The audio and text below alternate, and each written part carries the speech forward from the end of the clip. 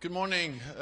Today and tomorrow we will have the NATO summit with all the heads of state and government from all the allies. We also meet with partners, and this will be an historic summit because we will celebrate the 75th anniversary of the most successful alliance in history. But we will do more than celebrations. We will also make important decisions for the future on deterrence and defense, on Ukraine, and on how to expand our partnerships, in particular with our partners in the Asia-Pacific. On Ukraine, I expect allies to agree a substantial package, which will consist of 5 elements. One is a NATO command for Ukraine to provide security assistance and training. A long-term pledge to continue and sustain our support to Ukraine. New announcements of immediate military support, including air defense, and new bilateral security agreements between NATO allies and Ukraine. And then finally, that we will step up what we do to ensure full interoperability between the Ukrainian forces and NATO forces, including with a new training and evaluation center in Poland. Altogether, these 5 elements constitute a strong bridge for Ukraine to membership of the alliance, and I'm confident that allies will then reiterate the commitment that Ukraine will become a member of NATO. On deterrence and defense, we will ensure that we have the forces in place to meet the requirements in our new, very ambitious defense plans. We already have 500,000 troops on high readiness in NATO, the highest in decades. We will also integrate a new ballistic defense site in Poland into our air and ballistic missile integrated system. Of course, the most important thing is that we now see that allies are stepping up when it comes to defense investments. We made the pledge 10 years ago at the NATO summit in 2014 that allies should spend 2% of GDP on defense. At that time, only 3 allies spent 2% or more on defense. This year, 23 allies will spend 2% or more of GDP on defense. And this makes a big difference and demonstrates that allies are taking security extremely serious. The last thing I will say is that we will also then meet with the heads of state and government from our Asia-Pacific partners, Australia, New Zealand, Japan, and South Korea. And the war in Ukraine demonstrates how our security is interlinked, because Iran, North Korea, and China are the main enablers of Russia's war against Ukraine.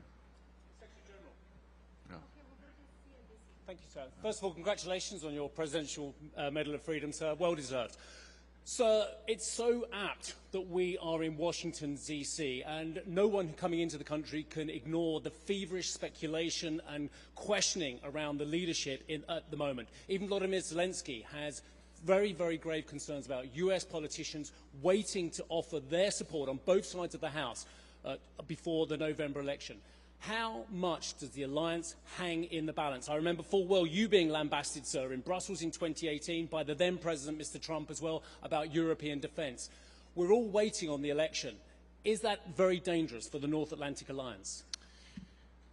I expect that regardless of the outcome of the US elections, the US will remain a strong and staunch NATO ally for 3 reasons. One is that it is in the US security interest to have a strong NATO.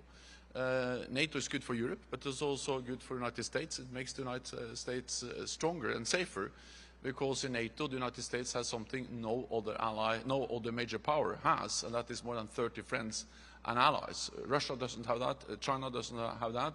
The United States has NATO, makes the United States stronger.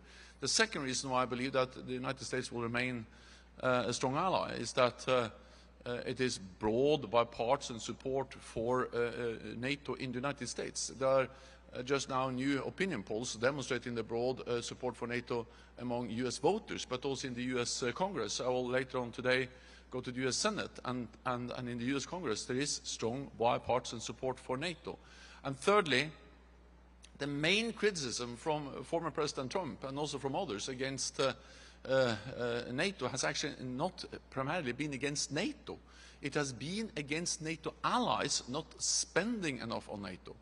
And this has really changed. Just over the last years, we have seen a dramatic increase in defense spending across Europe and Canada, and a record high number of allies are now meeting the target of spending 2%, and those allies who are not yet there, they have clear plans in place to be at 2% soon. So this has, for these reasons, US security interest is to have a strong NATO, strong bipartisan support, and that European allies are stepping up, investing more.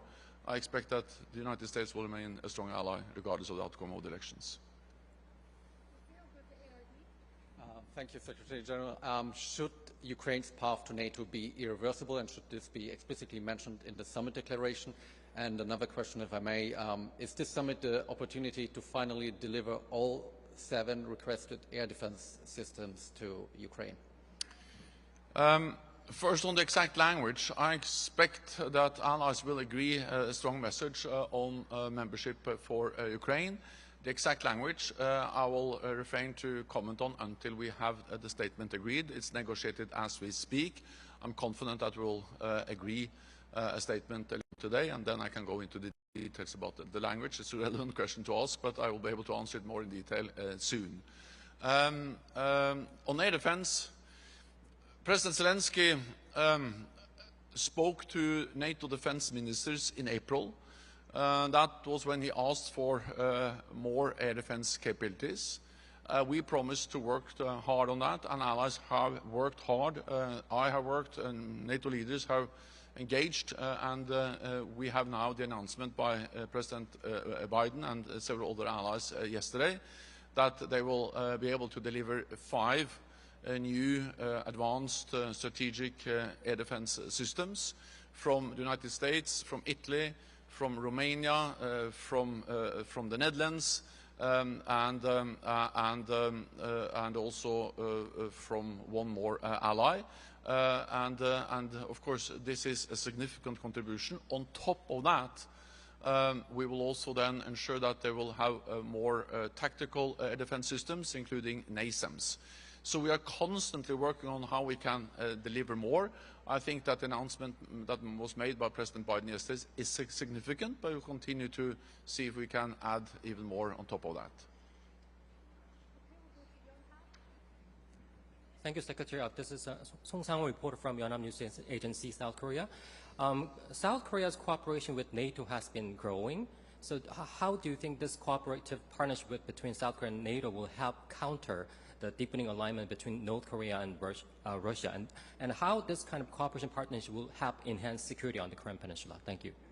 I will answer that in a moment, but let me just add that, of course, Germany is also on the list of the allies that have provided additional Patriot systems for Ukraine after the call was made by President Zelensky in April. Germany was actually the first to announce. South Korea is an important partner. I look forward to meet the South Korean president tomorrow. We will have a meeting with our Asia-Pacific partners. I will have a bilateral meeting also with the president of South Korea. The war in Ukraine demonstrates how our security is interlinked, because North Korea is actually one of the main providers of military support, of ammunition to Russia, to enable them to conduct a war of aggression against Ukraine in the heart of Europe. And of course, we are deeply concerned about what is Russia giving in return. Putin just met with the North Korean leader. We know that North Korea and Russia are coming closer and closer, also signed the defense pact. So this demonstrates how what happens in Europe matters for Asia, Korea, and what happens in Asia and Korea matters for Europe. So we are looking at how we can work more closely together, including when it comes to expanding together defense industry cooperation. You have an advanced, South Korea has an advanced defense industry. I think there's a great potential to do more together on technology, on cyber, And also we are looking into how we can have better systems and methods for exchange of information, because that will help to strengthen the security both of South Korea and of NATO allies. So we are working on a wide range of areas. We will agree also some flagship projects to further expand the cooperation between South Korea and NATO. Greta Karvala, Iltalehti Finland. What is the main reason that Ukraine cannot be NATO member yet? And if I may, is Russia emerging threat to NATO's eastern flank, and can we expect that war escalates? We don't see any imminent military threat against any NATO ally, and Russia is now fully preoccupied with the war against. They have moved a lot of forces also from along the border between Russia and Finland down to Ukraine. So we don't see any imminent military threat against any NATO ally. What we see is, of course, a constant threat of cyber attacks, of sabotage, of different types of hostile actions against NATO allies, but short of military attacks, because Russia is so preoccupied with the war in Ukraine. But of course we need to be vigilant. We monitor closely what Russia is doing, and NATO allies are investing heavily in new modern defense capabilities. And just the fact that we now have Finland and Sweden as members, that has made NATO stronger and Finland and Sweden safer. Finland brings very capable forces, well-equipped, well-trained forces to our alliance, and the fact that Finland is now a member makes it also, of course, easy to do defense planning in the Nordic area, but also with the Baltic countries. So that was the second question. What was the first? Ukraine Yeah. cannot be... No, well, so, as you know, to have a new ally, to invite a new ally, we need consensus. All allies agree that Ukraine will become a member, but it's too early to say exactly when that will happen. What I can say is that we are moving together with Ukraine closer and closer to NATO membership, and we do that by concrete actions, because Ukraine's membership is of course partly about the language, the wording. We will agree later today in the NATO declaration about membership for Ukraine, but it's also very much about the concrete actions we are taking to move Ukraine closer to membership. And the fact that we now will have a NATO command with 700 people based in Germany at the NATO command there, but also at hubs in the eastern part of the alliance to facilitate training and security assistance to Ukraine. That will give a stronger NATO framework basis for what we do, and also help to move Ukraine closer to our membership. The long-term financial pledge, everything we do on interoperability. When NATO allies are delivering F-16s, for instance, to Ukraine, we also deliver training, doctrines, and all of that are examples how we are moving Ukraine closer to NATO and making it easier for them to become a member when the time is right. Thank you, Elina Kervinen for Helsingin Sanomat, Finland. Secretary General, you mentioned the Russian sabotage campaign. Just yesterday we read that US military bases across Europe were placed on heightened alert because of a possible threat. What concrete is NATO doing to prevent this kind of actions, and what will be the message from this summit? Thank you. I will not comment on that specific incident. It's correct that the US has increased alert levels for some of their bases, but it's for the US to comment on that specific incident. What I can say is that we have seen a pattern of increased Russian hostile acts against NATO allies over the last months, organized by the Russian security services.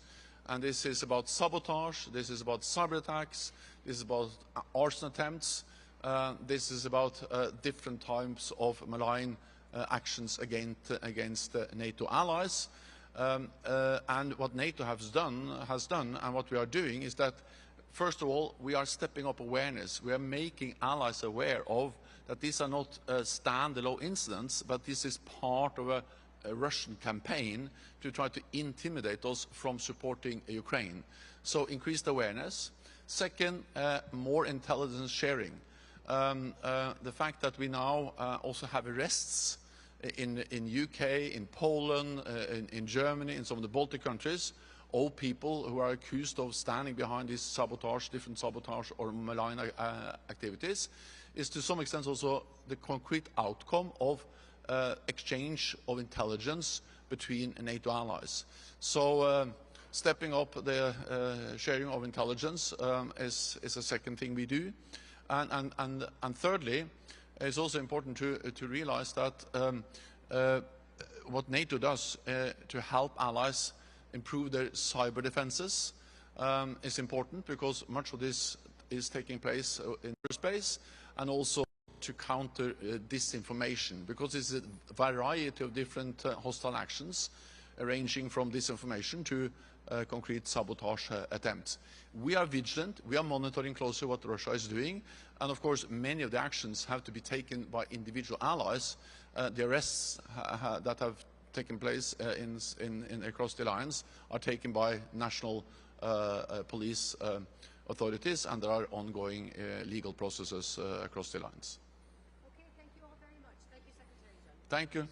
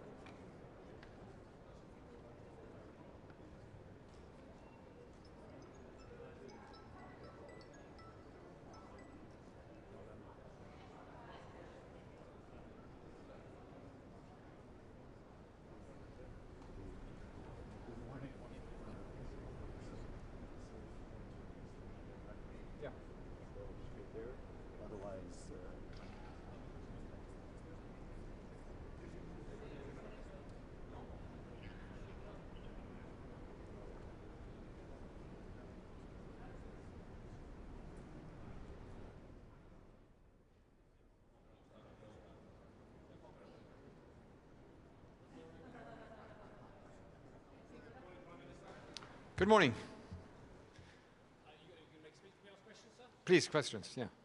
Sir, how far has the alliance come in getting 23 members out of 32 to that minimum defence spending?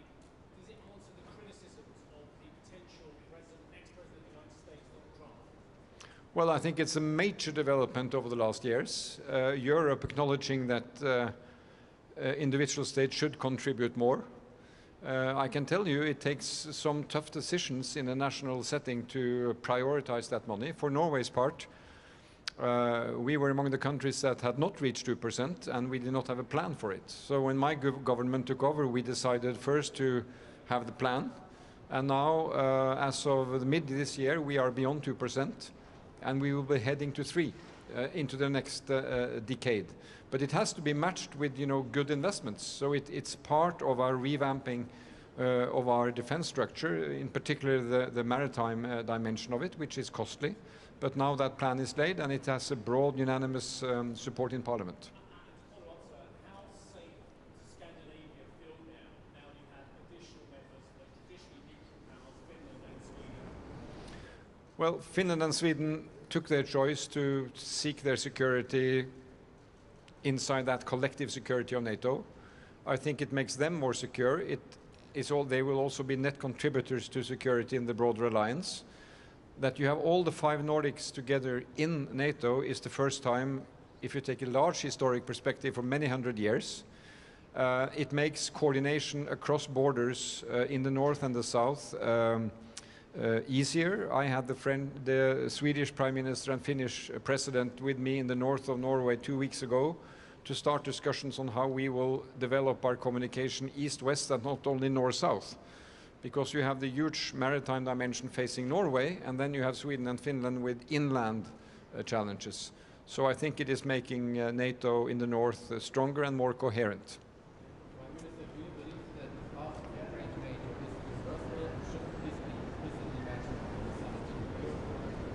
Well, I mean, we have a statement all the way back from 2008. We have the NATO support coming to Ukraine over the last 2 dramatic years. So I think the path that Ukraine is seeking to belong to the western part of this Euro-Atlantic community through EU integration and eventually through NATO membership will be written in our texts.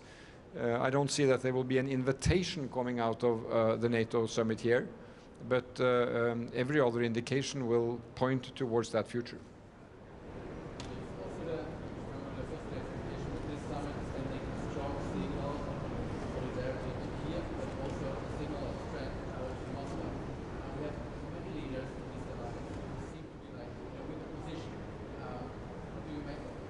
Well, we are 32 democracies, and there are always elections in democracies some year. And making strong unity among democracies is seldom straightforward, but when you make it, it is extremely strong. And I think it is strong now, a strong commonality of purpose on Ukraine, on our new regional plans for defense, on our broader outlook in a world where we face authoritarian leaders, groups, states, who are really challenging our core values. And I want NATO at 75 to be as unified as it was NATO at 12 in 1949. Norway has been members since then. And I think everything we have seen in the preparation for Washington, the text you will see out of Washington, on new plans, on new commitments, on Ukraine, will send a strong signal of unity. Thank you.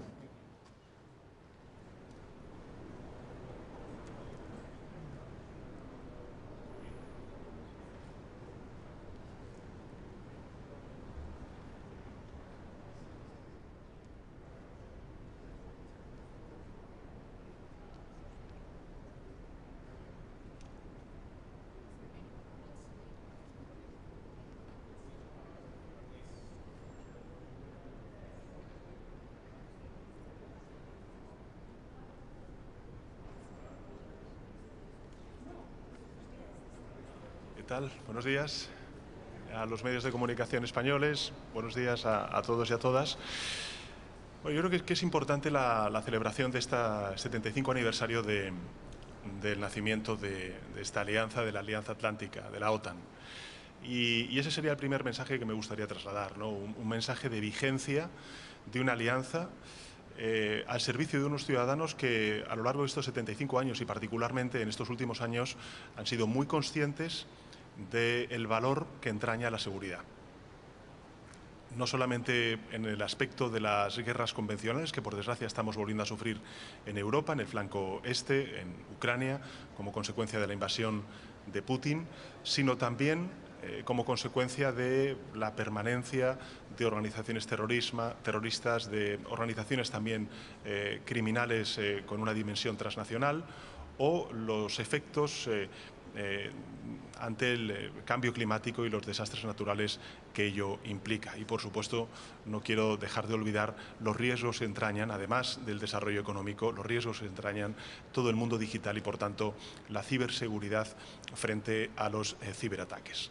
Por tanto, creo que el primero de los mensajes tiene que ser de vigencia y, por tanto, de celebración de una Alianza Atlántica que cumple 75 años y a la cual, por supuesto, todos los aliados, y estoy convencido de que todos los ciudadanos a los que representamos los presidentes y presidentas de gobierno, les deseamos una larga vida a esta Alianza Atlántica. En segundo lugar, el mensaje creo que es el mensaje de solidaridad con un pueblo, en este caso Ucrania, que está sufriendo el embate de una guerra injusta, ilegal, absolutamente injustificada, porque Ucrania no era una amenaza para el régimen de Putin en Rusia y, como ayer dijo el presidente Biden, antes del inicio de la guerra, Ucrania era un país libre e independiente y después de la guerra, gracias también a la solidaridad del conjunto de los países aliados, Ucrania continuará siendo un país libre e independiente.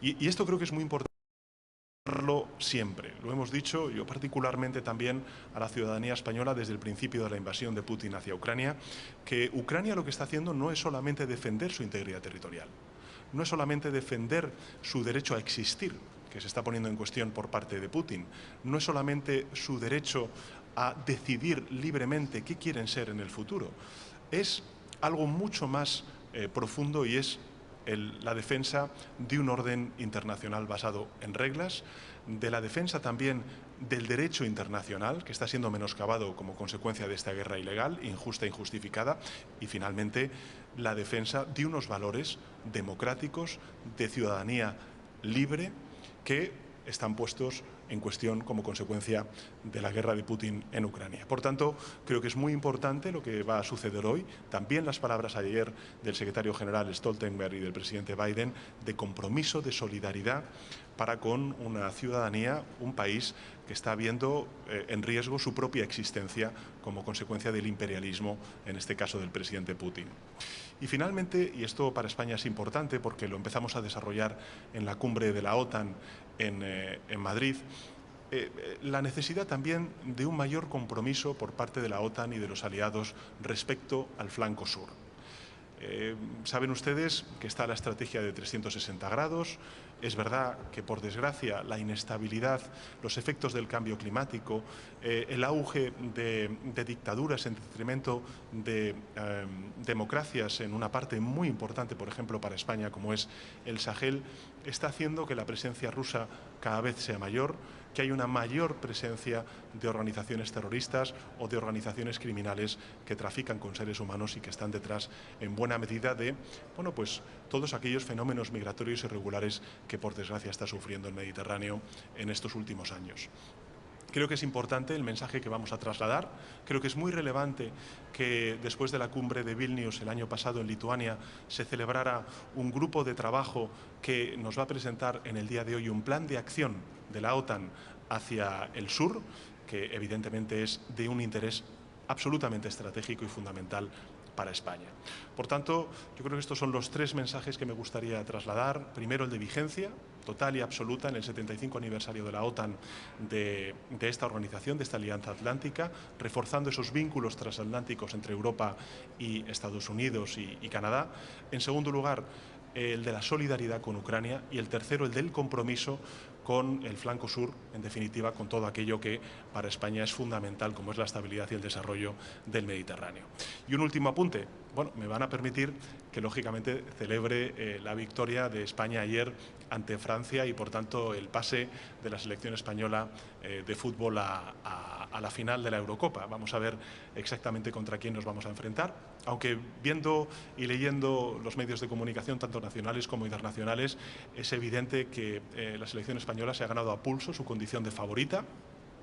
Y creo que efectivamente hay que celebrar y felicitar a un equipo de jugadores que han demostrado eso, ser equipo. Y eso significa ser solidarios, pensar en el conjunto, en el equipo y no en las individualidades, aunque evidentemente la calidad de muchos de los jugadores pues es extraordinaria, y desearles lo mejor, porque como dije ayer en las redes sociales, está todo el país detrás de ellos. Estamos todos los españoles y españolas súper orgullosos del equipo nacional que tenemos y desde luego con una expectativa muy grande de que el próximo domingo podamos convertirnos en campeones de Europa. Bueno, muchísimas gracias.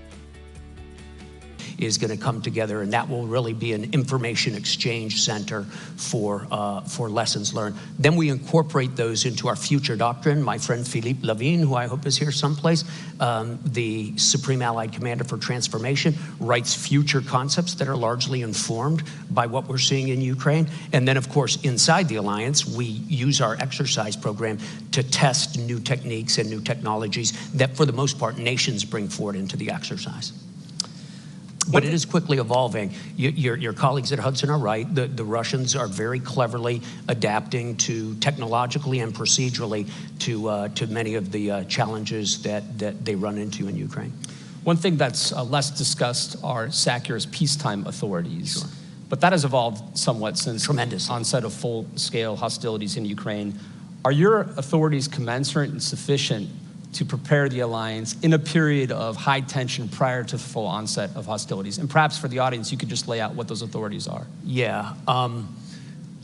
So SACEUR's authorities were pretty circumscribed during long periods of peace, which is fairly appropriate, right?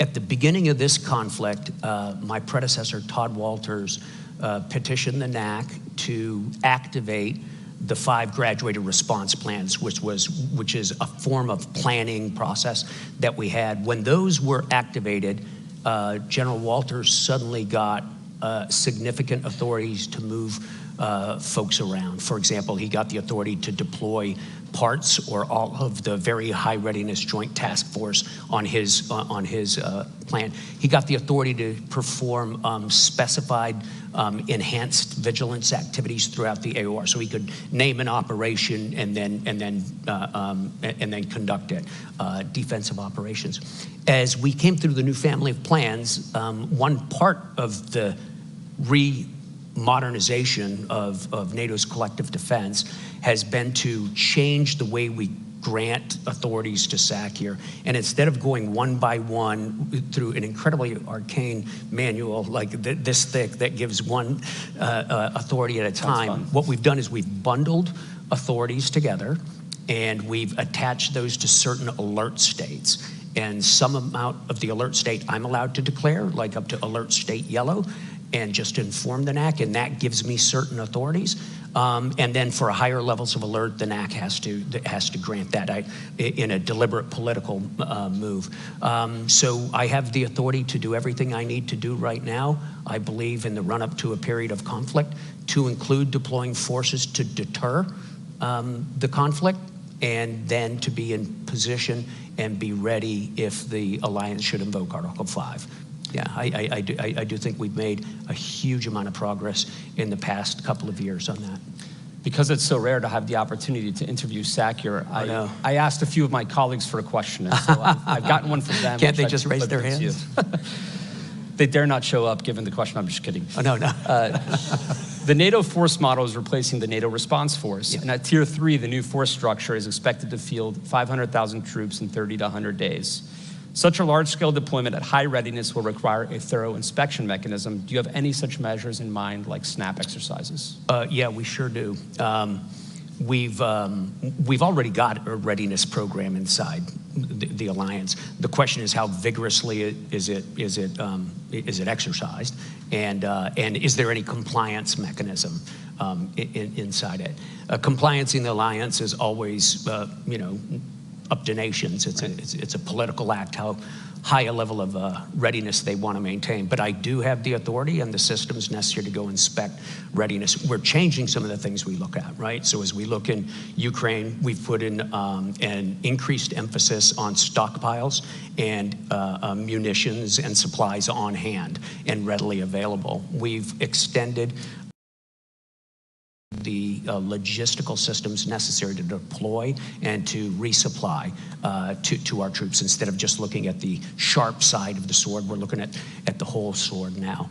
And we've developed teams that will become active very soon that will go out and check readiness based on my authorities to inspect the readiness of the forces under my command or that are to be under my command in a time of crisis. Yeah. We have a minute and a half left, so I'll ask you one final question. You mentioned the battle groups earlier. The president last night at the Mellon Auditorium discussed the 4 that were in existence prior to the full-scale invasion, the 4 new ones that have been put in place in the southern eastern flank of the alliance. We've seen what can happen under even short-term occupation by Russian forces in places like Bucha and Irpin. How confident are you that the forward land forces concept can guard against such a contingency in, say, the Baltic states? Well, the forward land forces concept is not the totality of our plans to defend, right? It's the beginning of it. It's the stuff that's in place. And it's only one domain. Those are just land forces. We have air forces, we have other forces, right? It's just the beginning. All of that gets reinforced at time of crisis, and in the case of a conflict, all of that would become reinforced. I'm very confident that it can defend forward. The plans are specifically designed and the timetables are specifically designed to defend every inch of the alliance's territory. And I think when we look at what happened in Ukraine, in places like Bucha, in Irpin, in places like that, Izium, I have a moral authority, a moral responsibility to defend every inch of our territory and all the citizens on it. General Cavoli, thank you for being here. Thanks, Peter. It's great. Thank you, sir.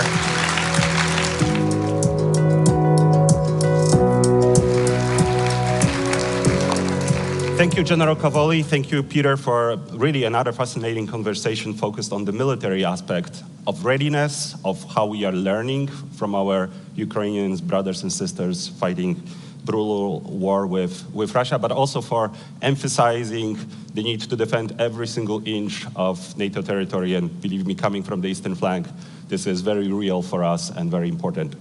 Now, let me welcome Frederick Kemp, CEO and President of the Atlantic Council, for a conversation with the Secretary of Defense, Lloyd Austin. Frederick, the stage is yours.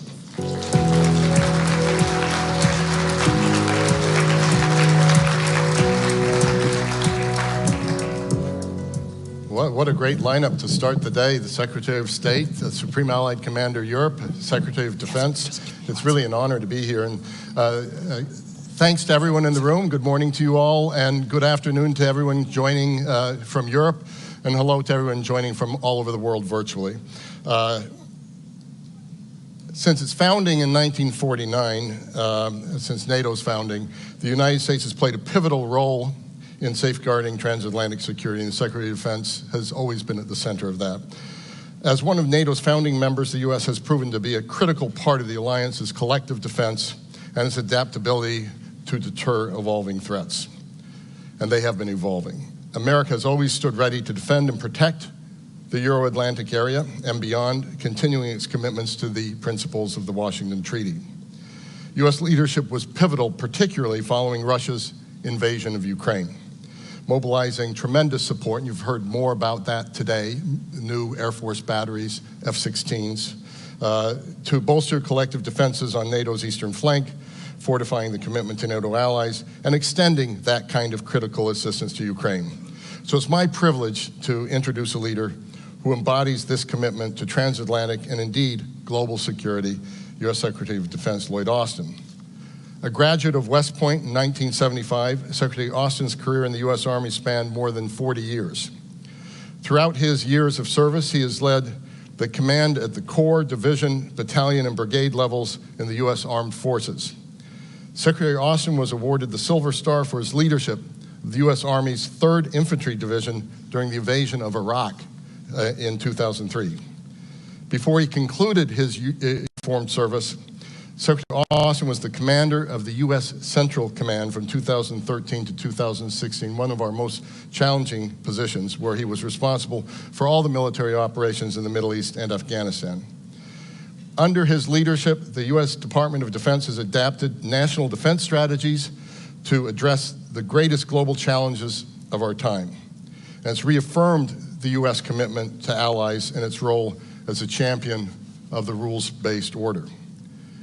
In particular, and this is really important, Secretary Austin's late leadership in the Ukraine Defense Contact Group has proven invaluable in uniting over 50 nations to provide critical military support and security assistance to Ukraine. We saw Vladimir Putin's message to the NATO summit on Monday this week with a barrage of more than 40 missiles on Ukraine, including hitting a children's hospital. We've seen an answer in more air defenses.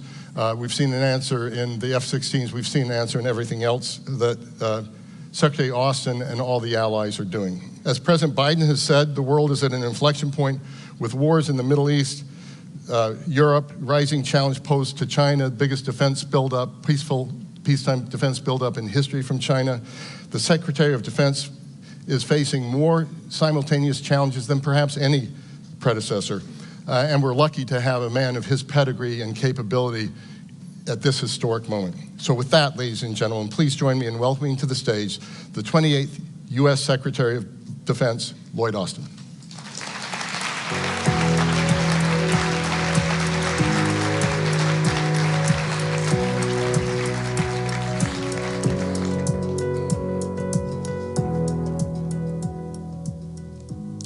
Well, good morning.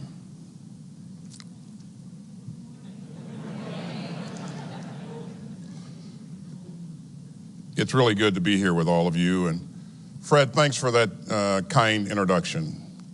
and for all that you've done for the Atlantic Council and for bringing us together on a pretty big week. It's a huge honor for the United States and President Biden to host this historic summit in Washington, just down the road from the site where the original 12 NATO allies signed the North Atlantic Treaty 75 years ago. And together, we're marking one of the great success stories that the world has ever known.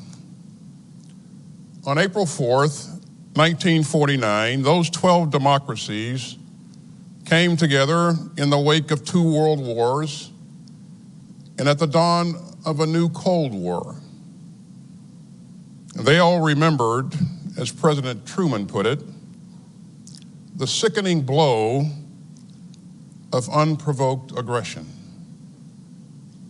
And so they vowed to stand together for their collective defense and to safeguard freedom and democracy across Europe and North America. They made a solemn commitment, declaring that an armed attack against one ally would be considered an attack against them all. Now, that commitment was enshrined in Article 5 of the North Atlantic Treaty. It was the foundation of NATO, and it still is.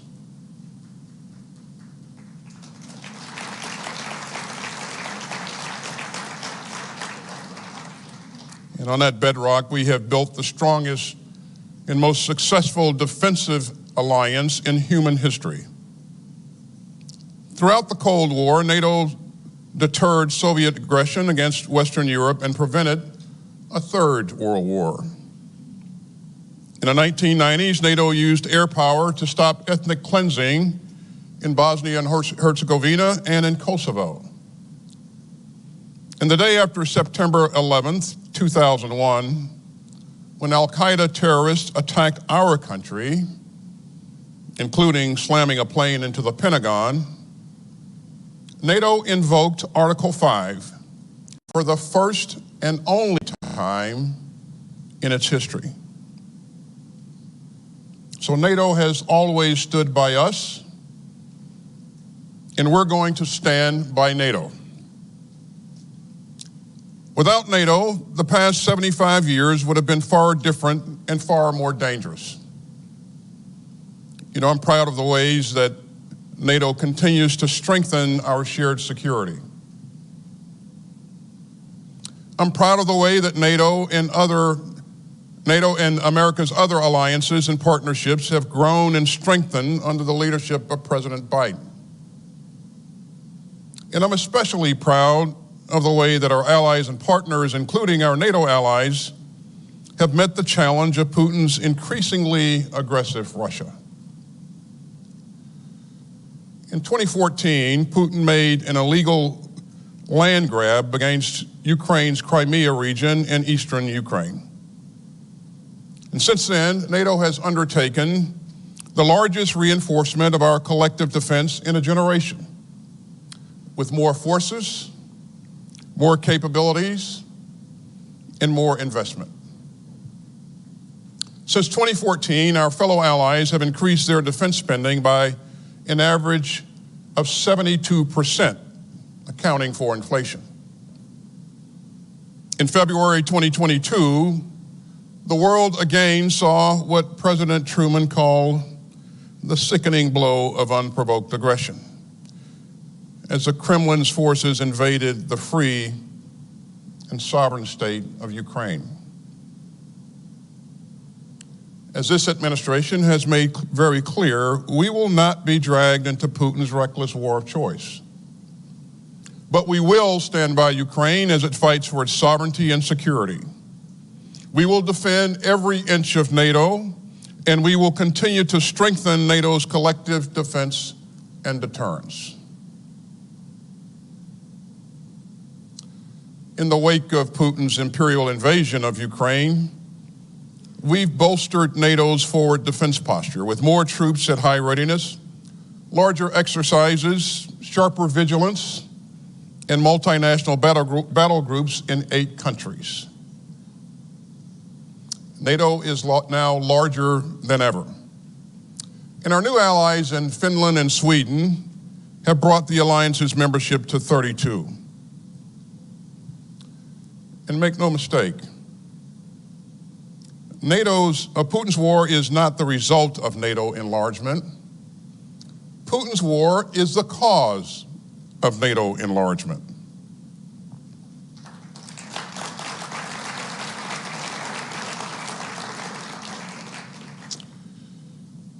Over the past 3.5 years, we've also seen an historic increase in annual defense spending across the alliance by almost $80 billion. All NATO allies have agreed to spend at least 2% of their GDP on defense. In 2014, only 3 allies hit that target. In 2021, only 6 allies did so. But this year, a record 23 NATO allies are meeting the 2% defense spending target. Now, our NATO allies are not just spending more on their own defense, they're also spending more on America's defense industrial base. That means platforms and munitions built in America. And that's helping to revitalize production lines across our country and to create good jobs for American workers. Now, all of that progress is a testament to U.S. leadership and allied solidarity.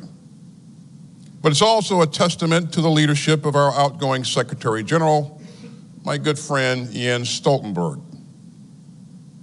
Throughout a decade of challenge, Jens has guided the alliance with skill and steel. And we are all deeply, deeply grateful. Now, we're going to keep building on our progress, and we've got an ambitious agenda this week. First, we'll continue to implement NATO's new family of plans, the most robust since the Cold War. And that will significantly improve our ability to deter and defend against any new threat. Second, we'll work to endorse a pledge to expand industrial capacity across the alliance. And this will help us scale up military production and send an important long-term signal to industry. Third, we'll deepen cooperation in support of Ukraine's self-defense. We'll launch a new military effort to help coordinate some aspects of security assistance and training for Ukraine. And we're poised to agree on a new financial pledge to Ukraine. As another sign of our deep commitment to Ukraine's self-defense, a coalition of countries has been working tirelessly to provide F-16 fighter jets to Ukraine. And today, President Biden, alongside the Dutch and Danish prime ministers, is proud to announce the transfer of F-16s is officially underway, and Ukraine will be flying F-16s this summer.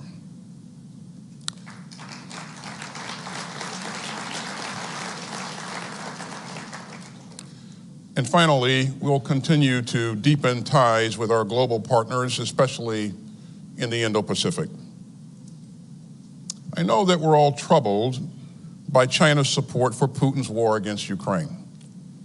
But that just reminds us of the profound links between Euro-Atlantic security and Indo-Pacific security. And it sends a message to the world that we are united in our values. So we have a lot to tackle together.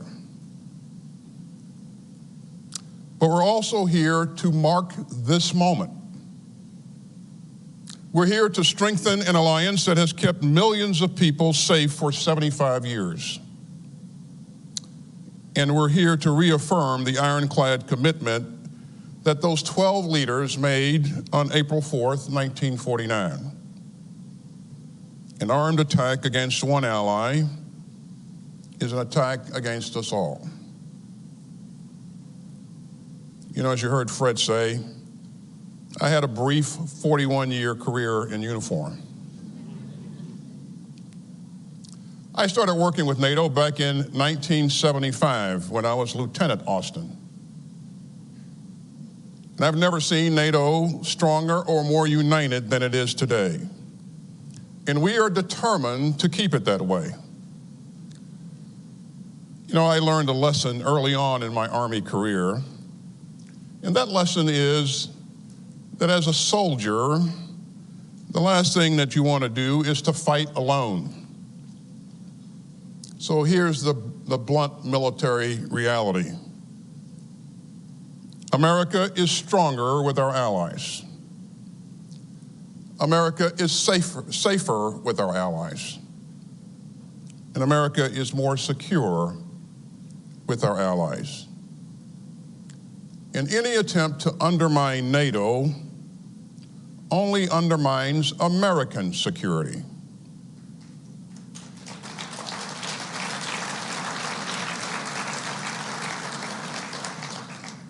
So we are here this week to strengthen NATO and to strengthen American and allied security for the next 75 years. As President Biden has said, our foes and rivals have tried to shatter our unity, but our democracies have stood unwavering. Ladies and gentlemen, that is the legacy that we celebrate. That is the vow that we hold, and that is the work that we will continue. Thank you very much.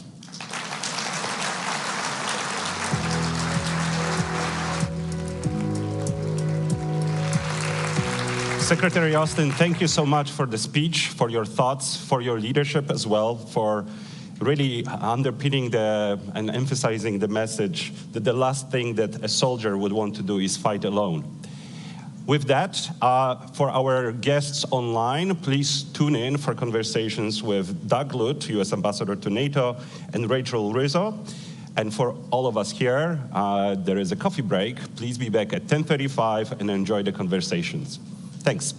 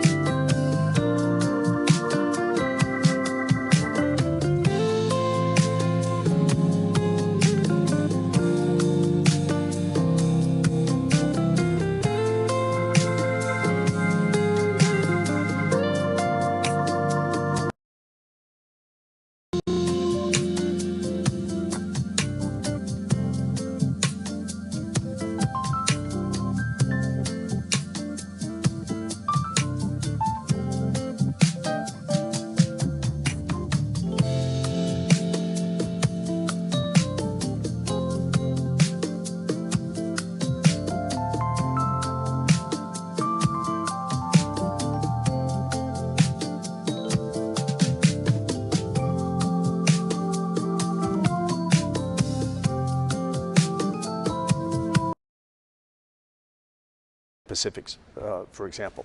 But it's undeniable that the looming, in fact, I would argue already ongoing competition with China will have a direct impact on not only Europe, but also North America. I mean, we're seeing this play out in so many ways. And I think Secretary of State Tony Blinken made this quite clear in his interview earlier today.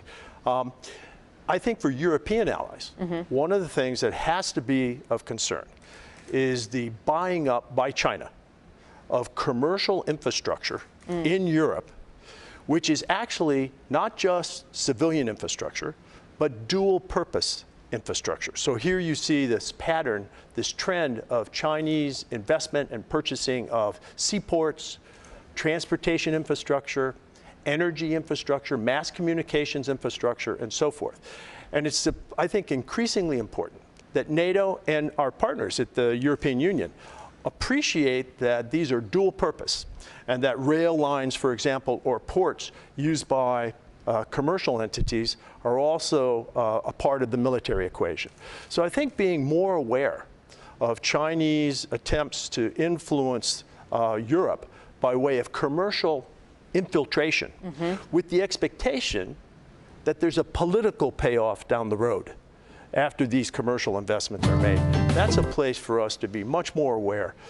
And I think it illustrates China's end game, China's long game, which is the Belt and Road Initiative leading to the marketplace of Western Europe, and with the idea of commercial infiltration leading eventually to political influence. So we're here in Washington, just blocks away from where the Washington Treaty was signed at the Mellon Auditorium back in April of 1949. There were 12 original NATO members. We're now at 32. What do you think would surprise those original founders about where the alliance has been and where it is today? Right. Well, first of all, I think they'd be surprised that we're at 75. Right? Okay. I mean, I don't think anybody does something today and imagines where he or she will be in 75 years, right? So I think they would be surprised, the 12 founders would be surprised at the durability of the alliance. And I think that they would remark that the source of that durability is actually in the second sentence of the Washington Treaty that cites that all the signatories to the treaty will abide by and believe in 3 democratic principles, which I think are the glue of the alliance and largely account for how we made it to 75, right? And those 3 are democracy, individual liberty, and rule of law. Now look, NATO was at 12 and is today at 32, a alliance of democracies. But there's 32 varieties of democracies here. And each of those I would offer, and humbly as an American, citing American democracy as well, each of them is a work in progress.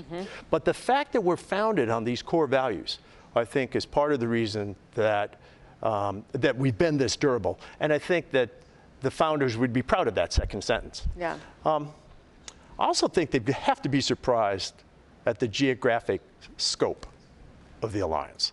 I mean, I don't imagine any of them could have thought of 12 becoming 32. And I think that they'd marvel at that. I think with the Washington Treaty being that they'd be shocked that the only time Article 5 has been invoked in these 75 years had nothing to do with an attack in Western Europe, had nothing to do with America responding to that attack and reinforcing our European allies, had nothing to do with the Soviet Union. But in fact, on the day, September 11th, right, it was actually the inverse of all that. It was Europe coming to the assistance of America, to include, in part, because of an attack here in Washington. So they'd be surprised about Article 5.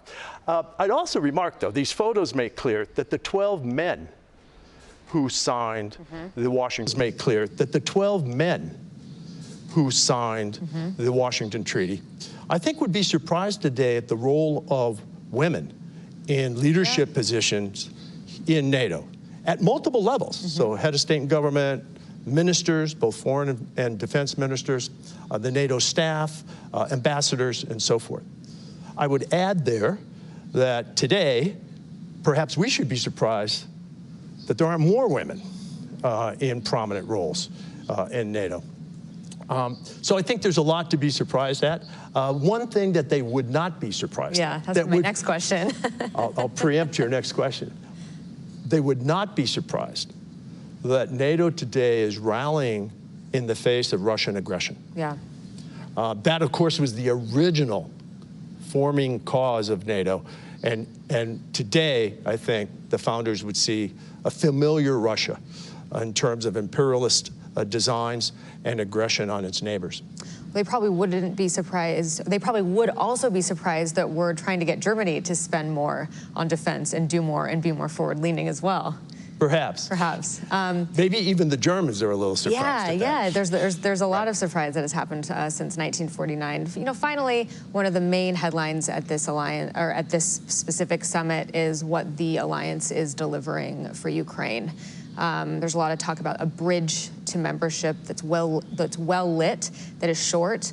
But there's also been criticism that the weapons that we've been giving them have so many caveats on them that we're having Ukraine fight with one hand tied behind its back. What are your thoughts on the deliverables for Ukraine at this summit?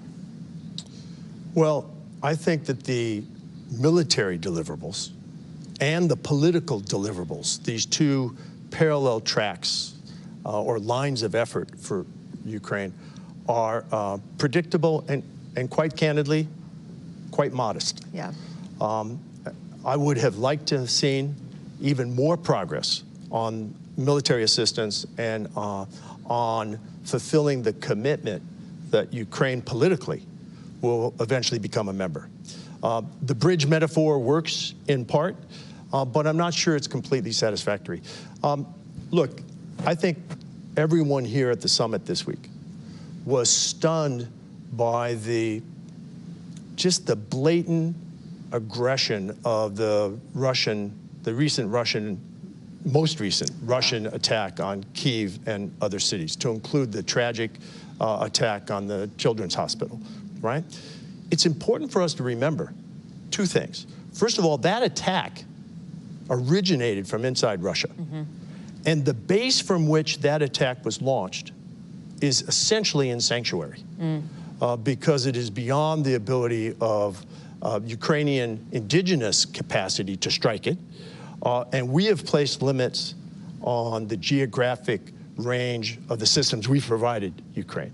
I know of no effective air defense program which focuses solely on defense of the target site by way of air defense systems and so forth, and neglects the attack of the launch sites. Yeah. Air defense is a two-way street, offense and defense. So in particular, you use the words caveat.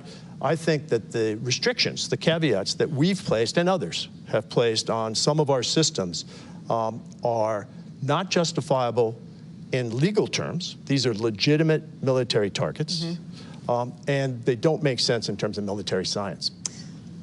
Thank you for that clear answer, and for your support of NATO and your support of Ukraine as well, and for this interview, Ambassador Lute. And to our audience watching online, tune in for another 2 days of programming here at the NATO Public Forum in Washington. Thank you so much.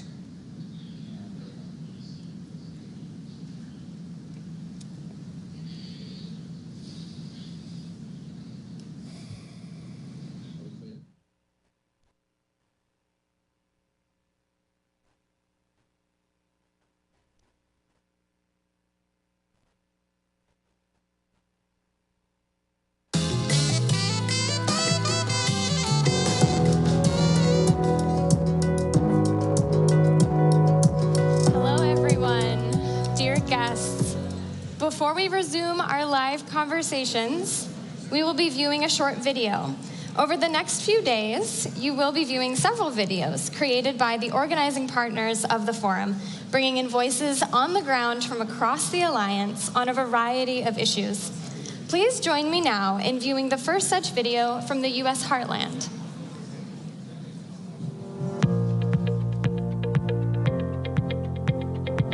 I view NATO as a global institution that is a vehicle for deterrence and collective defense. It is a defender of the free world and is a defender of our shared democratic principles. NATO as an organization means personally to me as its security cooperation between its member countries provides an environment where I'm able to feel safe and secure. NATO means hope to me. Hope that through strength of unity, we will no longer have world wars and have to send our young people to fight in them.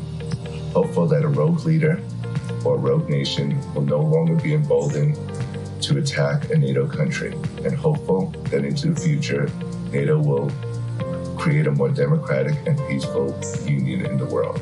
I feel admiration, I feel honor in that NATO was created after World War II.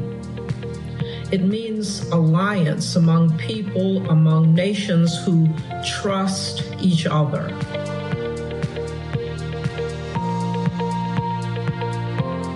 Apart from the obvious aim of peacekeeping and deterrence, it plays a crucial role in facilitating a coordinated effort to combat counterterrorism and cybersecurity. It is adapting to new threats, such as responding to disinformation campaigns and the weaponization of AI. In its 75-year history, NATO has been successful in providing and guaranteeing the security of its countries from foreign intimidation. I'm especially admiring the creation of NATO. Out of war came peace, and there were ideals of peace and harmony for the world in 1949, 75 years ago.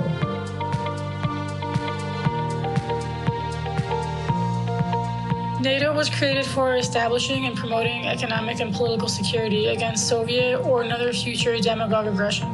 It's unfortunate that 75 years later, we are standing more or less in the same predicament with modern-day Russian military hostilities in Europe. What I hope for NATO, first and foremost, is for NATO to gain an ally in the next American presidency. And secondly, for nations in Europe to rise to the occasion and to meet the continued Russian aggression with the severity and seriousness it demands in order to protect Europe.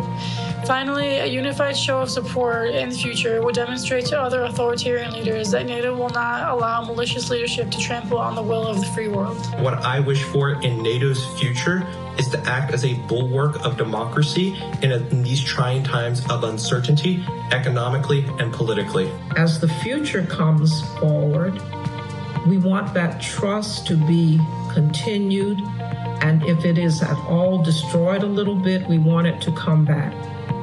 So I say to the NATO nations, thank you, and keep peace for us in the world. What a great way to bring the United States heartland. For our next conversation, please join me in welcoming once again Frederick Kemp, President and CEO of the Atlantic Council, to the stage for a conversation with NATO Secretary General Jens Stoltenberg. Join me in welcoming Frederick to the stage, please.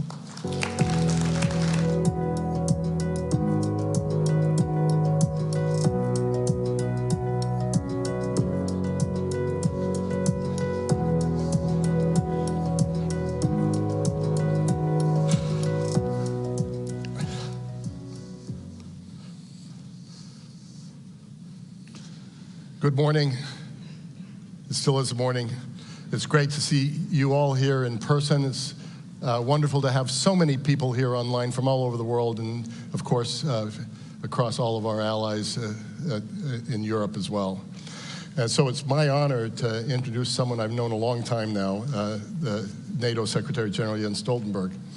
And I'm going to moderate a conversation with you in a moment, something you've called a pivotal moment for our alliance. I was going to start by saluting you on something I didn't know about, which is your great arm, because you threw out the first pitch of the Nationals game, and it was an amazing, yeah. I was there in the heat, sweating while I was watching you, but it was an amazing salute to NATO.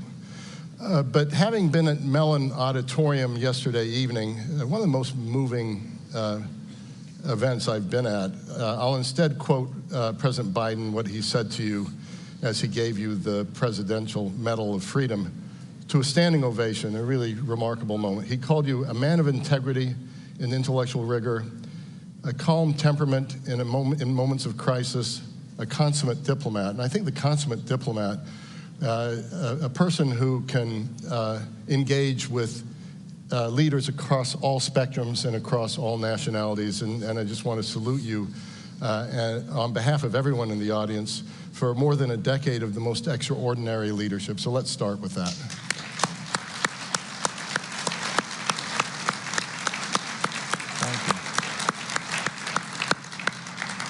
So we at the Atlantic Council gave you our highest honor, the Atlantic Council Distinguished Leadership Award in 2017, and I consider that visionary. We knew you'd already accomplished a lot in your life, and I won't go through it all. You know, Prime Minister of Norway, all the things you've done for NATO and at NATO in terms of strengthening its defense, strengthening the defense spending, and I think it would take too long to go on that, and you're a humble man, and I don't think you would even want that.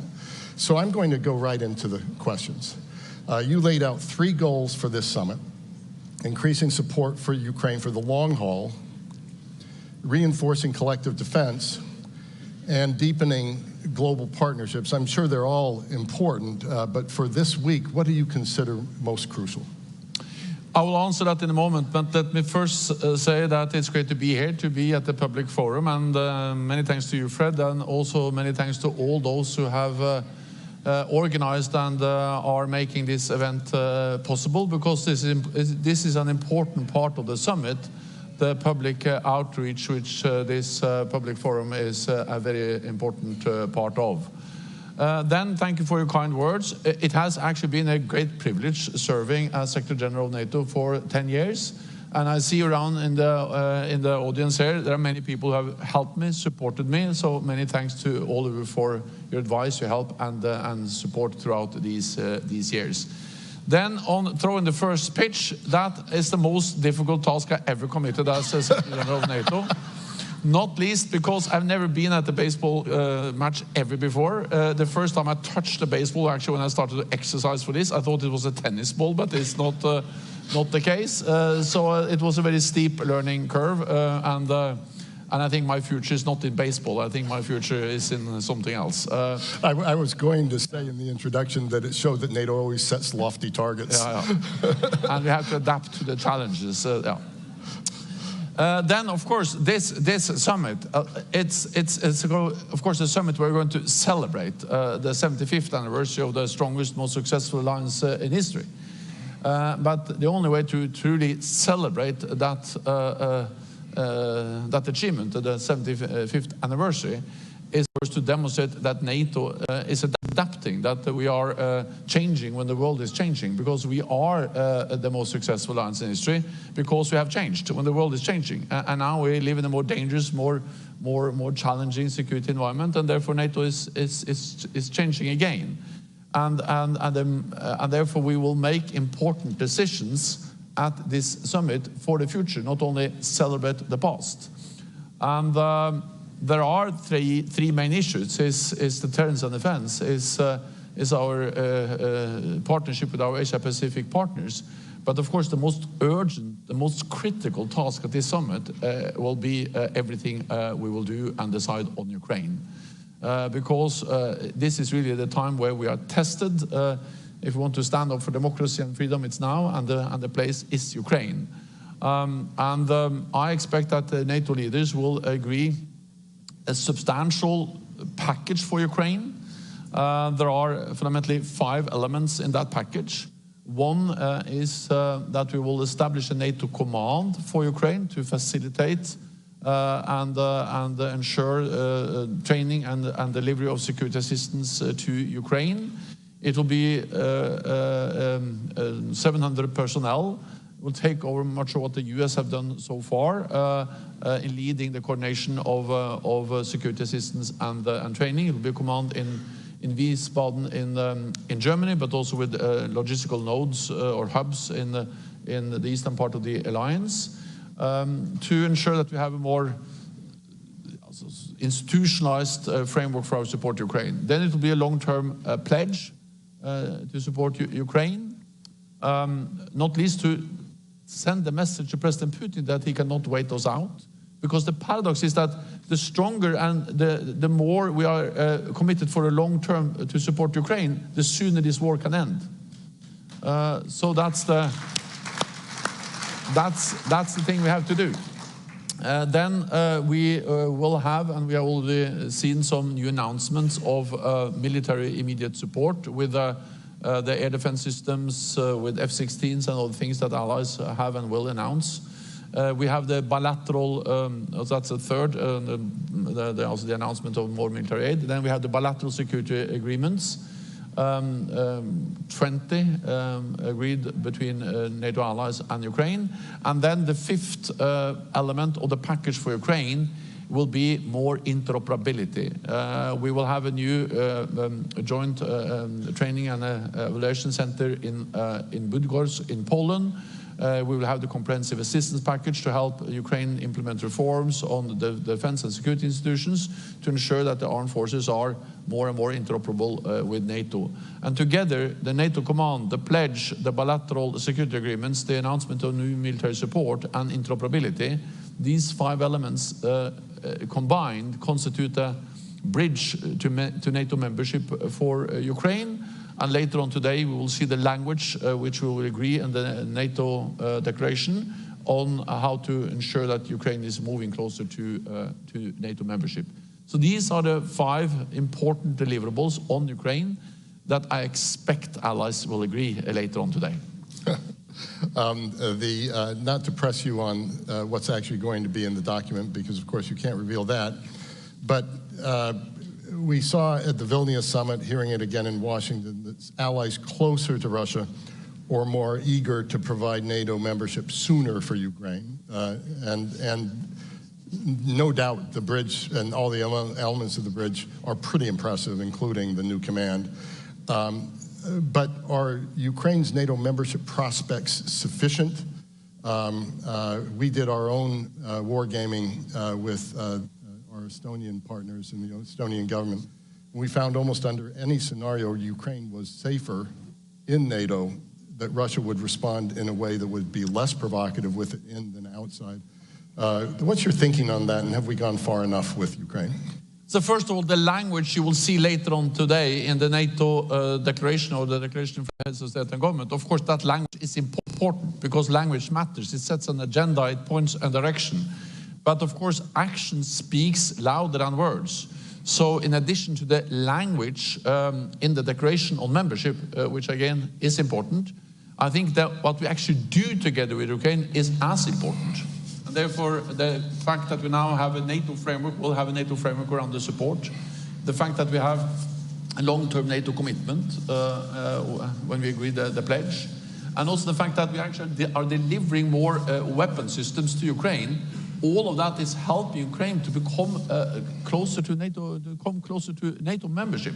Because when we now deliver F-16s, we don't only deliver F-16s, we deliver the training, the doctrines, the operational concepts that will actually move Ukraine closer to being fully interoperable with NATO on more and more areas. So again, language is important, but the elements in the package I mentioned, they are actually changing the reality, enabling Ukraine to be to come closer to membership, so we can then, when the time is right, when we have consensus and the political conditions are in place, so when an invitation then is issued, they can become members straight away.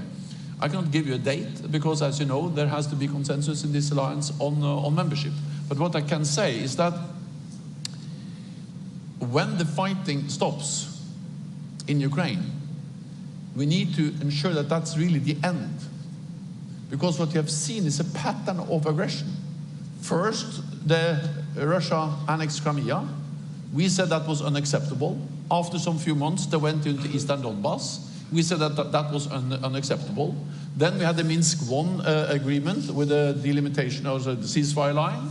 That was violated, and Russia pushed the front lines further east, further west in Donbass in 2014. We had Minsk II, and the Russians waited then for 7 years, and they had a full-scale invasion of Ukraine in 2022, because Minsk II was in 2015. So we have seen a pattern where they've taken slices of Ukraine. So if there is now a new ceasefire, a new agreement, then we need to be 100% certain that it stops there, regardless of where that line is. And therefore, I strongly believe that when the fighting stops, we need to ensure that Ukraine has the capabilities to deter future aggression from Russia, and they need security guarantees. And of course, the best and strongest security guarantee will be Article 5. So therefore, I believe that a way to ensure that it stops is actually NATO membership. Thank you for the very clear answer.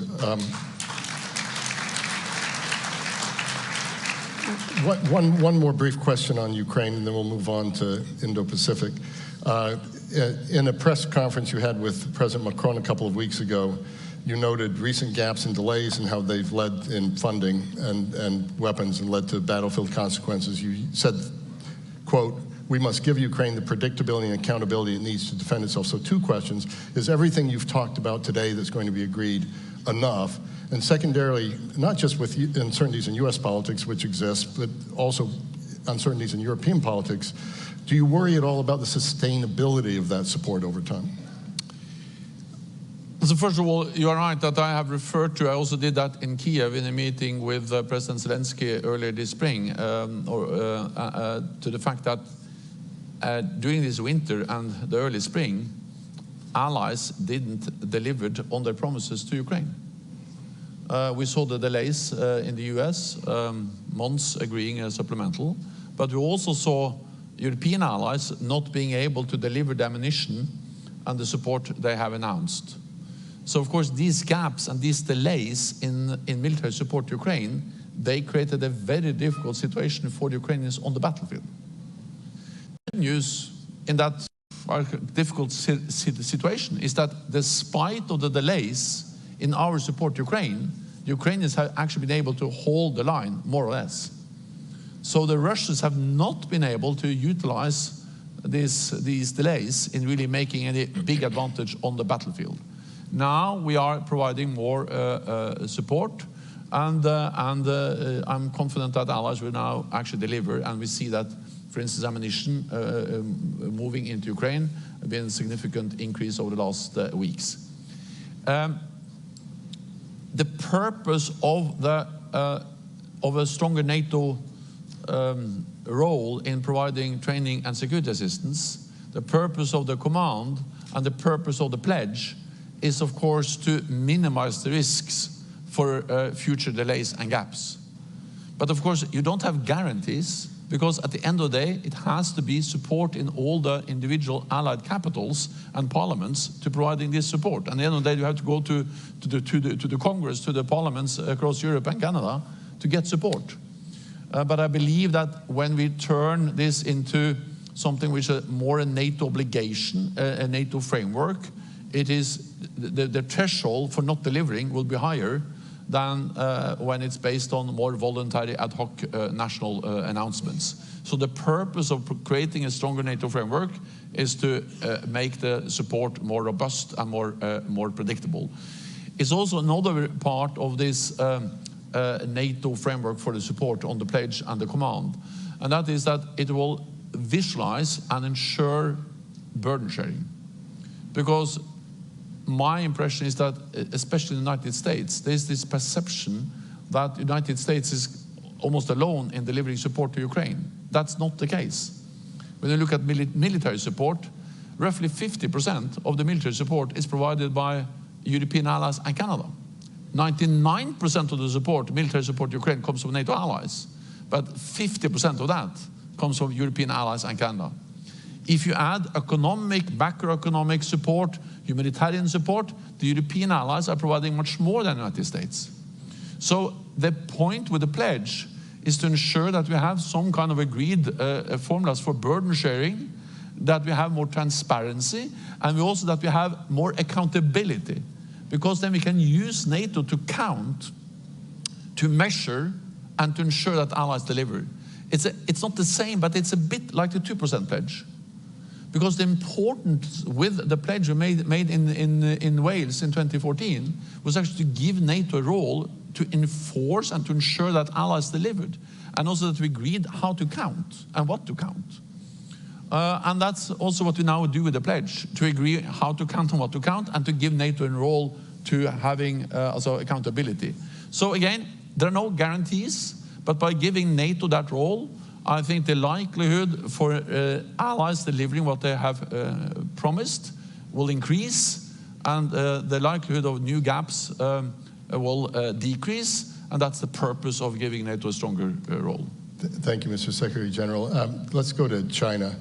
This 2022 strategic concept, NATO strategic concept, recognized China as a challenge for the first time and the broader rules-based system. You've noted that Russia imports 90% of its microelectronics from China, which goes into military. Secretary Blinken today talked about 70% of machine tools that help the military coming from China. You've also said that if this doesn't change, as they're fueling the greatest armed conflict in Europe since World War II, allies need to impose a cost.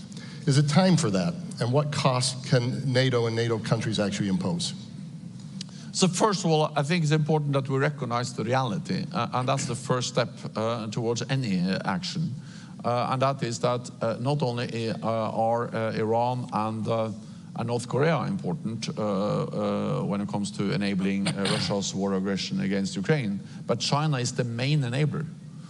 Because, as you refer to, they are delivering the tools, the dual-use equipment, the microelectronics, everything Russia needs to build the missiles, the bombs, the aircraft, and all the other systems they use against Ukraine.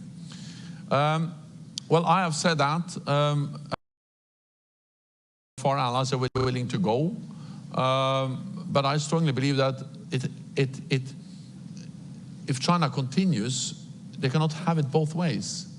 They cannot believe that they can have a kind of normal relationship with NATO allies in North America and Europe, and then continue to fuel the war in Europe that constitutes the biggest security challenge for our security since the Second World War. So this is a challenge for the alliance.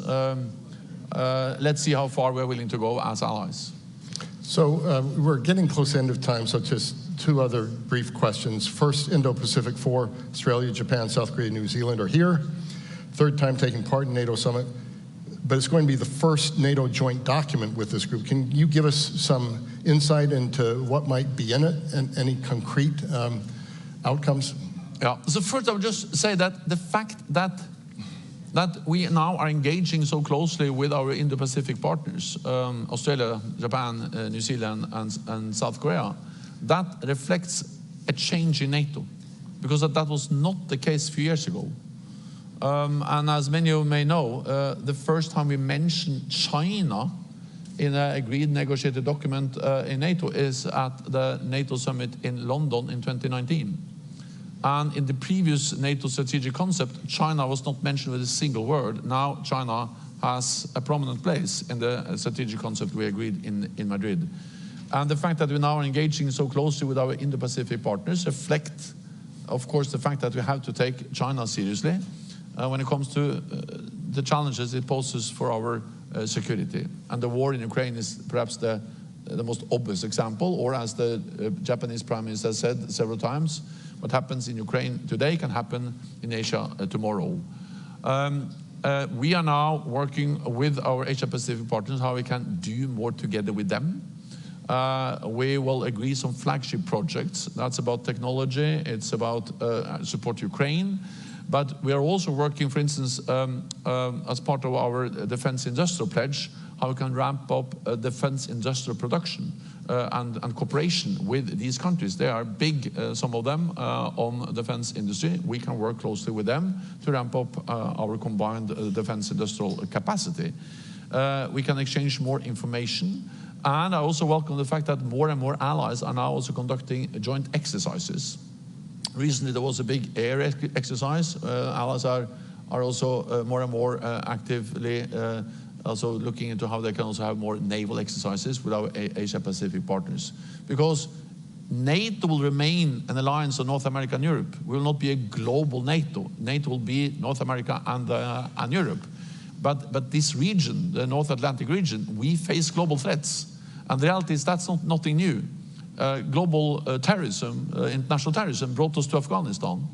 Cyber is global. Space, which is becoming more and more important for our armed forces, is truly global.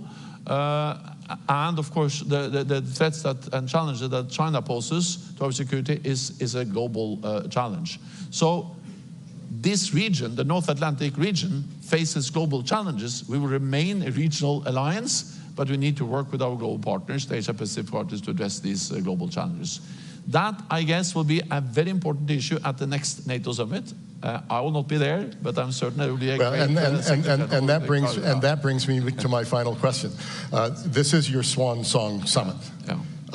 And as you prepare to step down, I think everybody in the audience, everybody virtually, would love to hear what gives you the most hope stepping down from this, but also what gives you the most concern. So first of all, I'm an optimist, because the reality is that we are very different in this alliance. We are different countries with different history, different culture from both South Atlantic, and we have different parties. And we are always very concerned that when a new party comes into government, they will make bad things for the alliance. And if you read the history of NATO, we have been concerned about that from the beginning. There were big concerns in NATO when you had when you actually got a democratic elected government in Portugal in 1975. They were concerned not going to be committed to NATO. There were concerns when you had some left-wing parties coming into government in some European countries in the 70s. When I formed my government in 2000, and my second government in 2005, there were big concerns that we had a left socialist party there. It went quite well, to be honest. And now there are big concerns again. But the reality is that despite all these differences, which are part of NATO, we have proven extremely resilient and strong. Because when we face the reality, all these different governments and politicians and parliamentarians, they realize that we are safer and stronger together. And that's a very strong message. And that's the reason why this alliance prevails again and again. As I said in my speech yesterday, we cannot take it for granted. It's not a given. It was not a given in 49. It's not a given now. It's not a given in the future. But the reality is that we have so strong common interest in standing together. So therefore, I'm optimist for the future of this alliance. That was the first question. The second I've forgotten. I think I answered both of them. But I will only say one thing, and that is that I remember very well when I became Prime Minister in 2000. First of all, I attended my first NATO summit in 2001. That was a very different guest list. It was President Bush, newly elected. It was Gerhard Schröder, Tony Blair, very different people then than now. So I think it's time for me to leave. But second, also, I remember then my predecessor, when I became Prime Minister in 2000, she told me, so Gro Harlem Brundtland, the Norwegian Prime Minister, she told me, Jens, you have to remember that most of your life you will be former Prime Minister. And now I have to acknowledge that most of my life I'll be former Secretary General of NATO. But that's not so bad. And I will hang around and see you, and I look forward to then perhaps be a part of this audience next time. Thank you so much.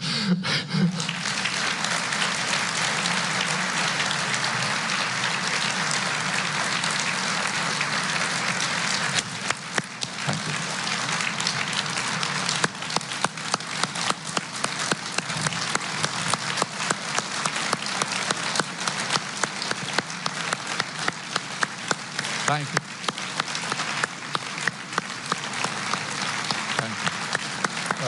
Thank you. Mr. Secretary General, nothing more need be said. Thank you. Thank you. Okay.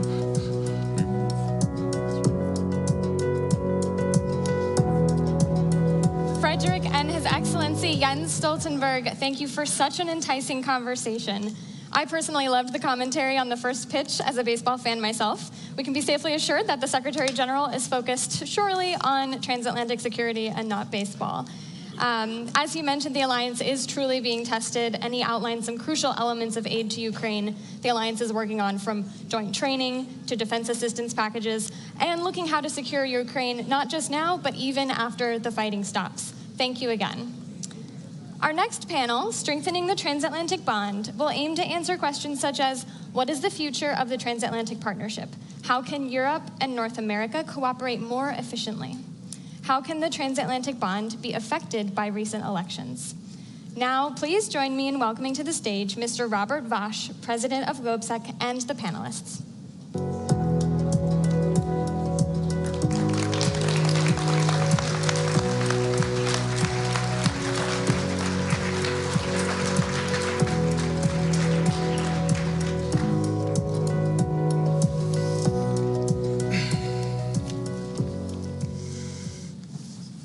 Thank you very much, and welcome to this very high-level panel, I would say. We have an extremely good setting in this panel for this conversation, and we have something like 55 minutes, so it will be quick and speedy. My name is Robert Vash. I'm the president and founder of GlobSec, and I'm extremely honored that I have the opportunity to partner in the consortium with our American friends and with the White House to organize this forum as the only European partner. Yesterday, thank you. Yesterday we were celebrating the 75th anniversary of the Alliance in the Mellon Auditorium, in the same room where the Washington Treaty was signed. It is undoubtedly the largest, most successful, and longest enduring military alliance in the history of mankind. We are also celebrating 20 years of enlargement of NATO and the 25th of enlargement of NATO, and actually countries of Central Eastern Europe joined NATO 20 and 25 years ago. And I think that was a symbol of Europe whole, free, and at peace. Something that was not automatic, something that leaders needed to take hard decisions, and they needed to make bold decisions to make it happen. And 20 years later, I think it's a success. And the story of the enlargement is connected also to GlobSec, because we have organized our first conference 20 years ago, exactly in the year when we joined NATO. We have here, and I'm happy that I'm joined here in the panel by Peter Pavel, the President of Czech Republic. Welcome. Hello.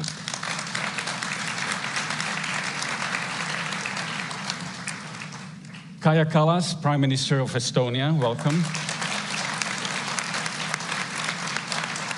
Mette Frederiksen, the Prime Minister of Denmark. And James Risch, Senator of the United States of America. He is the ranking member of the Senate Foreign Affairs Committee. Welcome.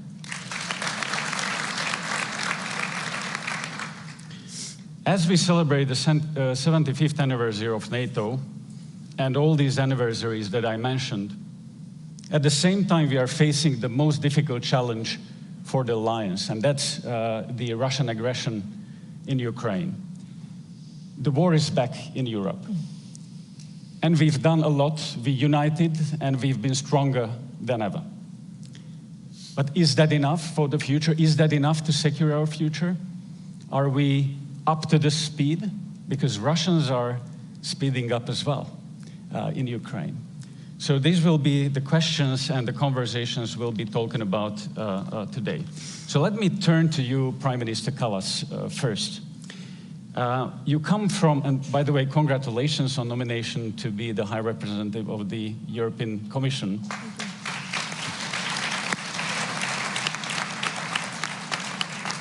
It's a great achievement, this nomination, as you're coming from an Eastern European country, a Baltic country, a small country, Estonia, who is really punching above this weight. And that shows how a small country can be influential on the world stage. So congratulations to it. You have demonstrated incredible determination to whatever it can to support Ukraine, understanding that if Ukraine does not succeed, Estonia and the rest of us in Eastern Europe can be the next.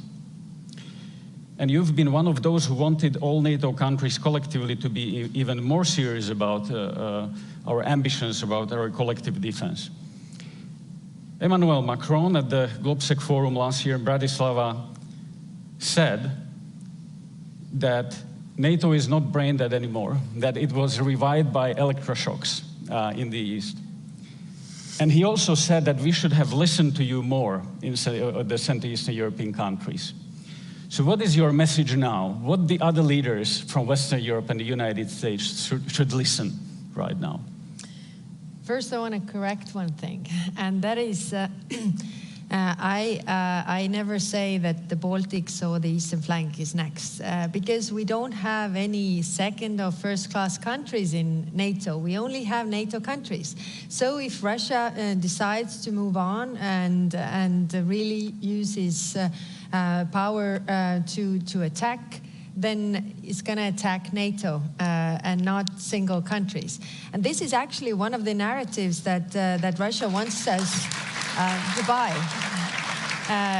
Because they constantly separate, like the Baltics and the, the Warsaw-backed countries are separate, from the NATO. Like it's not like Germany or France. No, we are in NATO, and that's why we have the Article 5, and that means that attack on one is attack on all. But you're correct in that sense that these. War in Ukraine and our response to it actually determines also whether NATO is credible or not, whether it is also acting as deterrence for Russia. Why we don't have a war in NATO's countries is because Russia is not taking up that fight. Why Ukraine is having this war is because they are in the gray zone. They are not under NATO's umbrella. And therefore, my conviction is that Ukraine will have to become a member of NATO when we want to have, get rid of conflicts and the areas of gray zones, because gray zones are sources for the potential conflicts, and I don't think it's good for the peace. Thank you, Prime Minister, and I will come back to you in the second round. But let me move to Prime Minister Mette Frederiksen. Denmark is a great example how a country can rather seriously change its approach to defense and rise up to the challenge. Denmark was supposed to reach 2% of defense spending by 2030, and you just recently announced that Denmark will do this this year, so 6 years earlier than it was planned. It's a pretty big increase from 1.3% that you had 2 years ago. Denmark has also been robust in supporting Ukraine, ranging from providing Ukraine with F-16s, fighter jets, and preparing its air force capabilities to making bold decisions to give Ukraine even maybe an entire artillery stocks. These are all very difficult questions to make. At home, you say no, which is good. It's a good leadership. It's not difficult. But my question is that how long can we sustain these decisions? Are we in the risk of Ukraine fatigue in the future? And how do we prevent it? Well, first of all, it's not a difficult decision. It's the right decision. Yeah. You have to do what is the right thing to do. And doing the right thing is never difficult. And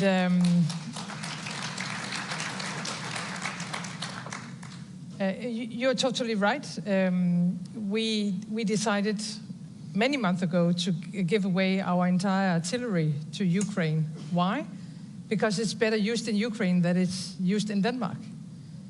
And we have to do the same now with air defense.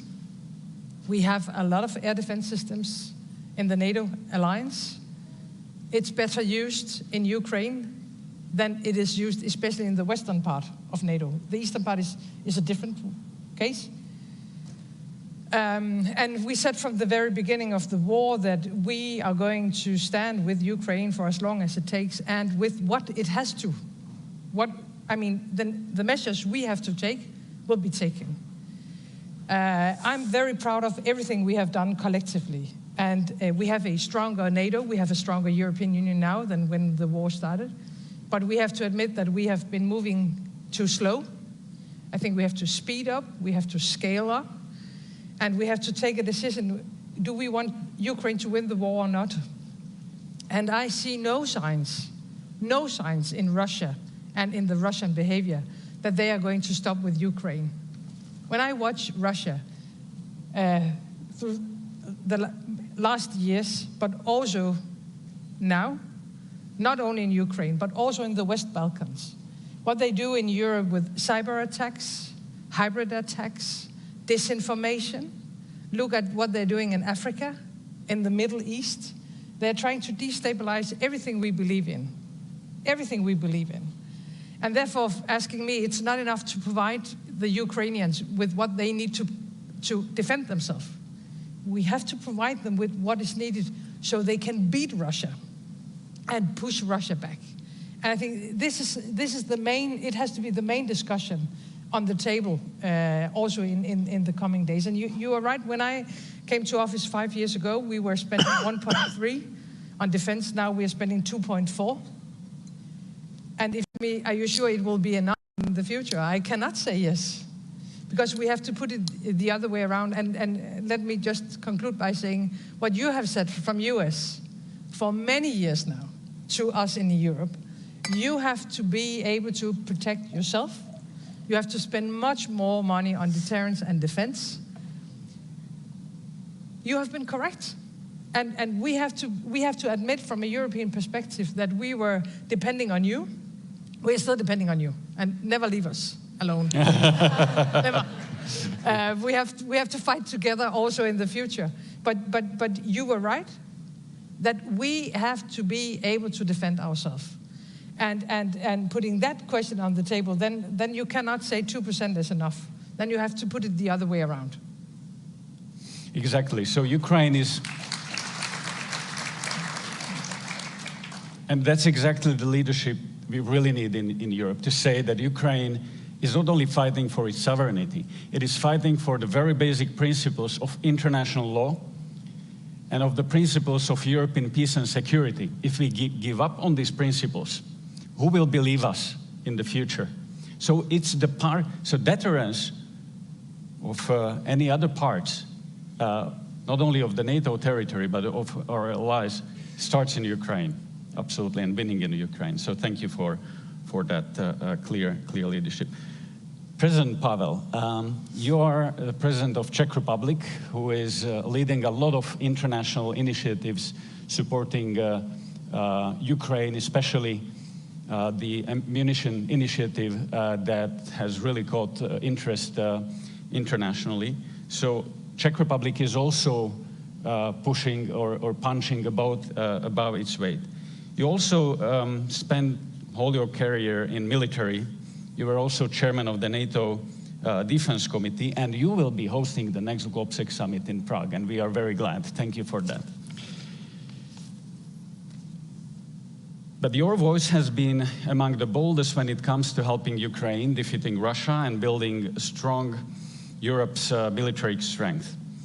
So, but you also said several times that we need to manage expectations on the war in Ukraine. Your assessment was, and correct me if I'm wrong, was that we cannot expect Ukraine to liberate all its territory anytime soon, especially given that if we are not providing Ukraine with all that it needs to win. So my question is, we all say that we stand with Ukraine as long as it takes. Is it a winning strategy? Shouldn't we say whatever it takes? Do we have a consensus within NATO on what our short-term and long-term goals in Ukraine are? And most importantly, if we have these goals in place, do we have a consensus on how to achieve them and how to provide the means for Ukraine to win? Well, I'm not going to fight the words if it should last forever or how long does it take. But I believe it's a matter of principle. It doesn't matter if we take it as a matter of liking or disliking Ukraine. It's about if we like to live in a world where rules matter or not. And this is what is it all about. I believe that supporting Ukraine is a matter of principle. We want to live in a world where also smaller countries are protected, where they have the guarantees to live up to their aspirations. And that's why we believe that it's necessary for our own interest to defend Ukraine. But of course, reality is different. We haven't given Ukraine anything they needed for successful defense from the beginning. There were some delays and gaps that cost Ukraine a lot of lives and some territory, but also some self-confidence when it comes to meeting their own goals. Right now, we are trying to give Ukraine everything to defend their territory and not to allow Russia to progress. Because if, and under the circumstances that Russia has a chance to succeed, to progress, there will be no chance for taking Russia to the table. So right now what we need to do is to provide Ukraine with ammunition, armor, long-range artillery, missiles, and especially air defense to prevent Russians from successful attacks on civilian infrastructure, as we saw it recently in Kiev and as we see it in Kharkov and many other cities. And at the same time, to come up with a lot of effort on a diplomatic and political arena to get support of as many countries as possible to push on Russia and China to sit to the table under the meaningful conditions, not conditions that were presented by Russia. Obviously, we cannot accept that the territories currently occupied by Russia will be recognized as Russian. Because that would mean that we would go against the principles on which our societies are built. But we would probably realistically accept that there will be part of Ukrainian territory that will be temporarily occupied. But such a situation shouldn't prevent us from going on with Ukrainian integration into NATO or the EU and pushing on restoring their full sovereignty in a foreseeable future. And for that, Ukraine really needs our support and full determination in our own sake. Mm-hmm. Thank you. I've seen Prime Minister wanted to react. Yes, I wanted to react. I think everybody wants this war to end. So that is very clear. And what we have to do, I mean, of course, give military aid to Ukraine. But there's also one element that needs to be addressed. And that is, you know, we have the sanctions in place so that, you know, Russia wouldn't build its war machine, really. But then if it is true, that what was written in the media, that the Russian missile that hit the hospital, children's hospital, actually has Western elements in it. So they are not able to bomb if they are not using the Western elements to build this. Mm-hmm. And this is very important. When I go to different European countries that are further away from the war and don't see Russia maybe the way that we do, then I see this will still, I mean, to profit from it. I mean, yeah, it doesn't really concern me. I just want to do my trade, and we see the circumvention of sanctions. But these are the same companies that are complaining that you know, our businesses are hurt, our economies are hurt because of it. But actually, we need to concentrate our efforts, everybody. And of course, it's painful. It's painful. But if we do it, you know, the war could be over sooner than when everybody's dragging their feet and thinking that, okay, it doesn't really concern me, I can still profit from this, and then eventually it will go on longer than we want. Yeah, absolutely right. Let me move to Senator James Risch. You've been a very strong supporter of the alliance and of Ukraine and of our collective security, and thank you for that. And all of the countries represented here at the NATO summit have done their utmost to support Ukraine and to raised the bar when it comes to the defense spending. The EU has provided economic assistance to Ukraine and has put Ukraine on the track towards the EU membership. Do you think we are doing enough? What can be done more? Let me take that on, but before I do, I want to respond very briefly to what the Estonian Prime Minister said right at the beginning regarding the Baltics. Right after the invasion, a number of people from the Baltics came to see us here in America, and they were concerned. And you know, NATO would be stodgy. We'd forgotten what it was formed for. NATO was formed for the exact circumstance we find ourselves in today. I told my friends from the Baltics, I said, look, Article 5 means exactly what it says. An attack on one is an attack on all, not 1 square inch, whether it's in the Baltics, whether it's in London, whether it's in New York, not 1 square inch. Mr. Putin, listen. Article 5 means exactly what it says. I make that commitment now for the United States, and the United States is there to meet that commitment if we ever have.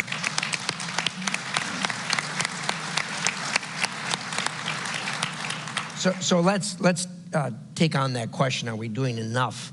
That's kind of a general question. I mean, enough for what? You've got to state what your objective is, and if the question is, are we doing enough to reach the objective? Well, you reevaluate that every day, whether you're doing enough or not. I would say that we are a robust democracy in the United States, just like the European countries are, and there are people who dissent from the view that we should be doing something in Ukraine. They have, in the United States, I think people are not as in tune with how we got to where we are as far as Ukraine is concerned. You have to go back to December the 5th of 1994, when the Budapest Agreement was entered into. We made a commitment. On that date, Ukraine was the second largest nuclear-armed country on the planet. It was the policy of the United States then, it's a policy of the United States now, and always has been, that as few countries have as few nuclear weapons as possible, so you have less of mischief on the planet. We said to the Ukrainians, as did the British at the same time, give up your nuclear weapons. They're going to cause you a lot of troubles for a lot of reasons. And if something happens, we'll be there. We said that, we meant it, and we have to keep that commitment now. And we have all the Europeans to help us do that because of concern over, because of Article 5. So, you know, are we doing enough? We need to continue to do more. The people who are dissenters in the United States always point to the fact, well, the Europeans aren't doing enough.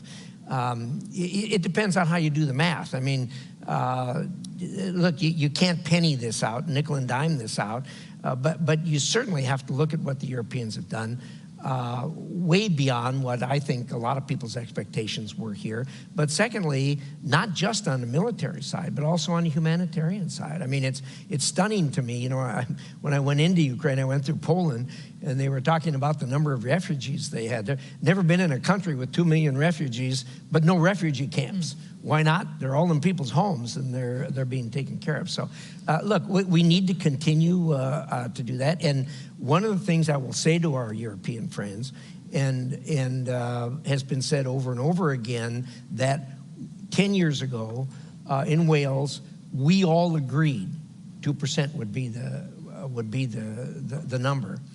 It's been 10 years, and fortunately, we're up to 23 countries now out of our alliance. We got 9 more to go, but if we want to silence the critics using that point of view, we need to all get up to 2%. And frankly, now that this has happened, and a lot of us always hoped this would never happen, but now that this has happened, 2% probably isn't enough. We have been stunned. I think all of us have been stunned by the weakness and the holes in our industrial production when it comes to defense. We're going to have to do more. Yeah, absolutely. Absolutely right. Mr. President, you wanted to react. Yeah, with my experience from NATO, and especially NATO Military Committee, I would like to add an argument to what has been said on the account of defense spending. I think we should also pay attention not just to the figure, how many % of our GDP are we spending for defense, but how do we meet our capability targets? Because this is what matters for real and credible defense. Strategic commanders will not take a chart with the percents once they are confronted with the situation. They will count aircraft, ships, combat units at required readiness. And this is what we should focus on beyond these 2% line, because we have serious gaps in meeting our capability targets. So if we really want to be credible in our deterrence, because I think no one would argue that Russia knows very well about the real state of our armed forces, we should really do much more in meeting these capability targets.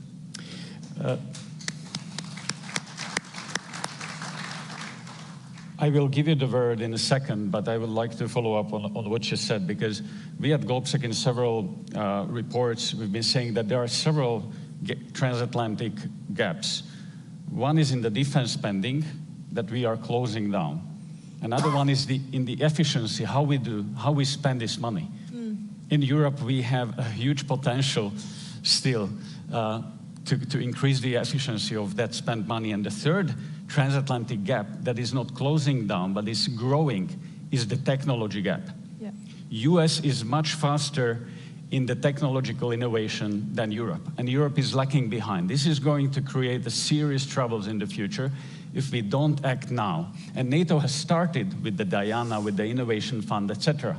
But I think we need to speed up Europe, that it's up to date. Prime Minister Frederiksen and then Kallas. But that was exactly the point I wanted to make, actually, because one thing is, of course, traditional deterrence and defense. And we have to wrap up, especially on our industry. And I think it's quite clear. I mean, some of us have said for many months that we are able to finance more deliveries for Ukraine, but we don't have anything on stock on our own. But you know, during the Czech initiative, we are very much engaged in that. We are trying to buy from third countries outside Europe because we don't have anything on our own. And of course, that cannot be the situation in the future. I mean, so we need to invest much more on traditional capacities and capabilities. But talking about technology, that's another chapter. And what I see when I look at all of us, especially in Europe, is that China is going to win this race. I'm not afraid if US is going to win the race, but if China is going to win this race, then I am afraid. And when I look at Quanda, when I look at AI, when I look at you know, the pillars that are not traditional security issues, but it is today's security, energy, and our industrial production and so on, it's all interlinked. And China is way ahead of Europe. And so that's why I'm saying we're sure that 2% will be enough, because I think the 2% maybe can cover the traditional security questions. But if we are going to include technology, and we have to do that, and we are, as a country, very much engaged in Diana, especially on Quanda, we have to, I think, invest much more, and we have to build much stronger partnerships outside NATO. And that's why it's important that tomorrow we are going to see our friends and partners from Japan, South Korea, Australia, and New Zealand for the third time now in a row. We cannot do this on our own, but please be aware about China, and let us not repeat the mistakes we have done about Russia in the future with China. Yeah, I wanted to build on that because innovation is the key, and I think there's actually also the possibility take the costs down and be more effective. We have a very vibrant tech sector in Estonia. So what we did was to bring them together. So the tech sector that is very much into investing into defense and making these processes faster, more innovative and more up to date, and the traditional defense sector. So combining the two is actually the key. But of course, what is the question is the access to funding. So because we have, defense investments are very much in the same category as pornography and for the funds, private funds. So you can't really use the funds for those. So we need to open up those. We need to open up the public funds as well. And what I also wanted to say is that I've been meeting with the defense industry, and it's a bit the chicken and egg issue. So the defense industry says that we don't have orders. We have slogans, but we don't have orders from the governments. Whereas the governments say that, from richer countries, one prime minister asked me that, where can I spend? I want to spend 2%, but nobody's selling me now because they don't have anything. If you have a defense company that says that, you buy 12 tanks, so I produce 12 tanks for the money that you present, not 16 or 30, but 12, because you don't take any risks. I think also both sides, also the defense industry, should read the room and understand that you have to make and take some risks, even if it is not the government's immediately showing the money, because we have the decisions coming in many countries to invest more in defense, but there has to be something to really be able to invest immediately. You have opened up a very important question, which is the European defense industry. And how do we make sure that the defense industry is up to the speed? How do we get the funds, necessary funds, not only from governments, but banks, European Investment Bank? They were banned to invest into dual-use products. So I think there is a lot that needs to be changed on the European level, in the European Union as well. And here, the next European Commission is going to be crucial in making sure that we are speeding up, because Russia has already begun with the war economy, and we are not there yet. And in long term, it's going to cause a problem. Yeah, I think the understanding is there. The understanding is amongst the prime ministers of Europe, definitely, that we need to move faster. But the question is how. Mr. President, you wanted to react. Yeah. I wanted to use the opportunity to extend the comment of Mette Frederiksen about how all these problems are interlinked. I think if we look at the current security and international environment from a broader point of view, it's not a separate problem of aggressive war of Russia against Ukraine, and on the other side, systemic challenge from China. It's all linked together, because what we see now is a confrontation of two systems. On one side, democratic countries, being in NATO, EU, or elsewhere around the world, including Indo-Pacific. On the other side, different forms of autocracies, mainly now represented by Russia and supporting countries, China, North Korea, Iran, but many others. And if we want to prevail in this global confrontation competition, we really need to approach our cooperation from different angle of point. Because right now we pretty much compete in economic terms between the EU and United States. We are quite secretive when it comes to research and development. When we look at China, how they can combine resources, how they can focus on priorities, we are not doing the same. I think if we look at it not only from the point of view that we need to support Ukraine so that they defend their territory, because if Ukraine fails, it doesn't only mean that the security in Europe will be worse. It will be much worse globally, because it will also encourage China to be more assertive and aggressive. So the same way as we ask for the United States being with us in solidarity in supporting Ukraine, we should be in a solidarity with the United States to support them in their competition with China in all areas around the globe. And collectively, we should also strive to convince countries in Africa, Latin America, that we are a better option for cooperation than autocracies around the world. Quick reaction from Senator. When you talk about our competition with China, it isn't just our competition with China, it's your competition with China.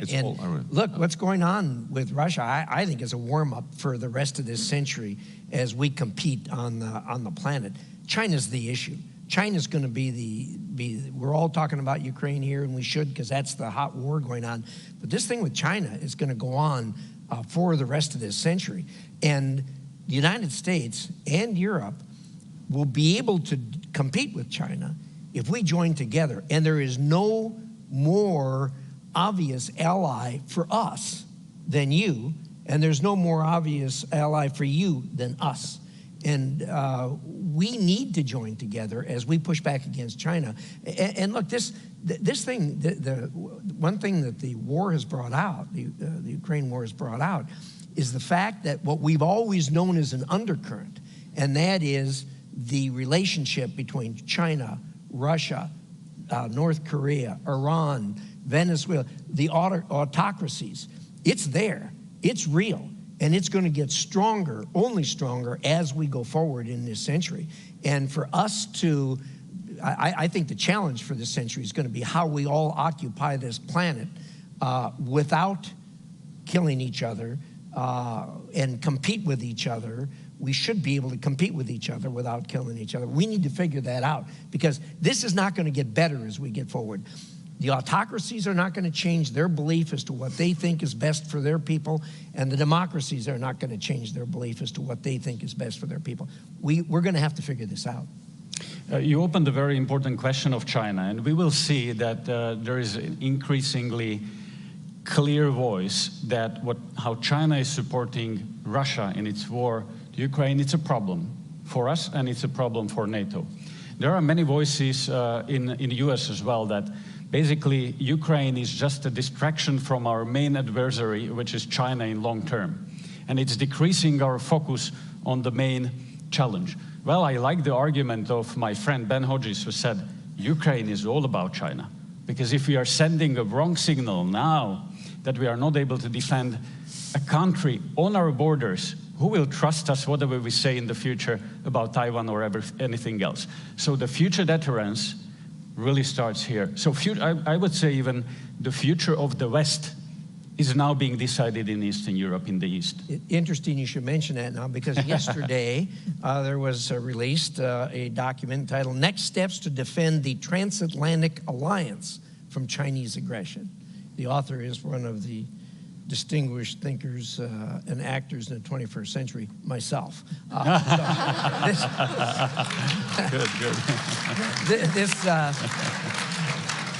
This is a follow-up to a report I did a couple years ago on the same subject, and it is becoming a hotter and hotter item as we go forward. So thank you for that commercial. We will all read it. It is free. But I want to move to a question from the audience, and I want to enlarge the question, but I've seen you really want to react on China. It's just one thing is the signal, and I totally agree. If we let's be honest, if we let Russia take Ukraine, that will, of course, invite many others to do similar things. One thing. I mean, that's basic knowledge, and it no matter what, it's a bad idea to allow Russia to take a European country. So I mean, that should conclude the discussion about Ukraine actually. But the other thing, and I think that is extremely important, that the triangle between North Korea, Iran, and Russia is something we have to have as top of mind now. And there is nothing that integrates the three of them, except for one thing, that they don't like us. That's what combined those three. And they are willing to do, I guess, what it takes to defeat us. And I think we cannot only look at the triangle. We have to see how China is connected to that triangle. this is the new reality. And therefore, I mean, it's good we're talking a lot about Ukraine, but we have to talk about Russia. Mm-hmm. Ukraine is just one example. It's a terrible example, and they are paying the highest price. I mean, they are losing thousands of good young men and women. So they're paying the highest price, therefore we have to talk about it, but it's just a part of something bigger. Mm. And I think we have to understand that it's more a question about Russia than it is a question about a single European country, unfortunately. And all of these conflicts are somehow connected, and that's why we have this conversation exactly. So let me turn to the questions from the audience and online audience who are watching and listening us. There's a question from Matt Burton. What measures are in place to counter the internal and external actors that continually work against the West and NATO with influential disinformation campaigns? So let me enlarge the question a little bit. We are seeing that the frontal attack on Ukraine that Vladimir Putin has started 2 years ago is not only a frontal attack on Ukraine, but on all of us. He clearly said that his goal is to dismantle the Western-led world order. And he has opened several front lines. We are seeing the physical front line in Ukraine, but there is another front line of the same war inside of our societies, in information space, is the same war, is hostile against us to divide us. There is another front line in energy, in economic dimensions. So we have to win in all of these dimensions to be able to help to Ukraine. We are seeing that Russia is increasingly active with its agents in Europe. We've seen bombings in Czech Republic, actually, in Vrbětice. We see a lot of hybrid war actions in Europe. Is this a new normal? Are we a subject to the aggression as well? Are we at war, or is just Ukraine at war? Because hybrid war and information war is also a war. And as my friend from UK said, that if two parties are at war and only one recognizes it is at war, it tends to win. So shouldn't we recognize that there is a war that is waged against us in information space, hybrid, cyber, and many other domains? Because unless we clearly say that that's a situation and we appreciate the long-term impacts of that, we are not going to be able to win it. So that's my question to all of you who would like to be. Well, there is a shadow war going on. That is clear in all those domains that you mentioned. So the question for us is, what is our response really? I mean, because we see all these events all across Europe and the Western Hemisphere, but we treat those events as isolated events, not connected to each other. I mean, there's a fire in a warehouse, so it's treated as a fire in the warehouse, although we have intelligence that actually, you know, Russians want to set the fire in that warehouse. So the question to us is, what is our response? Is it, because it's also, it could also be a provocation, because, you know, Russia wants us to react very strongly. So how to find the balance is a big question. I think we have to raise the awareness. We see this in our intelligence, but I'm not sure that everybody does see this in the same way. And then the question is whether, you know, we are being the frogs that are being boiled, because every next time they're bolder and we don't react. So how do we address this? And we have discussions going on in NATO about these things, but they are really very initial. It should start from the awareness, the same awareness of all the members in NATO. Thank you, President. To answer your question, I think it is not so important how do we see us at what stage we are finding ourselves, because we heard a number of academic discussions if we are in war or not, because we still work in the categories of peace, crisis, and war. But for Russia, it looks different. They see at a history like a continuous conflict. where only intensity and tools differ. From time to time they are using hard power, from time to time they are using hybrid tools, which we see today. Since the times of we call it Gerasimov doctrine, but actually it came up earlier than Gerasimov. But it was around 2010 when Russians came up again with their vision of non-linear warfare, where all the kinds from cyber, hybrid, disruptive operations, sabotages, up to hard war fighting are present. So actually what Russia is doing against us is a continuous conflict, that they are using tools that are available, that are much cheaper, quite often more effective than hard weapons. If you look at information operations that they are doing now, all of these disruptive events within the hybrid warfare across Europe, they are to make us unsure, not trusting our institutions, and being always under pressure. So we need to take not only passive measures, but also active measures to defend ourselves against this kind of warfare, because this is the way how Russians see the world, and we have to see it from their perspective, not from ours. Prime Minister Frederiksen, and I would just follow up that.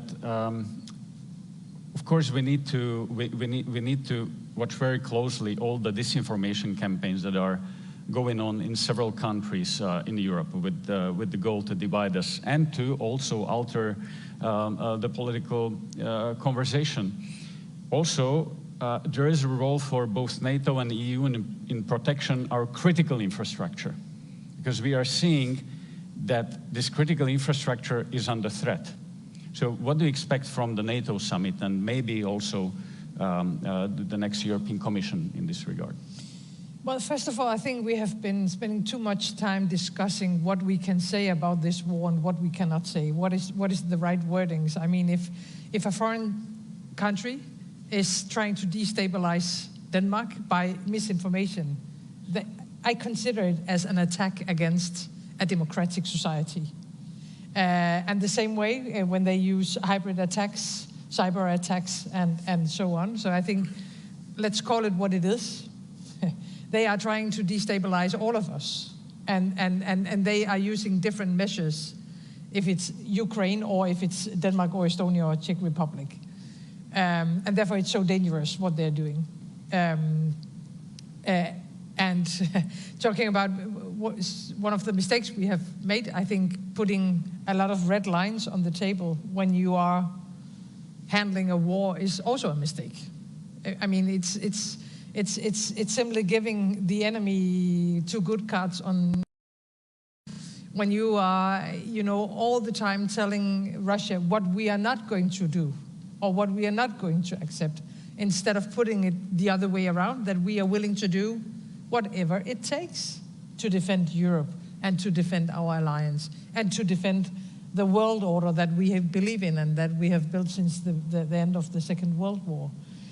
I think the awareness is rising. I agree that we cannot see all these episodes as isolated. We have to see the system in it, and they all, again, it's all interlinked, and therefore I think we have to take it more seriously. And maybe the most important question as NATO countries is: are we going to accept it? Are we going to accept that they are attacking us every day now in Europe with different measures? And I don't think we should accept it. Thank you. So we are running out of the time, and I have plenty of questions, but let me ask one, and that's that NATO has proved to be very vital 75 years. Politicians are coming and going. We have elections everywhere. And there is an important election coming up in the United States. And we've seen that many of the conversations in supporting Ukraine, NATO, etc., are also not only in US, but also in European countries, are somehow domestic conversations about, and they are connected with domestic conversations on economy, etc.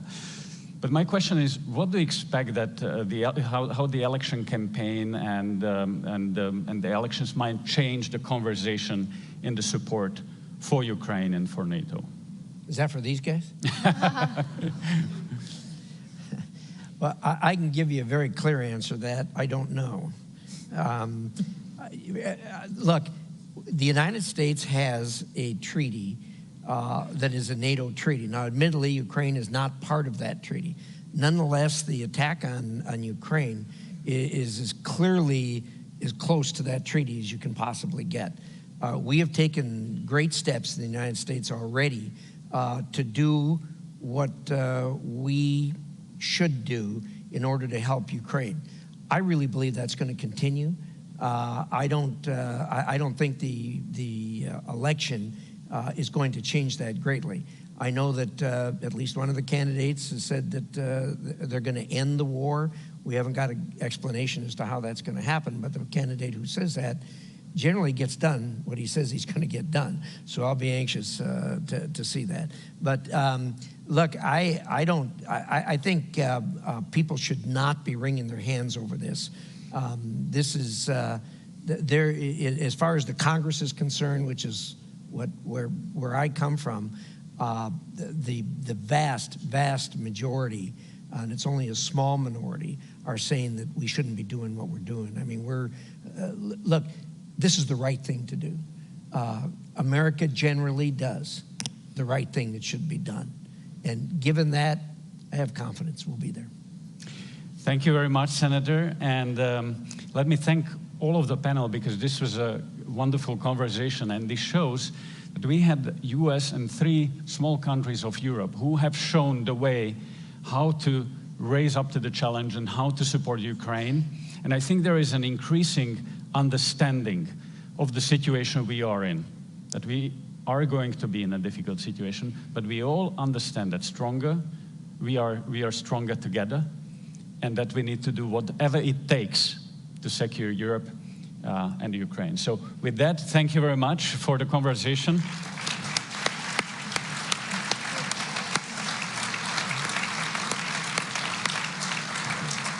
And I wish you a nice rest of the day. Thank you.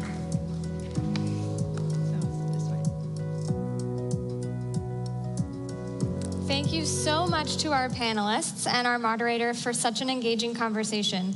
They talked about crucial questions of elections and language, giving Ukraine what it needs to keep fighting to push Russia out and keep Russia out. They talked about keeping pace with China, concerns about competition with autocracies around the globe, and challenges and gaps racking our defense industrial bases.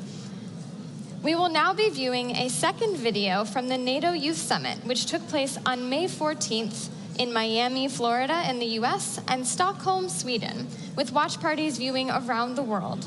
The NATO Youth Summit delves deep into the most pressing global issues of interest to youths. Let us all now learn something from how the next generation will tackle the future issues of the alliance. On May 13th, at the NATO Youth Summit in Stockholm, I warned about the dangers of disinformation and the imperative to tackle the challenge more robustly. The time to act is now. There is no need to wait for further reports and no time for half measures. We need to be decisive and commit ourselves collectively and without reservation to a much more assertive approach. Winning the information war is foundational to our security, and as NATO youth, we say without hesitation that our leaders must rise to the challenge. In the 75th year of our transatlantic alliance, we celebrate our steadfast commitments to peace and to security. Our ability to maintain unity and effective deterrence is more crucial than ever. And our success in doing so will serve as the ultimate testimony to the strength of our common values. Emerging technologies can significantly enhance our defence capabilities. However, they also introduce new risks. Cyber attacks, AI-driven disinformation, and the development of autonomous systems all pose serious threats to global security, stability, and to the democratic ideals which unite us as allies. With the rise of AI, cyber threats are becoming a more increased threat. Just like a double-edged sword, while AI enhances our capabilities, it also creates new security challenges. AI's ability to analyze vast amounts of data can strengthen our defenses, but can also be exploited by malicious actors. Therefore, NATO must adopt proactive strategies to create robust security measures. Quantum computing, sensing, and communications could revolutionize defense, cybersecurity, and help strengthen our deterrence against Russia and China, which has already made achieving quantum supremacy a national priority. What NATO's leaders should think about now is how the organization can become a facilitator to bring together the expertise and strengths of allied nations to drive quantum innovation and empower its application in allied defense.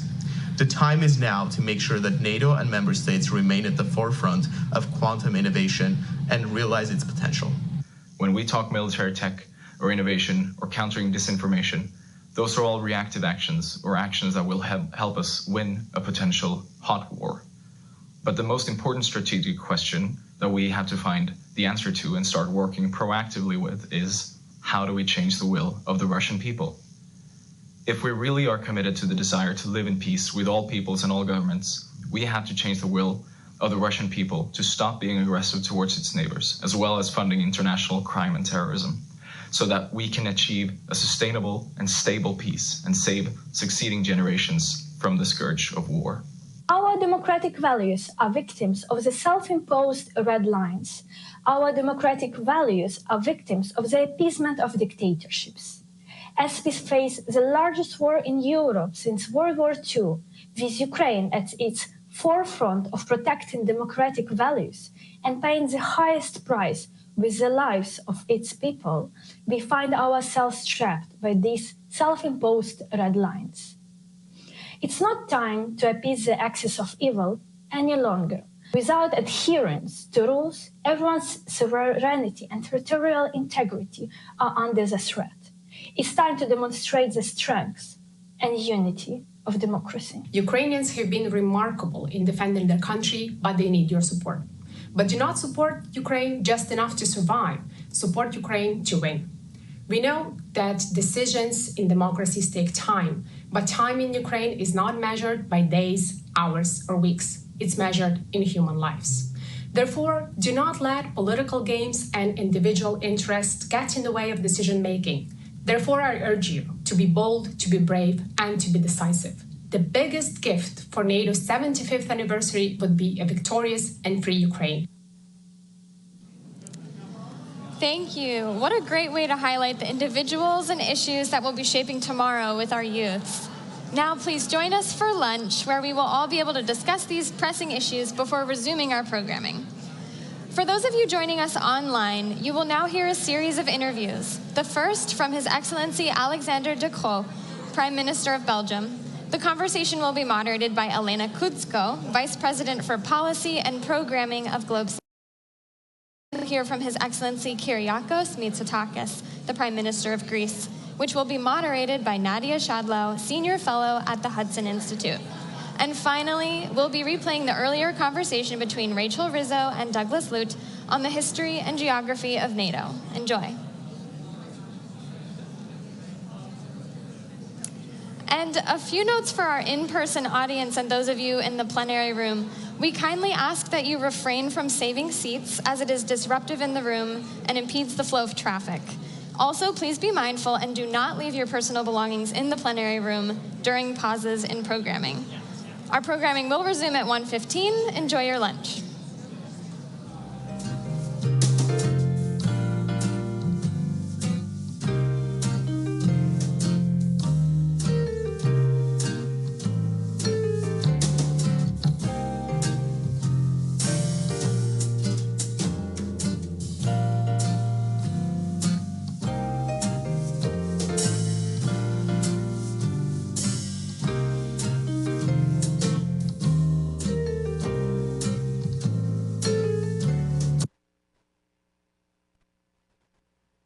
In 6 out of the 10 domains that are of the general request of Ukraine. It is about military capacity, but it is also about reconstruction. It is also about humanitarian support. So it's a very broad scope. Of course, a lot of people talk about is the delivery of the F-16. So we have committed to at least 30 F-16s that will be delivered between now and 2028. That is contingent on the deliveries of our new planes, which are the F-35s. And we hope that we would have deliveries. I mean, we will aim to have deliveries this year of a couple of F-16s. We will do that. And there's not that many countries that do it. Right. The Netherlands does it, Denmark does it, and Norway. We are already involved in the training mission with our planes. And we hope that we will deliver a few this year. With the 30 that we committed, we will be the biggest contributor to the fighter jet capacity of Ukraine. And of course, the sooner they arrive, the better. Obviously, the sooner they arrive, the better. Of course, we have to maintain our own defense capacities. Our F-16s are being used today, for example, in the Baltics, for Baltic air policing, to protect NATO territory, for almost daily trials from the Russian side to see how much we defend. So we really have to balance that. Well, the earlier the F-35s are delivered, the earlier we can deliver. And what's the timeline on those ones? So we have 4 that we have now for the moment already. They are in the United States here for training purposes for our pilots, and we will start getting those during the course of next year. We are living definitely in very uncertain times. Everything is uncertain, and things are increasingly challenging given that half of the world is going through elections. Yeah. And Belgium is one of those countries who just had elections. There's going to be a new government in Belgium, but people do want certainty. Both our populations want certainty to know that the governments can deliver, but also for Ukrainians, it's important to know that we stay committed to the course and we deliver what we promised. Yeah. Are you certain that your new government is going to stick to the pledges that you've made? I really have no doubt on that. And we have a long history of these type of commitments. And these type of commitments were always maintained, even if you get new governments. And really, the public debate that we've had over the past months related to our election about Ukraine, there was really almost no doubt, no difference between the different parties. So I'm really confident that the agreement that we signed, and we signed that agreement, I mean, that is something that needs to be respected, whichever government is there. So yeah, democracy leads to changing governments. That's how democracy works. But stability and long-term commitment with our partners is something that we will respect. This is very reassuring to hear. We all have a lot of doubts how long we can carry on for, that the public getting tired, but it's good to hear that regardless of the government, Belgium can stay the course. But you address an important element, is indeed the support from our home citizens. And you know, you can do all the public policy, all the foreign policy in the world, you can do all the military training in the world. You can only do that as long as you have the support of your home population. And this is something that I think we need to put much more effort on, is to explain why are we supporting Ukraine, why it is so important to do so. It is important, of course, for the Ukrainians that are fighting for our values, for our security, but it's also a very important signal we give to the rest of the world, is that we Europeans, we will defend our way of life, and we will do so together with our American friends and other NATO friends. And it's more important than ever to explain what we are doing and to maintain the support from our home population. I'm not saying that because I feel that it is under pressure, but the moment you lose it, it's too late. And of course, the other side is doing everything possible to make sure that there is no public support, trying to sow doubt and make sure that we do not stay committed. Support for Ukraine is one side of the dimension. The other side is, of course, our commitment to our own security, and that comes with defense spending as well. A lot of allies are coming to Washington saying that they will deliver the 2% pledge this year. I think it's 23 out of 32 this year. Belgium is not there yet. How do you explain that, and are you going to get there? So we're not there yet. We have increased our military spending with 30% over the past 3 years. So it's very significant what we have done. We have a path set out by 2030 and 2035. True, it will take us some time to get there. But to me, that's one dimension, and it's one dimension that we need to deliver on. But besides what you would call an input metric, which is how much you spend, we also need to look at output metrics. And output metrics is how active are you if there are requests. And there, Belgium has always been at the forefront. When there were requests to use our fighter jets, we were there. When there were requests to use our marine capacity, we were there. So you really have to look at both dimensions. And I think it's important that when you increase your spending, that you increase your spending in a way that it builds an industrial supply chain. And we know that today is spending more, but spending in a way that you develop an industrial capacity, that you develop technological capacity, that you also develop the human side of defense. Doing that in a well-organized way, I think, is the main challenge with which the 32 countries are confronted. I'm so glad you're bringing it up. I was actually very excited about the conversation with you. I know that you did MBA actually here in the United States, and this business mindset seems to be something that all leaders, political but also military leaders, desperately need right now. So what is your recipe? What Europeans can do better to increase defense capacity? What kind of investments it needed? What kind of change of policy would it take to get there? Okay. So yeah, we have a long history of very national defense spending. And most of our militaries would mostly buy with their own industries, which has led to an incredibly fragmented supply chain. We see that now those borders are being broken, and you see that there is M&A activity that is happening across European borders, and that's a good thing. I think next to that, as you pointed out, we need more investment. There is a tendency to always look at public investment. Now, I think public investment has a role to play, but the real volume of investment needs to come from private investment. And it's not that there is a lack of capital throughout Europe. I mean, we are a rich continent with people who have savings and who want to invest their savings.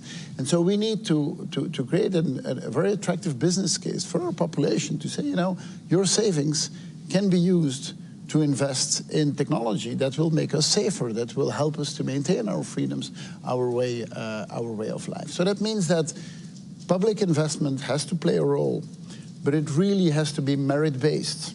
So not in the classic way where we say, okay, we have 10 billion, we're going to split it up within Europe, for example, across 27 countries. Let's look where the capacity is, let's look where the expertise is, and allocate it based on the merits and not just on an accounting principle. And that public investment should be used to leverage private investment. And getting the private investment going into those industries is how we will get there. So I'm not against public investment, but I think public investment should be something that is an accelerator to get private investment going. Right, and it's a bigger problem in Europe where we have not particularly well-functioning capital markets, but also when we're talking about investments in defense, we need to make sure that it complies with our own ECG standards. So there is a lot of work to do on this dimension. There is a lot of work to do, and our ESG standards, of course, date a bit from another era. And the world has changed so rapidly. So yes, we need to adapt to that. But I mean, that is why the world is changing. I mean, if you look at NATO, what are the two pillars of NATO's success? And we're here to celebrate 75 years of NATO.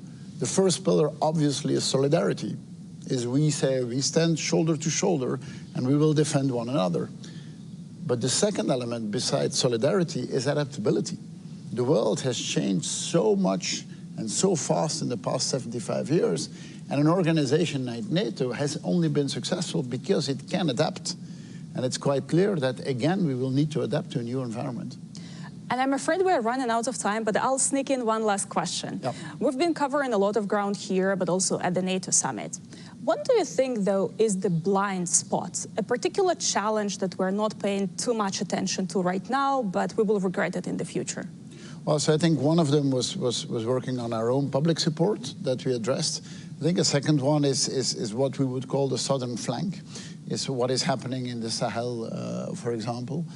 I'm convinced that if there would not be the war in Ukraine and the dramatic violence in the Middle East, that we would be talking much more about what is happening in the Sahel. So this is something that we need to address. It's good that at this summit we've come up with an action plan, but I'm convinced that in the next years we will be investing way more into stabilizing the Sahel, into creating economic development there. All of that is necessary for us. If we want to live well, we need to make sure that our neighbors are living well as well, and that will need a big engagement from our side. Thank you so much, Mr. Prime Minister. I'm afraid I'll have to release you back to the NATO summit negotiations. Sure. We appreciate your time here, and thank you so much, everybody, for being with us today. 9, 8.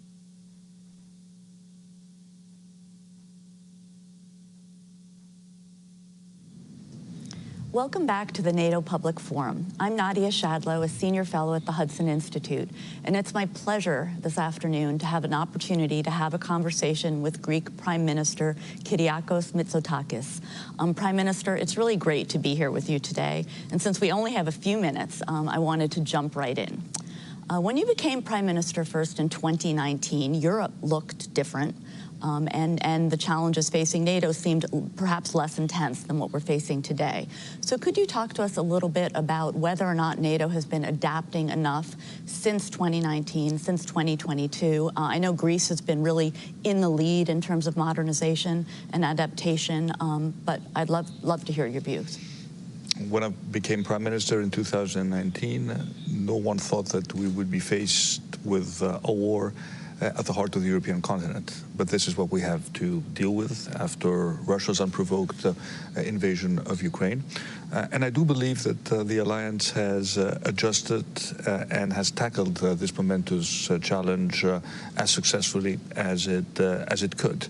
Back in 2019, we were still faced with a question of whether enough European countries would meet the 2% commitment, 2% of defense spending as a percentage of GDP. Now most countries have already met that target, and those that haven't have made very clear pledges that they will do so. Greece has been one of those countries that has surpassed the 2% threshold ever since essentially we joined the alliance. We'll be spending 3% of our GDP on defense, significantly modernizing our armed forces, and thus contributing to the overall capabilities of the alliance. So new challenges force us to think differently, also in terms of what this means for the collective European security as a pillar of the overall NATO integrated structure. And I think this discussion is advancing at a very fast pace in Europe. Yeah, so you mentioned European security. How do EU defense measures complement NATO, or how do you see the relationship between EU efforts to increase and substantially increase its defense and NATO? Is the relationship complementary, and how so? In my mind, it is fully complementary. We need to spend more, but we also need to be smarter about how we allocate our defense spendings. When I look at the European defense industry, I see a lot of fragmentation. I don't see enough interoperability. I see a lot of, sometimes maybe, you know, I wouldn't say a necessary competition, but certainly too many weapons systems that don't necessarily talk to each other. So we need to spend more, but we also need to be smarter about how we integrate our spending. And I guess I do think that at a time when the Russian invasion of Ukraine poses an existential threat for Europe, we also need to be creative in terms of finding new sources of funding in order to support our defense spending. It is not just going to be enough to rely on national budgets as we have done so far. And that is why I've been one of those strong proponents that we need some sort of European facility that will complement the defense spending that we undertake at the national level with more European funding. So this combination of public and private initiatives, in my mind, is going to be necessary if we build a solid European pillar when it comes to NATO's overall defense capabilities. So would that be some type of European fund, or how do you envision that mechanism? We have submitted with President Donald Tusk a proposal for a flagship European project which would essentially be a European Iron Dome that would complement the existing air defense capabilities that we have, which could be, again, I stress the word could be because we clearly don't have agreement at this stage, which could be funded through some sort of European joint borrowing. When we faced COVID back in 2020, we took the momentous decision to raise 750 billion euros to address the economic downturn that COVID caused to all of our economies. And this money is currently deployed. This was a European facility. So it seems to me that if we have raised 750 billion euros for the green and the digital transition to support our competitiveness, to protect jobs, it would be reasonable if we could raise a significantly lower sum at the European level to strengthen our European defense initiatives. Right, and that would get us beyond always a discussion about the 2%, right? Also, it's ways to get to the 2%, but also ways to increase capabilities and integrated capabilities across Europe. And of course, also ways to strengthen also our European defense industry at a time when we talk a lot about strategic autonomy, when the issue of competitiveness is at the top of our agenda, bolstering European defense cooperation, European innovation. We've made some first steps at the European level in that direction, but we clearly need to do more. And speaking of doing more, Greece has done an incredible amount for Ukraine. You're one of the leading states in terms of providing the Ukrainians with missiles, with ammunition.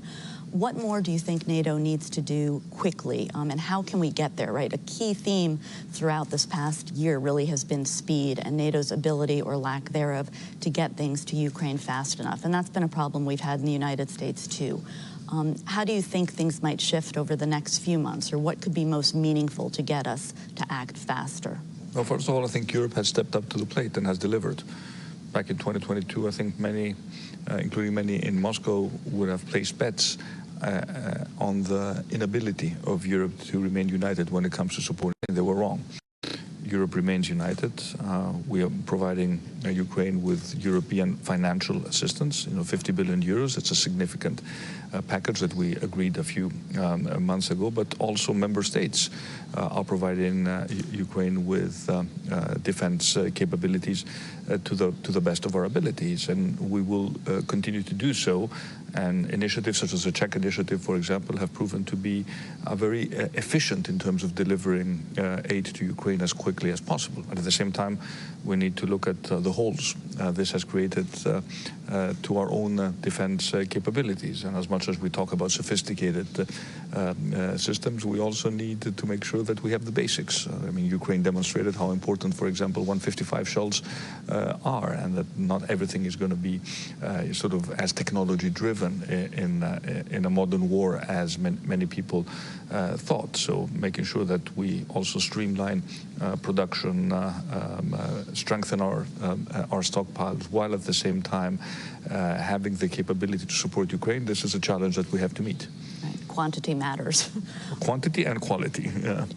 Can you tell us a little bit more about the Czech initiative that you just mentioned in passing? Well, I think the Czech initiative has proven to be an efficient way of transferring weapon systems to Ukraine. Many countries have joined that initiative, and as you pointed out, now it's just up to speed and making sure that the necessary transactions, whenever they involve, for example, sale of equipment, take place as quickly as possible. And it seems to me that this is one avenue which is worth exploring further. So as we close, what is your hope for the 75th Public Forum? What do you think, NATO, what would you like to see out of the 75th Anniversary Summit? Well, first of all, I think it is important to take stock of what we have achieved. NATO has been successful because it has been able to adapt and occasionally even reinvent itself. And this is exactly what we need to do now. For me, the most crucial aspect of NATO has always been the strength of the transatlantic partnership. And I think it is very, very important that we maintain this mutual commitment, but to also recognize that in an alliance we all need to do our own part. There are no free riders, and that is why meeting the 2% commitment is so important, at least for those countries that have always been very consistent with this target. And maybe at some point we will need to discuss about raising it. Maybe 2% is not enough. Maybe we need to get to 2.5% if we really want to deliver everything we want to do within the alliance. But the one thing which is certain is that at a time of great uncertainty, being part of an alliance that is strong, defensive, and capable of defending us all against external threats is as important as it has ever been. Well, thank you so much. Thank you. It's been a pleasure. Thank you. Thank you.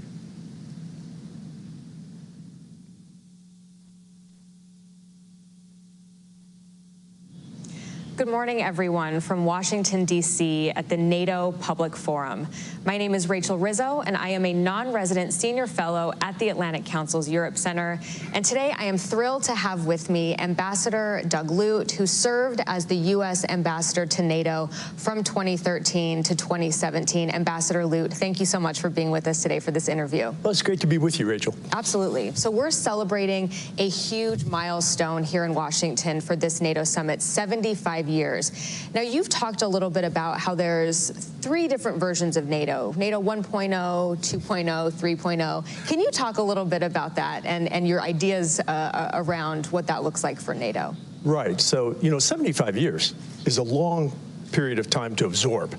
And so I think it's useful to unpack the 75-year history of the alliance, now the longest serving alliance in modern history, right, into these 3 periods. And 1.0, 2.0, 3.0 is sort of a nod to the next generation, right? I count the first period, the first segment of NATO history, marking from 1949 for 40 years to 1989. And obviously the fall of the Berlin Wall, and then the aftershocks of the fall of the Berlin Wall in November of '89, which eventually 2 years later saw the dissolution of the Soviet Union. And during NATO 1.0, you had the bipolar global standoff between the West and the Soviet Union, most prominently with the Iron Curtain running north to south and dividing Europe itself. And this was a period of the zero-sum game. If something was good for one side, it was bad for the other.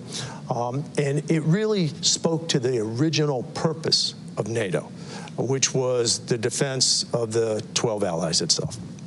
I think that period ended in the '89 to '91 period, and the post-Cold War period, or NATO 2.0, dawned with the dissolution of the Soviet Union. I count NATO 2.0 as running for about 25 years, so from roughly 1989 to 2014. And in that NATO 2.0 period, we had some dramatic changes. I mean, the original cause of NATO, the threat from the Soviet Union had disappeared, at least briefly. We'll come to that, right?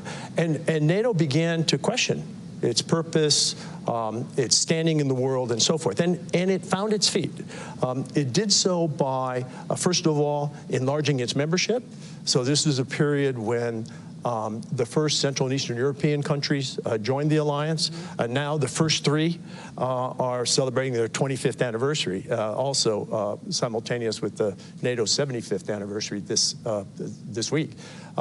It also saw NATO look beyond its borders and make a very simple, logical statement, which is that the allies themselves are more secure if beyond our borders, our neighborhood is more stable.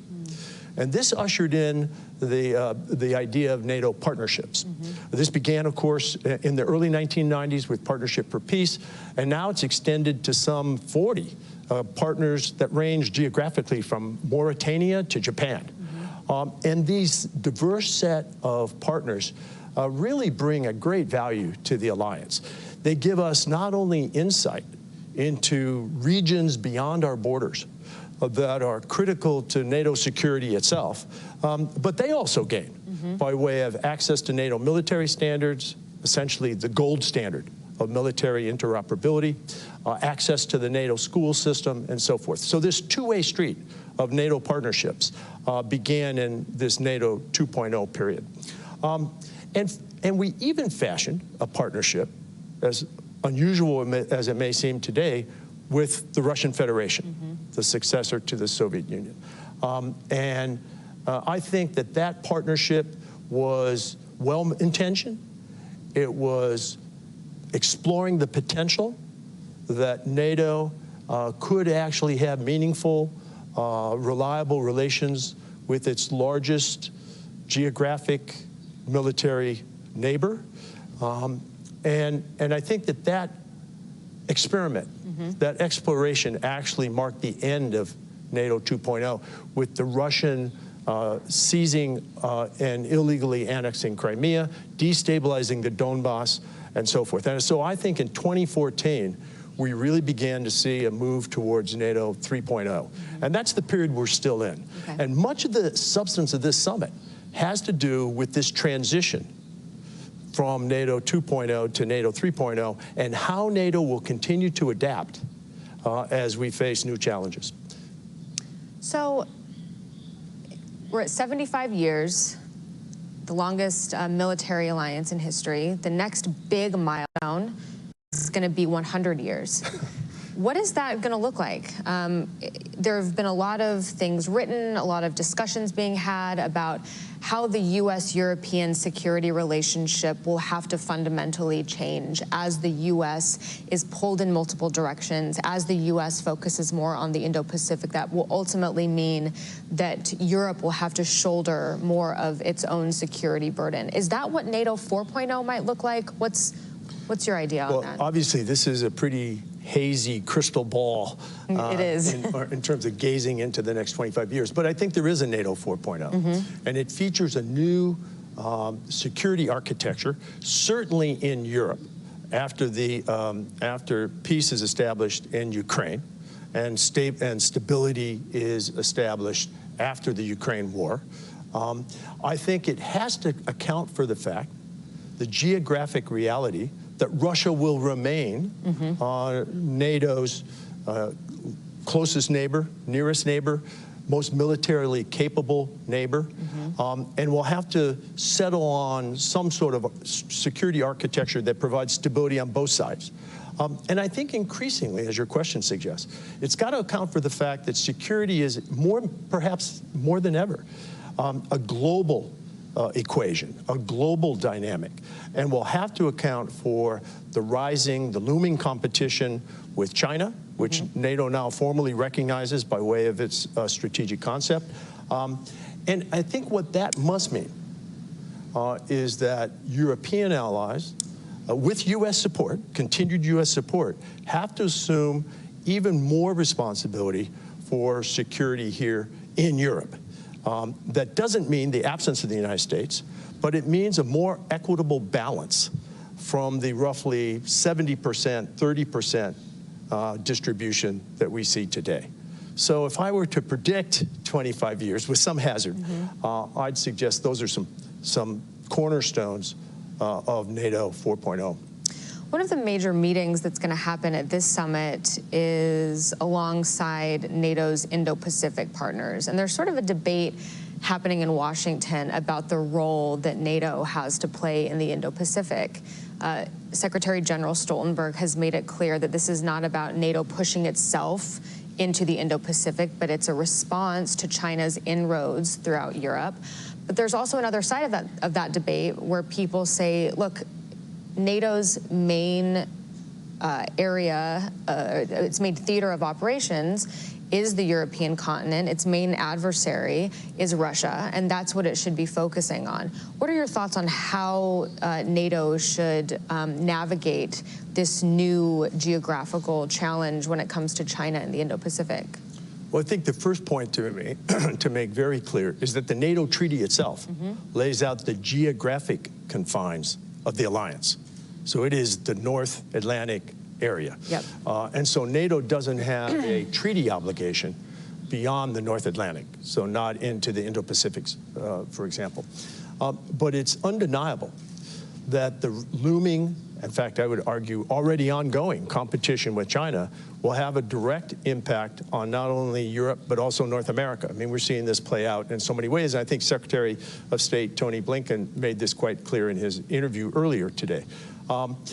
I think for European allies, one of the things that has to be of concern is the buying up by China of commercial infrastructure in Europe, which is actually not just civilian infrastructure, but dual purpose infrastructure. So here you see this pattern, this trend of Chinese investment and purchasing of seaports, transportation infrastructure, energy infrastructure, mass communications infrastructure, and so forth. And it's, I think, increasingly important that NATO and our partners at the European Union appreciate that these are dual purpose, and that rail lines, for example, or ports used by commercial entities are also a part of the military equation.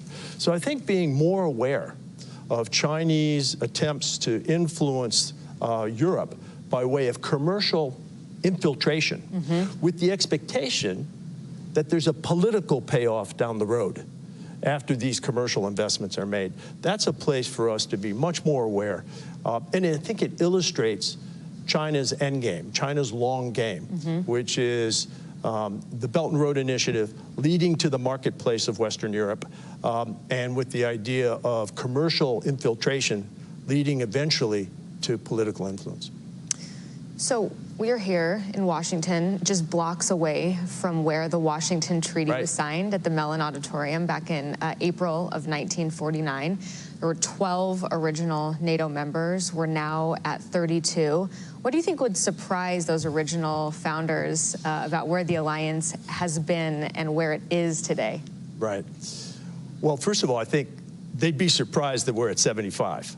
Right? Okay. I mean, I don't think anybody does something today and imagines where he or she will be in 75 years, right? So I think they would be surprised, the 12 founders would be surprised at the durability of the alliance. And I think that they would remark that the source of that durability is actually in the second sentence of the Washington Treaty that cites that all the signatories to the treaty will abide by and believe in 3 democratic principles, which I think are the glue of the alliance and largely account for how we made it to 75, right? And those 3 are democracy, individual liberty, and rule of law. Now look, NATO was at 12 and is today at 32, a alliance of democracies. But there's 32 varieties of democracies here. And each of those I would offer, and humbly as an American, citing American democracy as well, each of them is a work in progress. But the fact that we're founded on these core values, I think, is part of the reason that, that we've been this durable. And I think that the founders would be proud of that second sentence. Yeah. I also think they have to be surprised at the geographic scope of the alliance. I mean, I don't imagine any of them could have thought of 12 becoming 32. I think that they'd marvel at that.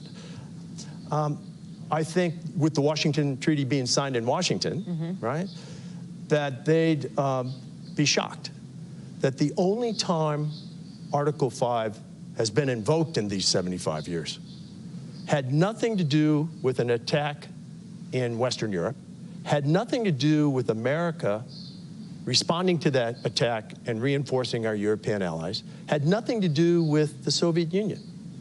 But in fact, on the day, September 11th, right, it was actually the inverse of all that. It was Europe coming to the assistance of America, to include, in part, because of an attack here in Washington. So they'd be surprised about Article 5. I'd also remark, though, these photos make clear that the 12 men who signed the Washington Treaty, I think would be surprised today at the role of women in leadership positions in NATO at multiple levels. So head of state and government, ministers, both foreign and defense ministers, the NATO staff, ambassadors, and so forth. I would add there that today, perhaps we should be surprised that there aren't more women in prominent roles in NATO. So I think there's a lot to be surprised at. One thing that they would not be surprised at. Yeah, that's my next question. I'll preempt your next question. They would not be surprised that NATO today is rallying in the face of Russian aggression. Yeah. That, of course, was the original forming cause of NATO. And today, I think, the founders would see a familiar Russia in terms of imperialist designs and aggression on its neighbors. They probably wouldn't be surprised. They probably would also be surprised that we're trying to get Germany to spend more on defense and do more and be more forward-leaning as well. Perhaps. Perhaps. Maybe even the Germans are a little surprised. Yeah, there's a lot of surprise that has happened since 1949. You know, finally, one of the main headlines at this alliance, or at this specific summit, is what the alliance is delivering for Ukraine. There's a lot of talk about a bridge to membership that's well lit, that is short. But there's also been criticism that the weapons that we've been giving them have so many caveats on them that we're having Ukraine fight with one hand tied behind its back. What are your thoughts on the deliverables for Ukraine at this summit? Well, I think that the military deliverables and the political deliverables, these two parallel tracks or lines of effort for Ukraine, are predictable and quite candidly, quite modest. Yeah.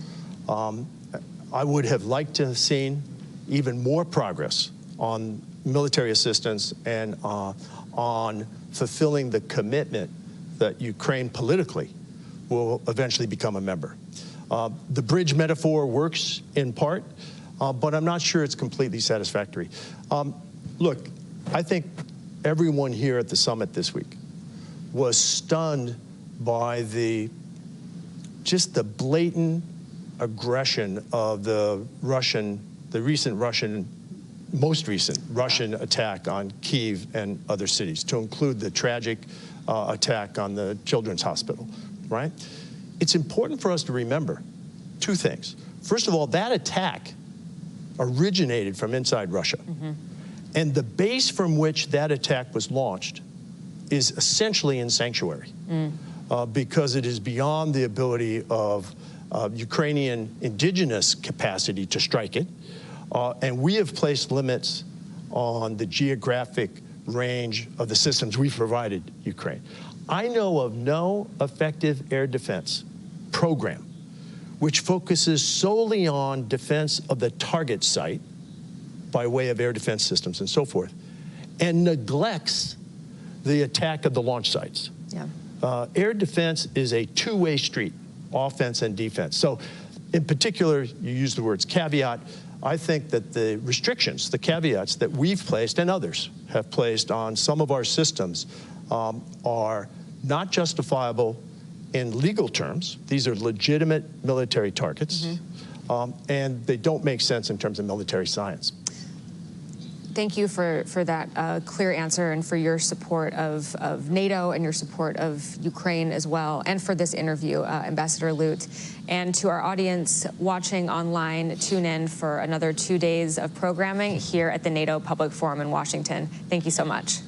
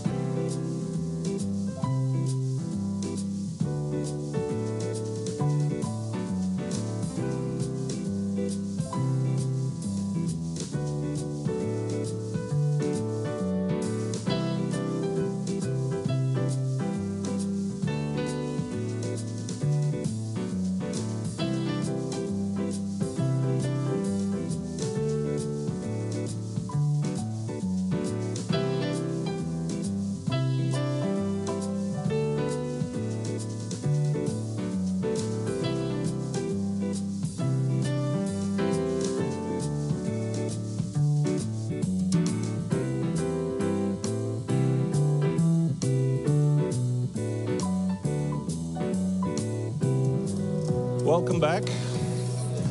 Welcome back to the forum after nutritious lunch, hopefully for all of you. And I would invite everyone to the front, slowly closing the doors. So we are back for the second half of the day. I hope you had great first half of the day, good conversations over lunch. Exciting part two of our program. Before we start with our next panel, I'm going to invite you to watch a video, one of our video productions on the pressing issues of NATO's eastern borders.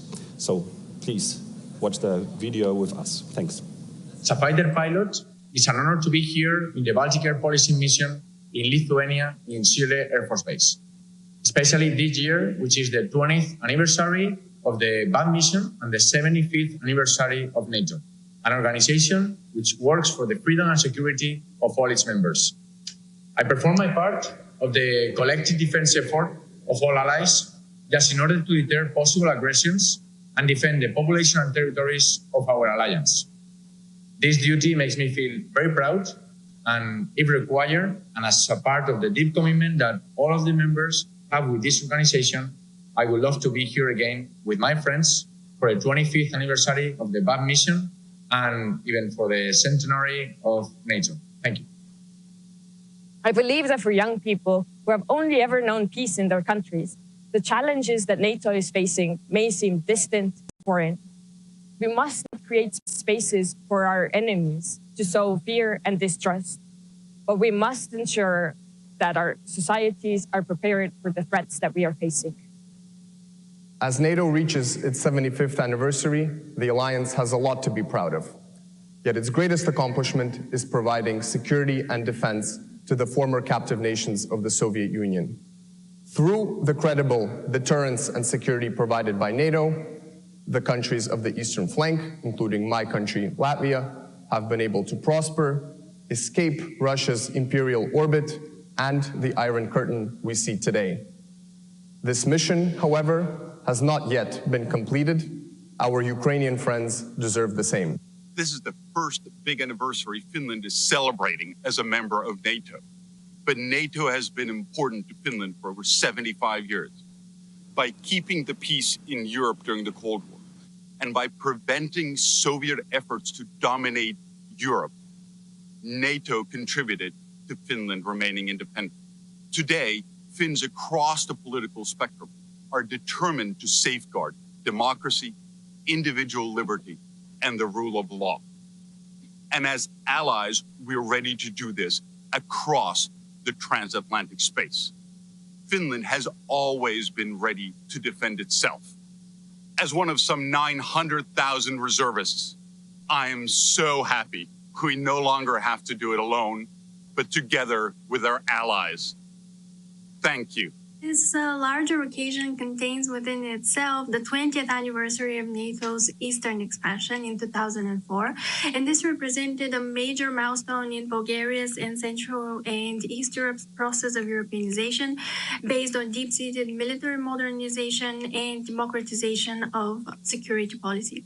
And moreover, as a country located on the southern and eastern flank of Europe, Bulgaria now enjoys an unparalleled level of security, which was, however, critically missing in its difficult past, defined by wars and foreign authoritarian domination. NATO should pay ever more attention to the eastern flank and encourage societies in member states to be proactive about their security and freedoms. The alliance can create a reflex against authoritarianism, something that is especially needed now. I believe that the Black Sea region is still not a priority, unfortunately, and this must change as soon as possible. The ongoing Russian invasion in Ukraine is turning the Black Sea into an increasingly dangerous and an inaccessible arena for NATO. For Turkey, the Black Sea holds critical importance as a significant economic artery, a buffer between Russia and Ankara, and a critical security flank. In this summit, NATO should prioritize strengthening its A2AD capabilities in the region, as well as strengthening regional collaboration mechanisms between littoral states, Turkey, Romania, and Bulgaria under an allied framework. great. I hope you enjoyed the video, and now we'll have a conversation that fits, of course, very well with the theme of European security transformed, with, I must say, my favorite foreign minister, Radek Sikorski, not surprisingly, but one that will be moderated by a colleague from the Atlantic Council, Jenna Ben Yehuda. Jenna, the floor is yours.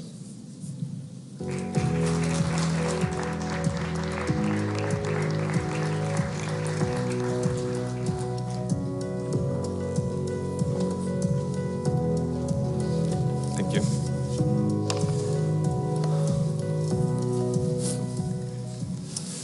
Welcome back. We're delighted to have you all here at the NATO Public Forum. I'm Jenna Ben Yehuda, Executive Vice President at the Atlantic Council. We are here to talk about Russia's brutal war in Ukraine and how it has fundamentally changed the security landscape in Europe. And to discuss these changes and the future of the alliance, we have with us really tremendous speakers here today. To my right, we have His Excellency Gabrielius Landsbergis, Foreign Minister of Lithuania. Welcome.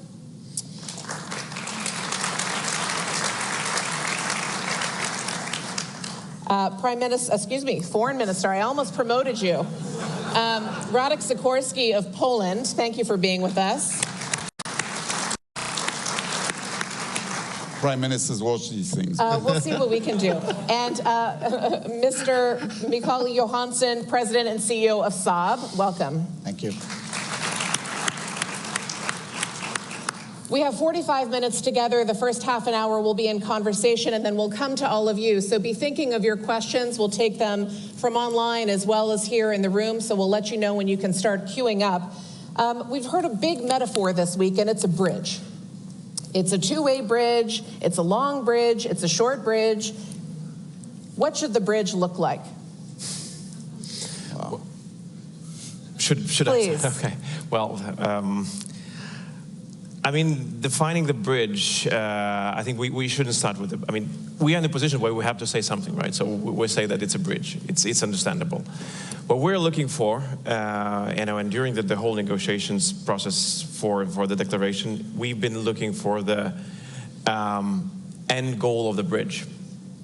A very clear commitment that would find itself coming from NATO, that we are serious about the invitation. The processes might take long. That's understandable. They might require reforms. It's required, for every country that joined, especially recently. That's understandable. But throughout the process, it was clear where we will end up. And this is the main thing that we've been looking for. Therefore, I'm not particularly keen on emphasizing the bridge itself. I'm still remaining a person of a goal-oriented person. Would you agree with that? I'm not sure I'm good at literary metaphors. NATO was founded to deter an aggressive Russia in the guise of the Soviet Union. NATO won the first time, and we need to win the second time. Russia is aggressive again. She has broken international law, her own voluntarily accepted treaties, Budapest Memorandum, and many, many international documents. Putin should not benefit from his act of aggression. And it's our business to help Ukraine win this so that we don't have to spend the money and treasure and worse on doing the job ourselves. And so what does success look like in this context? What do you think is confidence building for Ukraine coming out of this summit? Well, success is that Putin makes a phone call to his defense minister and tells him to get out of Ukraine.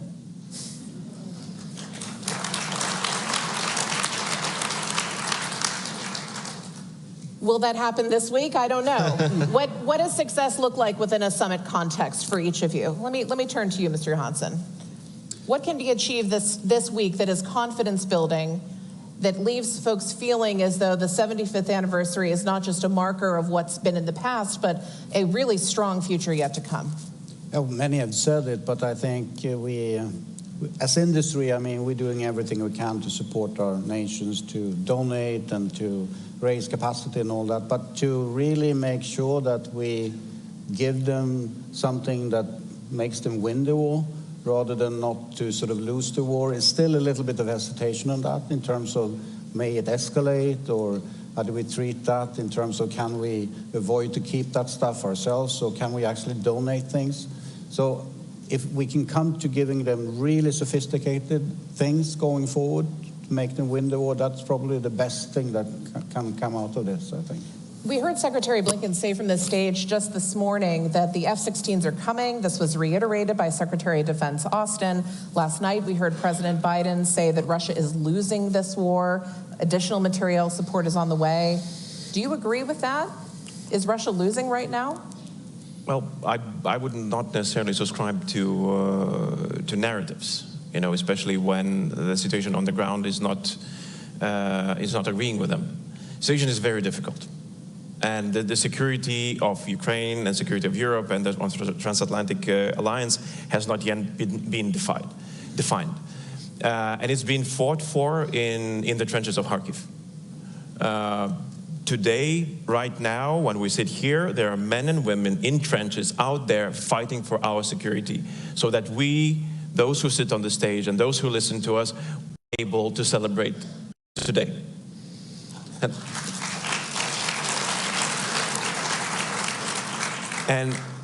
And it's, this passage of history has not yet been written. So it's, you know, we can help and we are helping. And I hope that the things that we are doing today, that the decisions that will be made throughout these days will add to that passage as something of a course to the victory, because there's no other alternative. You know, if it's not the victory, then it's loss. If it's loss, it's our loss. It's not, you know, just Ukrainian or anybody else. It's everybody who is here will lose that. And, you know, for, you know, defining what could be a success of these couple of days in Washington, Putin sent a very horrible and bloody postcard to each and every one here. What he thinks of us being gathered here with an ultrasonic missile that attacked a children's hospital in Kiev. That's on us, if we're going to react to that. If we're not, then it's out there, behind our back, left for these couple of days as a reminder. What is actually happening while we're here discussing. So I think that if I were to look for a successful answer, and I would add, you know, what Minister of Poland just said, that yes, that would be a very good, you know, victory sign, so that Putin is forced to rethink, or at least he's forced to pay for what he did to the children of Ukraine just a couple of days ago. Does payment look like F-16s this summer and additional air support, air defense mechanisms? What sends a strong message, Minister Sikorski? Well, the Patriots are on the way. The effectors to the Patriots are being produced. The F-16s are on the way. The American package is on the way. So things are happening. The Russians have regained initiative on the ground. They're making incremental gains at huge personnel losses. I think last year there was an opportunity to push them much harder. And the confluence of Ukraine delaying its mobilization and the American package being delayed did not help. It was perhaps an opportunity to settle the war quicker. But I believe that Putin has already lost in the sense that his original war aims are unachievable. He wanted to have all of Ukraine as a vassal state. And I don't think he can take Kiev anymore. Even when he makes these outrageous demands that tantamount to Ukraine capitulating, he actually now talks about occupying chunks of Ukraine rather than all of it. So this is the real negotiation on the battlefield. Right. Ukraine won the Battle of the Black Sea. Russian aviation cannot move freely over Ukraine, so Russia has advantage but not air domination. And, you know, a few more Pyrrhic victories over places like Avdiivka and Volchansk and others, and Putin will also run out of personnel, of troops.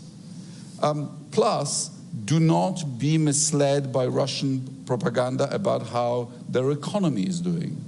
This is, to measure what Russia is doing by GDP is silly. When you produce a tank instead of a motor car, and you send that tank into battle, and it gets destroyed, you have created a lot of economic activity, but you've also destroyed a lot of wealth. That's right. Wars end in all kinds of ways. World War I ended for Germany when they ran out of resources. And I think Putin is way on the way. So this is a good place to pivot to a conversation on industry, Mr. Johansson. One of the defining moments of this war has been the totally revolutionized role of industry.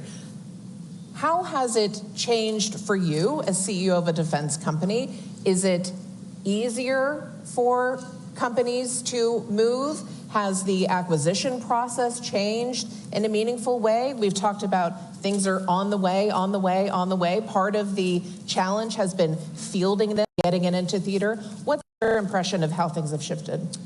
Of course, I mean, it's a huge wake-up call. And I mean, industry, if I look at Europe, have been optimizing their capacity and capabilities to more or less a peace dividend sort of situation. And all of a sudden, everyone wants everything from us at the same time, everywhere. And then sort of a little bit of the problem ends up in our lap. Why can't you deliver in short lead times? And we are investing heavily. My colleagues, when I talk to them, all of us are investing heavily now to step up. We start by boosting the capacity we have, the shifts and automation and production lines, and then we build new facilities and all that. This is not a walk in the park. It takes a bit of a time before we can actually raise the capacity. It has led to much more collaboration also in Europe between industries. But it's a whole ecosystem that we have to look at. It's not only us as primes, it's a huge amount of companies that have to come with us, and also commercial companies to get us the components and stuff. And this is maybe something that industries in Europe especially can do a little bit better together, to sort of help the ecosystem come with us and not to saturate them in terms of we need powder, all of us, to do ammunition. And it's the same supplier of powder. And that means it's a problem. Yeah. But we are definitely stepping up. The problem is, are we doing enough as industries? Probably not. So the big discussion is now, okay, what do we need long-term guarantees? What kind of guarantees do we need to actually take the really big investments? Because I think we have a paradigm shift here in front of us, not sort of a step-by-step approach. But I can honestly say this has been, the last 3 years has been nothing like I've ever experienced before. Certainly. It's like crazy in terms of how fast we move. No doubt, and the numbers certainly bear that out. And if I could draw you out a little bit, you are also Swedish. So you were here as part of Sweden's first fully exceeded summit in that way, although Sweden's been a long-time partner. Minister Sikorski, of course, of Poland. We have, you talked about the gains in the Black Sea. Let's move to the Baltic Sea. There is an opportunity for Nordic-Baltic cooperation, which is obviously dramatically strengthened by the accession of Finland and Sweden. What do you see as the capabilities between your nations, and what is first out there that you really want to see in the next 6, 12, 18 months as a result of accession? What can the Baltic do now that it couldn't before? I don't think we have a problem in the Baltic at all anymore. Russia has these 2 narrow points of access to the Baltic. There are 8 NATO nations now around the Baltic. If you look at what Ukraine, without a navy, has done to the Black Sea, think of what we can do to the Baltic fleet. They have a problem. So it's a NATO lake. Yeah, I agree. It's a NATO lake. I think, though, that we could do a bit more to have the deterrence that we need going forward, even though we have a lot. And, of course, Poland and Sweden and Finland and the Baltic states can sort of do this together. I strongly believe that what we lack, because we're inside the bubble, many of us are, of the Russian bubble of sort of the threats that they have. So we need an integrated air and missile defense system of real sophistication level in like an onion with several layers. That would probably be the best thing to invest in going forward now. One of the big conversations here in Washington, and I'm sure each of you have heard this week, is the talk of 2% and who is hitting that threshold. Poland has been there for 20 odd years. You're 4%, heading on 5. There are still a number of NATO members, although fewer than before, who haven't yet met that threshold. We often talk about how we make the case about the imperative for Ukraine to be victorious in this war beyond Europe. What do you say to partners who aren't yet meeting that commitment within Europe? Well, the only thing that we can say is offer our example. And as Poland, as you mentioned, already in the past, we've just reached 3% in Lithuania by actually adding even some additional taxes to the people, because there is no other way to, how can we fund the procurement that is needed for our country. But when you look at the region, Nordic Baltic region, the countries around the Baltic, you would see that there is no big debate whether we should be funding our defense. So that tells you something, that means that political decision makers do understand the threat, that there is most likely a huge and wide support by the population, and it is geographic. That means that for us, the threat is very real and very tangible. So with that, when we're trying to influence a debate that is taking place here, for example, today in Washington, it's not that we're saying, look, let's all of us find a way how to finance. We're saying, look, we are already doing this. A tiny Lithuania is 3%, 3.03%. Estonia is there. Latvia is there. We talked about Poland. Others are getting there, also to big numbers. It's not just empty political words. Is something that is very, very tangible. And here it connects to the industry. What is the biggest problem with industry? They've seen how we went through COVID, where everybody said, look, you just produce as many vaccines as possible because they will be needed, years and years and years on into the future. Many of them invested. And a couple of years later, suddenly, basically, boom, there's no big need. And many of industries, defense industries, are thinking exactly the same thing. Oh, yeah, okay, so you're talking that you're going to spend 3-4% right now. What will happen in a couple of years? The situation, geopolitical situation might be very different, because not everybody is saying that, look, this is a huge change, historic change that we're seeing globally, and this will stay for us for decades. Yeah, but industry is very practical, and they're saying, can we trust you that those 3-4% will stay there? And this is up to us, to politicians, to convince not just the public, but also the investors who are planning their investment and building new factories, new lines of production, that yes, Russia is going to be a threat. Other dictators are being emboldened. And unfortunately, for many of us, we are entering an unstable period in our history, and we have to be prepared for that. And that's why we are going to invest, and we are going to devote money, and you can invest into this or that factory. I think this is a really important point. Mr. Johansson, I'd love for you to respond to this. It requires massive capital investments to produce the kinds of systems that Saab is known for. Can you walk us through some of the decision-making as president and CEO of this company that you think about? What kind of investments will be there? What does the market look like years down the road? And does the EU align with this, with NATO requirements, or is there a gap there? Many questions at the same time, but let me try and say that, of course, our industry comes from a peace dividend period. So, of course, there is some hesitation on, okay, how long-term will this be in terms of how can we trust that you will never sort of dismantle again the critical mass that we need to keep call it a lukewarm production capacity, even if times go in a different direction. So, of course, that's the owner's perspective. I mean, return on investment is what we need to understand. So this is a business case. We're taking much more risks today than we did 3-4 years ago in terms of what the board approves and what the owners approve. So we're getting there, but we actually do not understand the aggregated demand situation that the politicians and the countries are looking for. What are the NATO new requirements on on capabilities in different regions. It hasn't been fully settled yet. If we knew that in a 10 to 15-year time period, of course, the investment perspective would be much more different.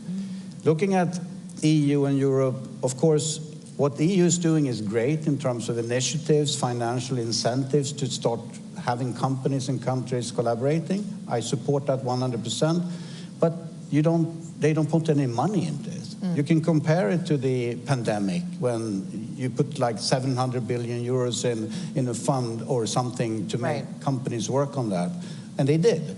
But you put 1.5 billion euro in something which is important to say, that is, sorry, peanuts. If we really are serious about this long term, we have to show that. And then EU cannot guide what capabilities we need in Europe. That is a NATO responsibility, is my perspective. We have to be completely aligned. So member states, sovereign sort of decisions, and being part of the alliance is important planning here.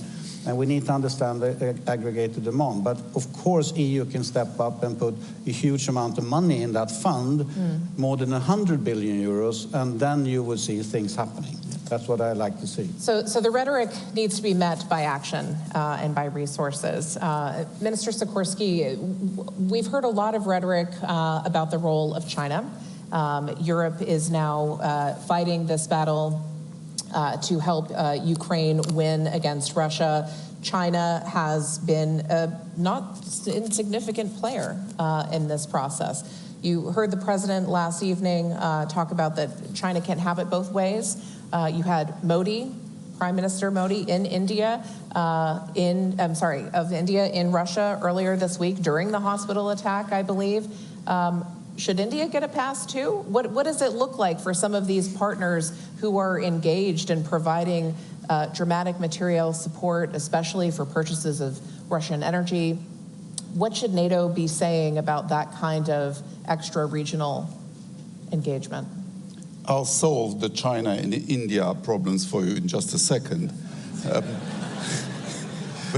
But let me just say that Napoleon Bonaparte, who is in our national anthem, said that a country that doesn't feed its own army is doomed to feed a foreign one.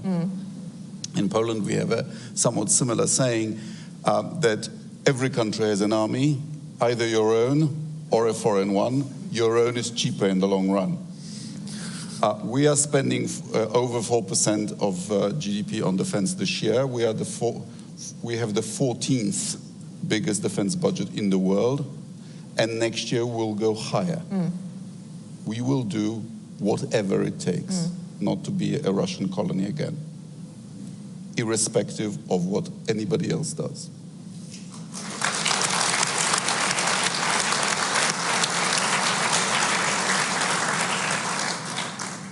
India, I think, sees its role as the leader of the non-aligned movement, traditional.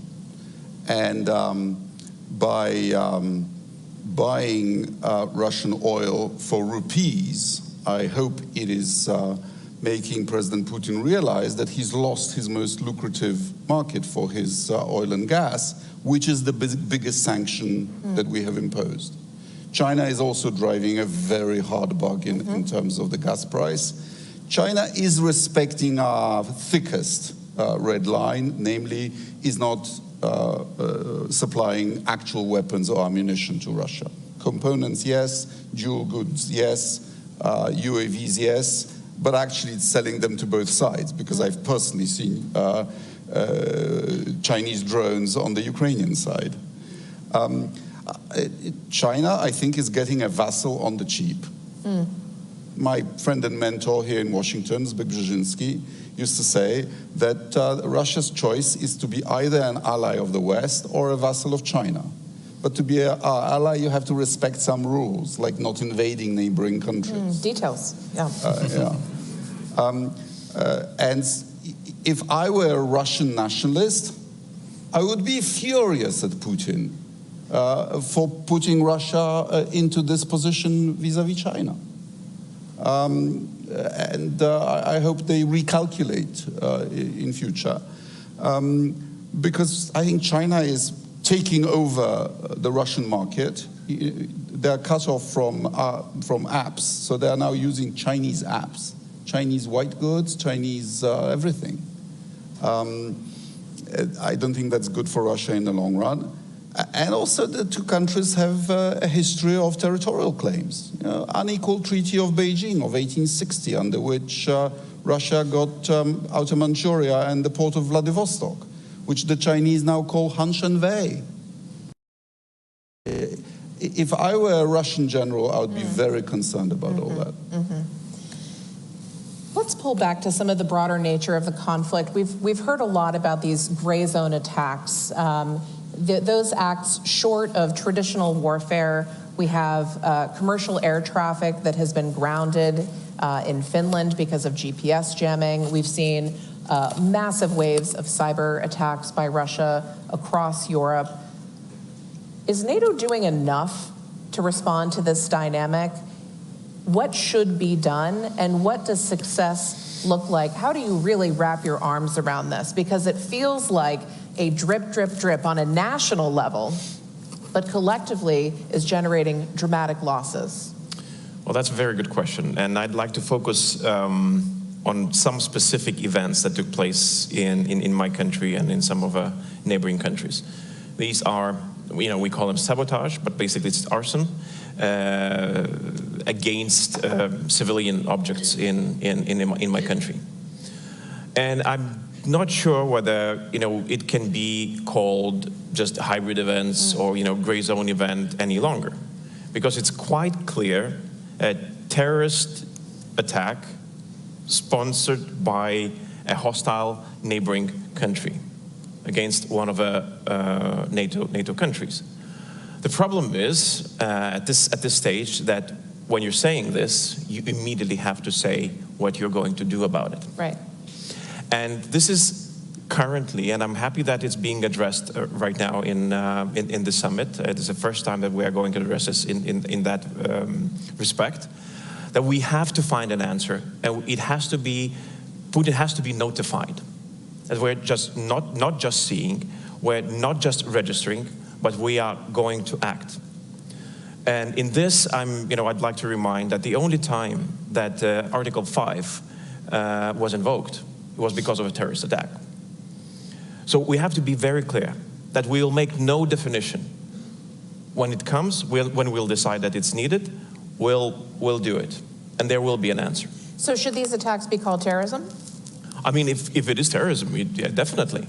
I mean, burning down a shopping mall, and paying a person to do that, and the money is coming from Russia, then yeah. How else can you call it? It's not just arson. They're sending death squads that kill people. That's definitely terrorism. Yeah, and I mean, in our case, Russian opposition representative in Vilnius, he was attacked. So it is clear, and I would not shy away from calling what it is, naming very clearly what we're going to do about it. Because if we don't do that, we have two problems. One is that Putin will escalate, because every time we keep silent, he takes it as a weakness and pushes forward. The second thing is that countries will be forced to formulate their own strategy. Their own strategy, because this is what our people in our countries will demand. You cannot just, expect the people just to be okay with something happening in your country. So therefore, this is one of the reasons why we're in this alliance, and we have to have a common answer to this. Please. One footnote. I expect the worst from Putin, but on the GPS signal, we had a brilliant briefing at the Council of Baltic Sea States by a Finnish specialist.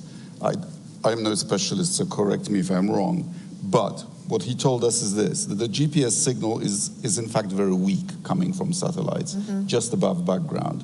So it's actually very easy to interfere with. It's a pretty dumb instrument, if you will. And so if the Russians are protecting their own bases and assets, say around St. Petersburg, from these long-range Ukrainian strikes, which are sometimes very successful, that would have a spillover effect pretty widely, and is not necessarily deliberate. So, and Ukraine, of course, does it too. So when I was last in Kharkiv delivering products to the front last year, and there was a Russian drone attack on Kharkiv, the Ukrainians would switch on GPS jamming in order to make that job more difficult, and your Google Maps suddenly go crazy, and you have no idea how disorienting it is. Of course. Well, you raise a really important point, which is that there is an element of this where attribution becomes pretty fuzzy. And we see this in cyber too, which is part of what makes it effective. It's damaging the system, but its origins may be unknown. And what I'm hearing is that naming it is critical. Is there some kind of proportional response element that needs to be clarified as well? Well, I think that what wouldn't work probably is that if every time Russia does something, we go against every single event, because their capacity, and they've shown that, their capacity is vast.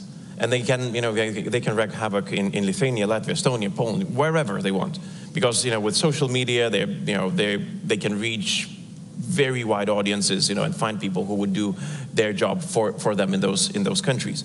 But we have to create a very clear deterrence for these sort of events, so that then the next time they start planning, they know that there is an answer ready, prepared, signed on the table. And if you do this, this will be the answer. And now, currently, I mean, the easiest way, I mean, I've got this question so many times, like, what would you, suggest? Right. How do you manage this sort of escalation? Now we have a country that's willing to manage escalation for us.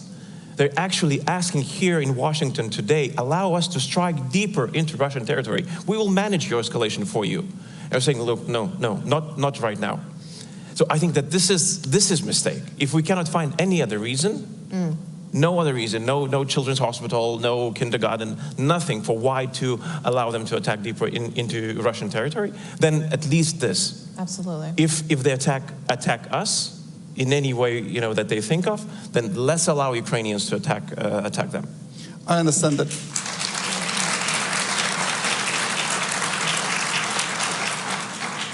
I understand that our final communique will refer to Russia as a multi-domain threat to the alliance. We have to have an answer to them in every domain of those domains. Yes. Folks, it's time to start queuing up. I'll take the first question from Anna Maria Boss. Making money available for new equipment is one thing, but how are NATO countries going to find the necessary personnel when many people don't want to serve? Huge manpower issues even within Ukraine. How do you respond to that? Well, in Poland, we are beginning to train the first Ukrainian brigade composed of volunteers from inside Poland. We have up to 1 million Ukrainians of both genders, and several thousand of them have already registered for their draft. And interestingly, many of them do want to serve and rotate their compatriots, but they say, we don't want to be thrown into the battle without being properly trained and equipped. And we are going to do this for them, and they will then be available to the Ukrainian government as a unit, with the right to return to Poland after they've done their rotation. If every European country did that, Ukraine would have several brigades. Yes.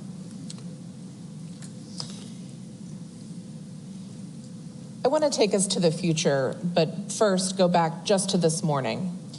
We heard from General Cavoli on this stage that NATO's transition from out-of-area operations, Afghanistan and the like, to fighting now on the European continent, reshaping those plans, thinking about those capabilities, represents a really dramatic shift for the alliance, and it's taken years to get there.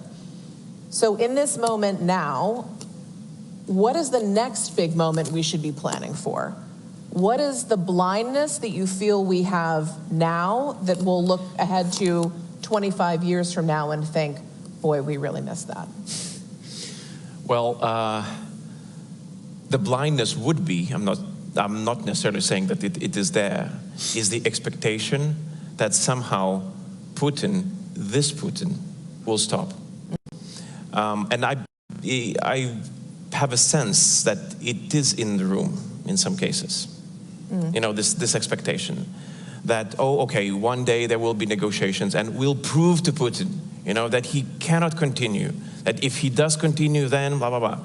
We were unable to prove that in 2008. We are unable to prove that in 2014. I don't think that we have any, difference in our position to prove it now. That means that he will continue. And this is the message, and I'm returning back, then this is the message to the industry, this is the message to the electorate, in each and every country, and this is a message to all of us, that look, we are in this for a long run, and we have to prepare for this. This won't be over in 2 years where we'll be back into some reality, pre-war reality, with Ukraine calm, us calm, and then again, all business as usual. That's it. There's no longer business as usual.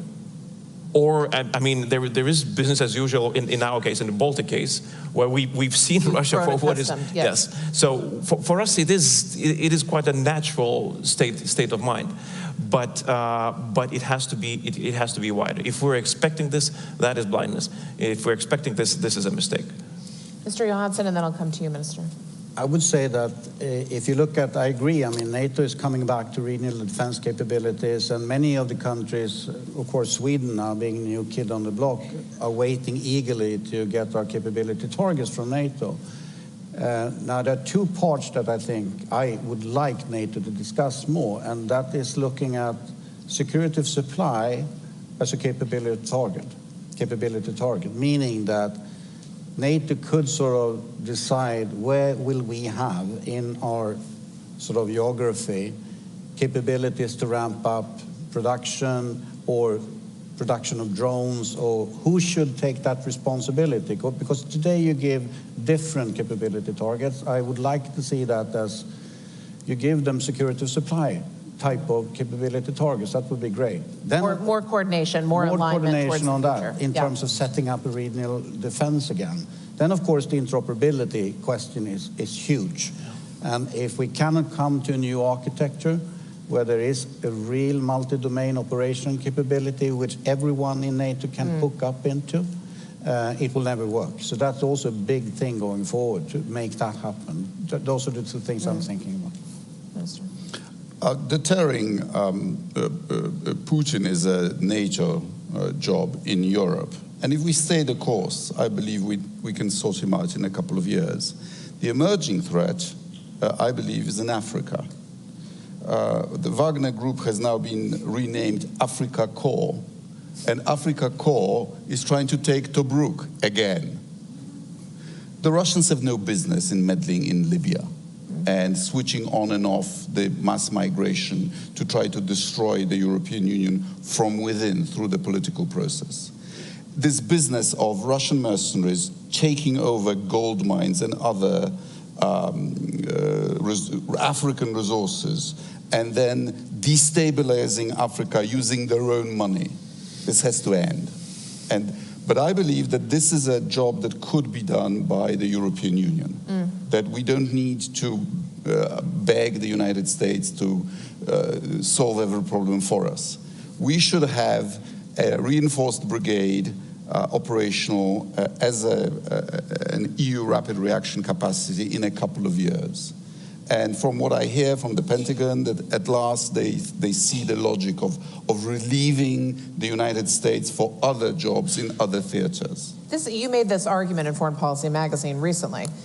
This is the 5,000... up to 10. Up to 10. And you think this could be operational within the next few years? This is what we've pledged ourselves to do. We have a crisis center. We'll soon have a joint operations command. We have a defense budget of the European Union, wonderfully called the European Peace Facility. And I believe in the new commission we need a defense commissioner to ramp up production, mostly for the defense industry. Europe as Europe should be completely helpless. This brings me to another question, and then we'll turn to you, ma'am. How confident are you in U.S. leadership? And what does the U.S. need to do to reinforce confidence in American commitment to European security? I think that a lot has been done to reinsure that that U.S. is interested in European security. Now what we need to do is we need a common approach from Europeans and United States when it comes to how do you ensure that it stays stable. The end goal, you know, and it's the note that you hear throughout the conversation here. How do you make sure that Putin is no longer able to do and to repeat the things even in more brutal way? So this is yet what we need to achieve and to find consensus. I don't see any other way. I agree with Minister Sikorski, what he says, that that Europe has to play a stronger role on its own, and that's definitely a fact. But Europe cannot act alone, and I don't think that any other major conflict globally, wherever that would happen, that US could act alone. That means that we need these two pillars of transatlantic alliance working together, either in Europe or anywhere else, to support stability. If you had to make the argument to the American people about why its investments in Ukraine matter for American security, Mr. Sikorski, what would you say? Well, I could make it crude and say that you're selling us a lot of weapons made in the United States. But I would make it more strategically by saying that if Putin captured Ukraine and used the resources of Ukraine, both human and industrial, to go further, then the price of deterring him would rise. And Ukrainians are doing our fight so that Americans don't have to go to Europe in greater numbers. And also, if Ukraine wins, it'll send a powerful signal to the Far East that recovering what you might regard as a renegade province is much harder than you think. So don't do it. Ma'am, please give us your name and your affiliation. Hi, thank you so much. Erin Osborne with Radio Free Europe.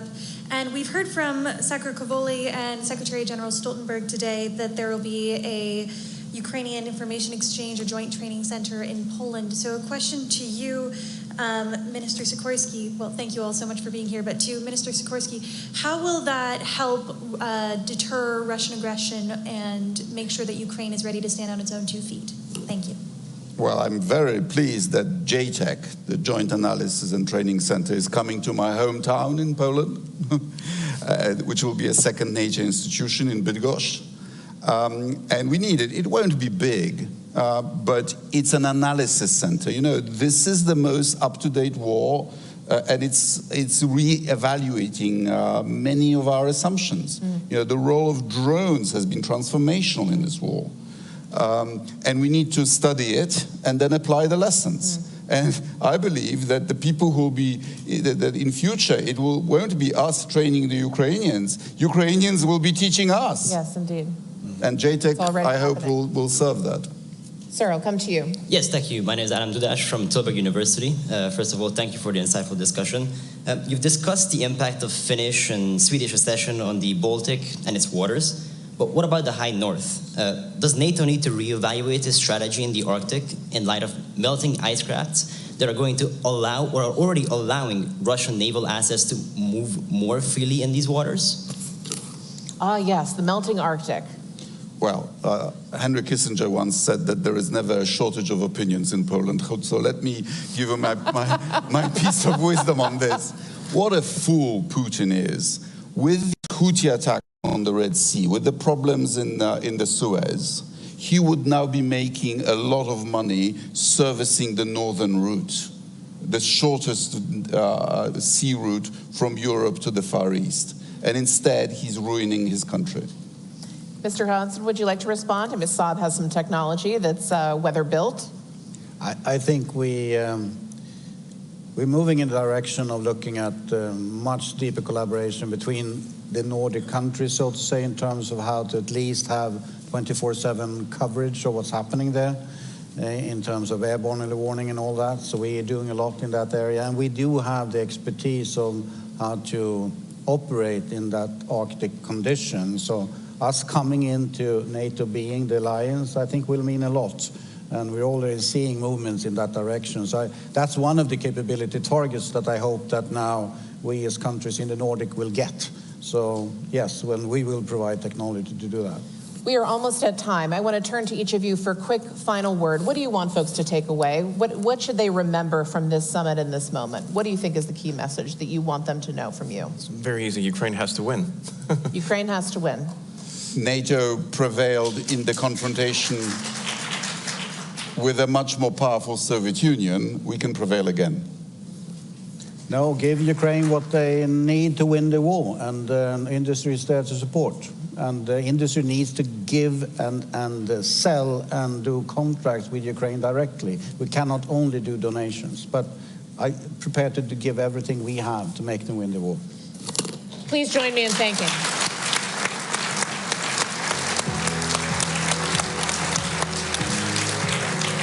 Thank you. Thank you, Jenna. Thank you, ministers, for this fascinating, wide-ranging conversation focused on victory at the end. Looking forward to seeing you all. Don't run too far.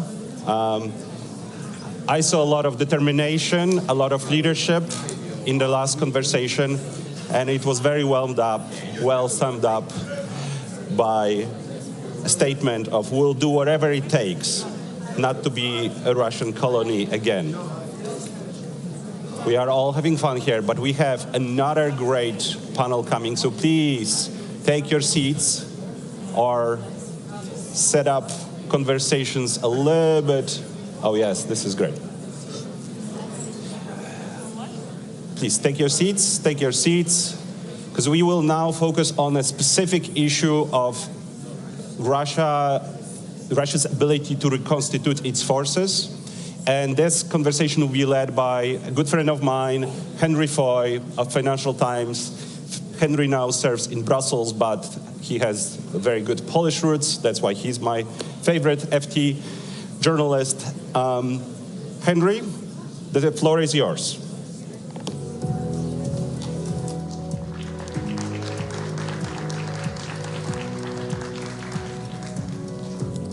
Hi.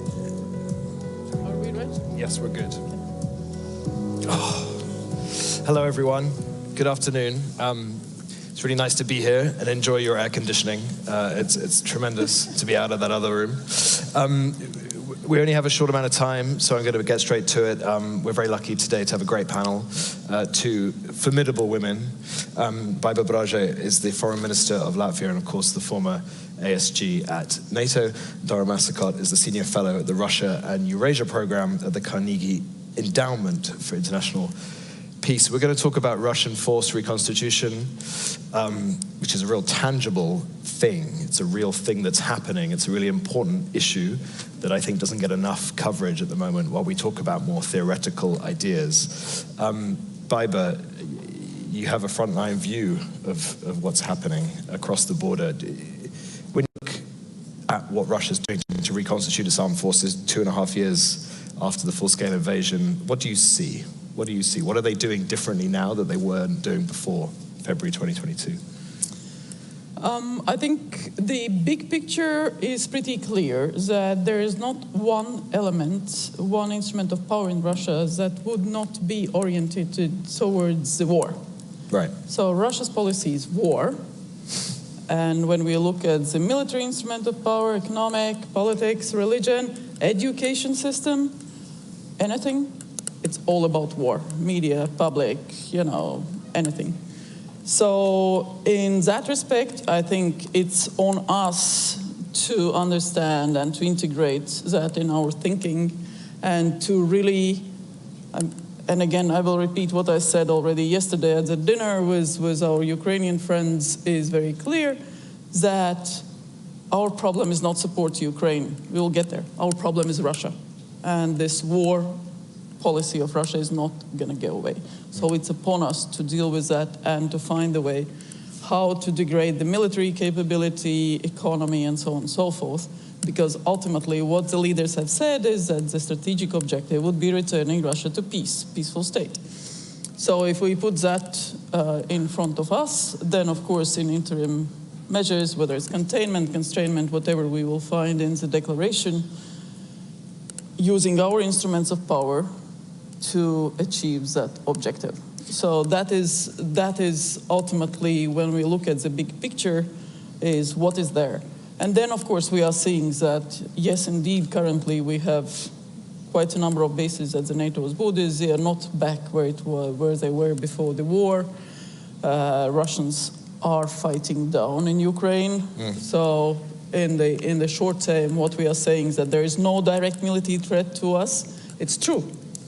But it doesn't mean that Russia is not learning. Russia is learning, and it is integrating its lessons in Ukraine. It is changing its ambition. It is returning to a different command structure, at least on the paper. We know Shoigu's doctrine, the numbers, and so on and so forth. But for now, for the short term, there is no direct military threat to the allies, and helping Ukraine, strengthening our own deterrence defense, degrading Russia's capability is something that we just need to do.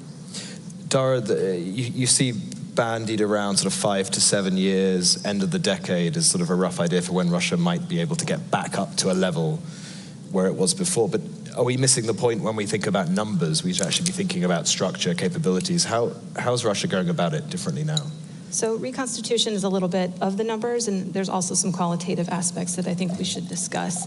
So just for everyone, reconstitution is restoring a force to a sufficient level of combat capability. It's not just counting tanks coming off the line. It's also about personnel. It's also about proficiency in what they can do. So it's not how fast will Russia restore to 2022 levels. And if we only count the tanks and the artillery, we're missing some of the story. We should also be asking ourselves, are they reconstituted, are they not? The question is, reconstitute to what? For another attack on Ukraine? For an attack on NATO, for a power projection into Libya? There are different requirements. But if we were to talk about the timelines, I think about 3 aspects. If we look at the equipment, based on their loss rate right now, based on the choices that they've chosen, the capacity that they have right now, I think 7 to 8 years is a good median estimate. Right. It changes a little bit depending on if you're talking about tanks, which is longer, armored vehicles may be a little bit shorter. The personnel question, yes, the lines are stable because they're using convicts, they're using foreign fighters. After the war, they're going to have some unresolved questions for recruiting and retention. Right. And then there's the issue of proficiency and learning, and that's happening now, but it's very much for survivability and lethality. The longer proficiency is something we'll know later. But I think last point, we should not assume that they're going to go back to what they were before the war. It's going to be different. They have changed, Ukraine has changed, we have all changed in various ways. Yeah. It's interesting, I mean, do you agree with that assessment, 7 to 8 years? Is that sort of what? Different services have different assessments. There are those who look at the shorter term. Again, as Dar rightly says, it depends what you look at as a point of reference. They won't be going back to the spring of 22. It will be a different force. So it can be 3, it can be 5, it can be 7, depending what you take as an estimate. But again, it does depend on the success of Ukraine on the battlefield, and that depends on us. Huh? So, because the reason we care, of course, is we have to be able to defend against what they might be able to do. We keep hearing that the war being fought in Ukraine is not the 21st century war we all thought it would be. It's more like a 20th century war. Is Russia preparing for both in the future? And are we doing the same? Can we? Is it possible that NATO can prepare for both the 20th century war and a 21st century war? How do we balance those two? Well, it's both the First World War, Second World War, and the future war, because what we are seeing, I think it was the chair of military committee who said it's both mud and blood and bits and bots on the battlefield as we see it. So we see the use of most modern future technology. And our companies know it very well because quite a bit of modern tech, dual-use tech, whether it's drones or targeting or munitions and so on and so forth, are provided by our companies, and they are really working very closely with our Ukrainian friends and partners on that. So again, integrating that into our future thinking, I think, is crucially important. There is no sort of past battlefield at all if you take that into account. So you can have visuals that look like the past, but they will all be equipped with modern, very modern tech. So the electronic warfare has been taken to a new level. Lots of capabilities related to that have been taken to a new level.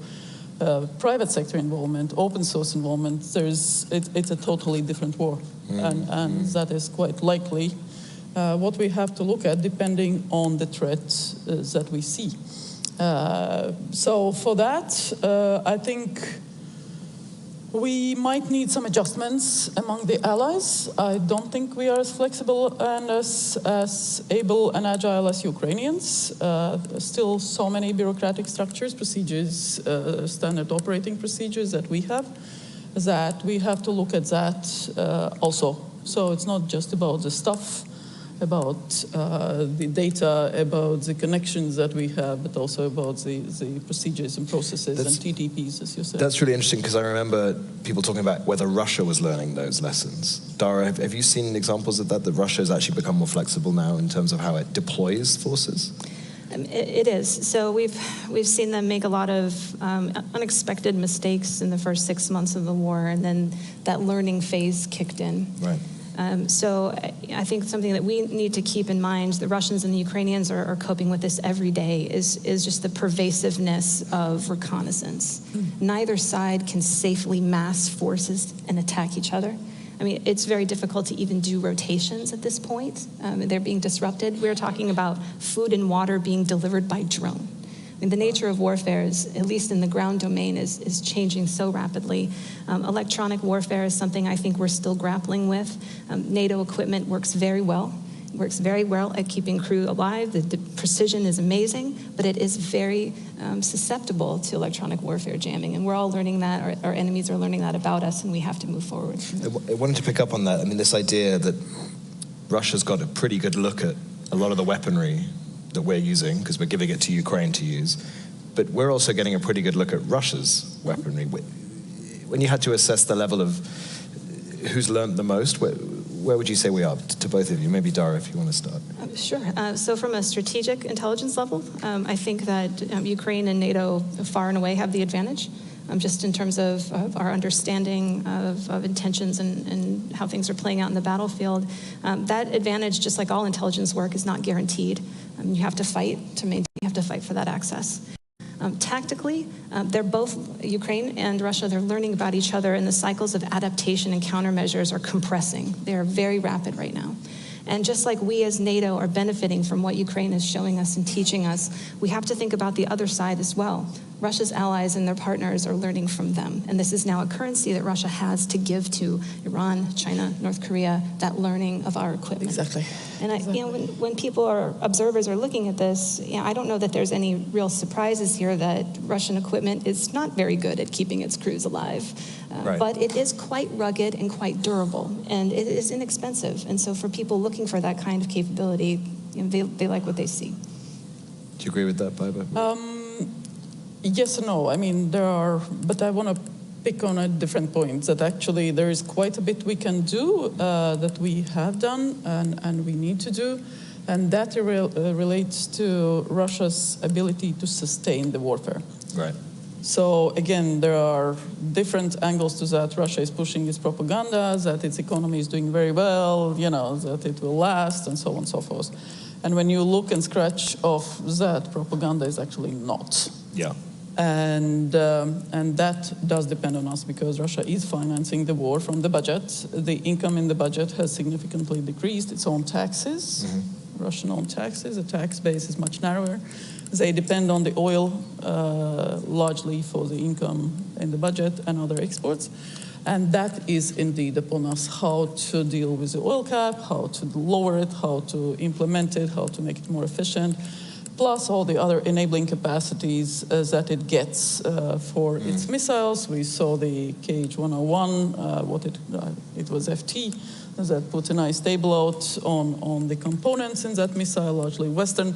So there are elements across the board that we can actually really address, both the income in the budget, the ability to sustain the war, but also the components on the battlefield, what it fights. Yes, China is trying to replace it, but again, there are limits also to that. And in terms of this reconstitution, are we seeing, Baiba mentioned it there, this reliance on Iran, China, other countries supplying weapons to Russia, or parts, I should say? No, confirmation that China's sent weapons. Is that changing the nature of the way the Russian military-industrial complex works, or is it still so tiny amounts that they're still the same megalith that it always used to be? I mean, how is that changing how they build weapons? The Russian defense industrial base has different quirks to it, to put it lightly. So they had to basically purchase a capability from Iran, and now they're building it in Russia, and they're scaling it up with respect to the Shahed drones. There's still many aspects about it that do remain mired somewhat in the Soviet past. But I think about what could change from the pathway that they're on right now that would cause them to reconstitute faster.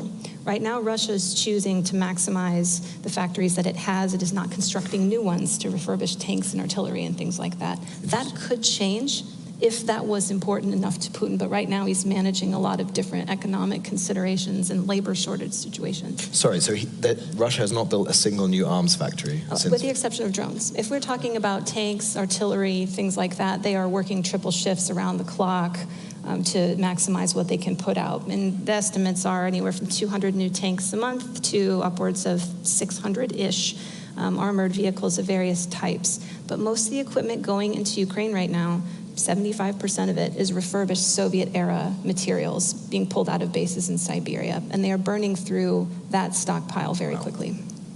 Wow. By the way, we hear a lot about rhetoric from the Kremlin about every time the EU or NATO does something they deem to be escalatory, they'll reposition troops near to Finland or reposition troops near to the Baltic states. Do you see that happening in real time, or is this all just total bluff? You mean the Russian troops? Or Correct, troops the on Russian our side? The Russian troops.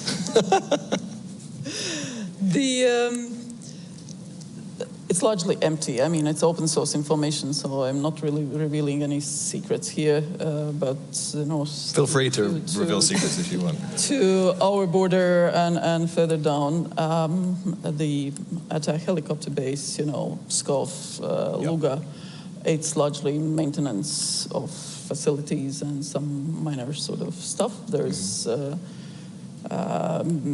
no increase, there is no sort of significant operations. That can change. Again, it doesn't require. Luga is 200 kilometers from our borders, with the armored vehicles, tanks, 50 kilometers per hour. That, if they want to fill it up and get to the border, that's 4 hours. So we are always on the watch out there together with the allies, and the investments that NATO has done with the new military strategy. And here I would like to pay the highest respect to our military colleagues who were the ones initiating and turning around the whole NATO's military instrument of power and creating the new military strategy and the DDA, what Secure was talking today about, and the defense plans, the exercises, the command structure, everything. So that allows us to be pretty sure that not only troops in place that we have now, but also the ability to have that situational awareness on the overall threat. And if necessary, to have those rapid reaction forces are there to deter and, if necessary, defend. So our task is to ensure that we don't relax, but also that we apply our instruments of power to make sure that Russia does not succeed. Because at the end, it's about NATO security. It's not something abstract. Peace is not an abstract term for us. Well, that's sort of what I wanted to ask. We're running out of time, but there's obviously a difference between capability and intent. We talk about 7 to 8 years time to build up capability. Are there ways, Dara, to look at the way Russia is reconstituting and trying to derive intent? Well, if we're talking about replacement rates for armored equipment, right now that is not sufficient to attack NATO in a very large way, but it could be sufficient to make another attempt at Ukraine. Right. This is the pathway that Russia is on, and I want us all to be aware that probably within the next 6 months, maybe early 2025, the Russians are going to announce their 10-year rearmament program. And they're signaling that they want a larger army, and they're signaling that they want more drones and more first-person munitions. There's things that they can do to compress that timeline if they're willing to take domestic risks. So I think we should hold 7 to 8 years because nothing ever quite goes right in Russia, even when they want it to. Yeah. But there are choices that they can make if they wanted to take that risk and go faster. So I think that, to end on a philosophical point, if I may, this is a quote from a long time ago, but I think about it often. right now, is that no man ever steps in the same river twice, for it's not the same river and he's not the same man. And I think about that with the Russians, and I think about that with NATO. Like, we're not the same that we were 2 years ago. Ukraine's not the same, Russia's not the same. We've learned so much about each other, and we need to update some of our assumptions in our war plans, in our procurement, in our intelligence, and our focus. And the policy actions that we do, you reside in Brussels, the packages at the EU that we do on restrictive measures, so-called sanctions on Russia, take miserably long. The negotiations that the groups that people have to go through is just pathetic. I'm sorry, really. The 26 ships that we designated now, carrying Russian oil, and I commend both your journalists who have done a fabulous job in bringing it out, the whole issue on the oil shipments that are insecure, but also violating the oil cap, all the rules. But also all the other work done by open source researchers on that. So we just need to get our act together, and we can actually make a difference. We are a border country. We see in our statistics everything that is going out and in through our borders. We see how the sanctioned goods decrease to Russia and increase proportionally to Belarus.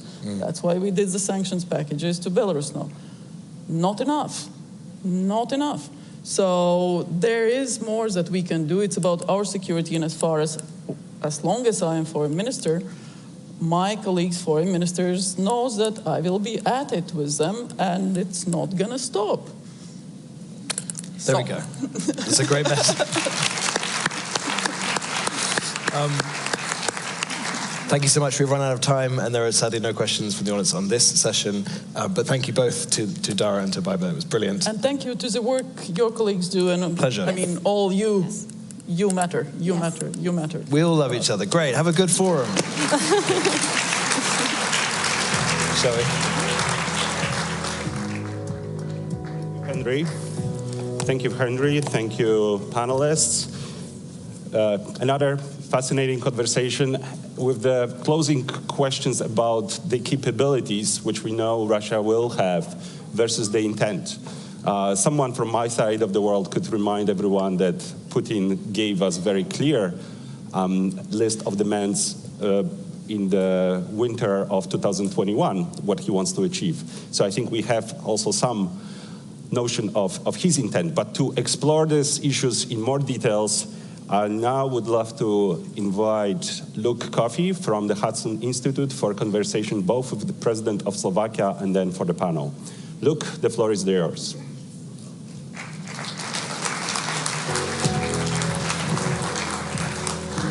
Thank you. Good afternoon, and for those of you watching online in Europe, good evening. Welcome to this event on NATO's policy towards Russia at the NATO Washington Summit Public Forum. My name is Luke Coffey, and I'm a senior fellow at Hudson Institute. Russia's large-scale invasion of Ukraine changed the geopolitical landscape in the transatlantic community in a way not seen since the Second World War. In its 2022 strategic concept, NATO described Russia as, and I quote, the most significant and direct threat to the alliance. To discuss NATO's approach to Russia, we have a very distinguished panel. However, before that, to kick us off with a scene setter, we are honored to have His Excellency, President Peter Pellegrini, the 6th President of the Slovak Republic, here to offer some opening remarks. So please join me in welcoming President Pellegrini to the stage.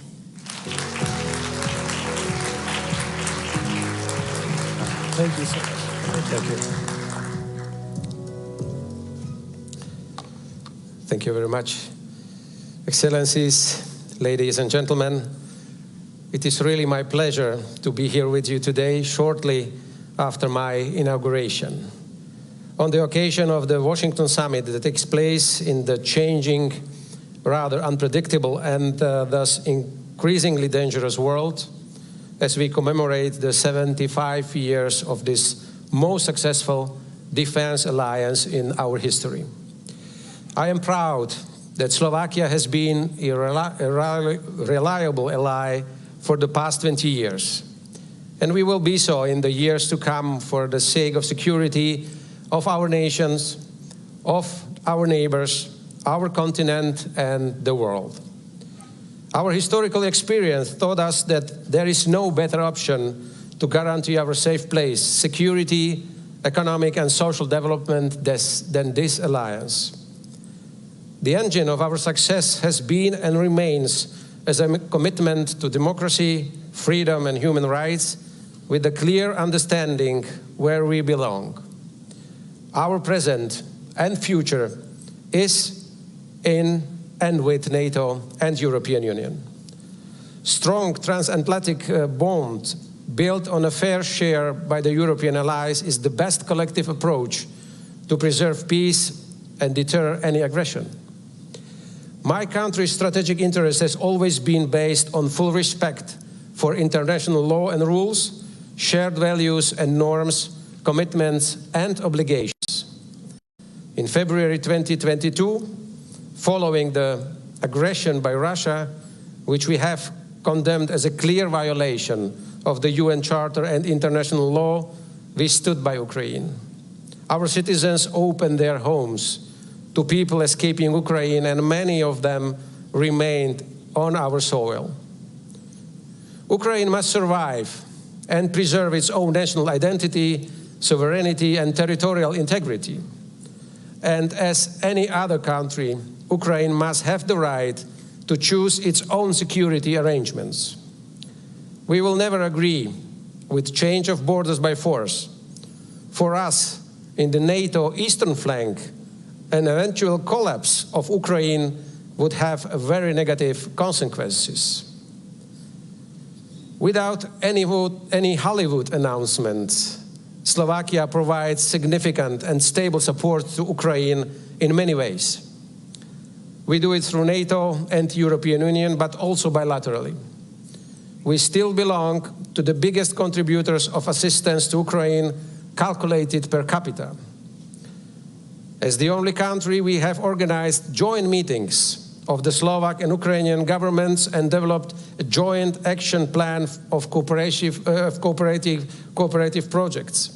And we just agreed a few days ago to have soon yet another meeting of the two governments on the Ukrainian soil. We are one of the most important providers of electricity to Ukraine, so crucial after the continuous attacks on its vital infrastructure. And as our electricity production doesn't depend on wind and sun, our supplies can and will continue also during the next winter. On top of supplies of non-lethal equipment, like demining machines, we have increased production of our own defense industry, including ammunition or howitzers, also for the need of Ukraine. To endure our collective support, we need the Slovak and the European public on our side. What are the lessons learned out of the recent European elections? How can we better prepare for the forthcoming elections, including here in the United States in this regard? We need to invest more into wide international understanding that we are not trying to disintegrate Russia, but to change its behavior to the one that fully respects its obligation under the UN Charter and international law and its OSCE commitments. And this will be also a powerful message also to G20 and BRICS members. Let me make clear, supporting peace, ladies and gentlemen, does not mean supporting the aggressor. It is up to Ukraine to decide on this. But a just, a sustainable peace acceptable to Ukraine is badly needed. And a just and sustainable peace can only be a peace based on international law.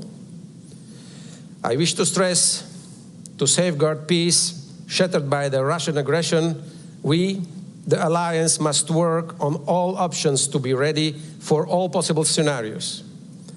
Till peace can return to Europe, the Alliance must be up to the task and responsibilities. It has to be the guarantor of peace, yet remaining true to its purpose of the defensive alliance. I am convinced the answer to today's topic, NATO's Russia challenge, lies with us.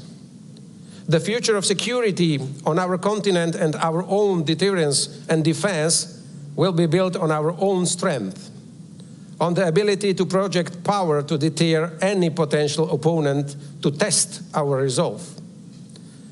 We must be honest to ourselves.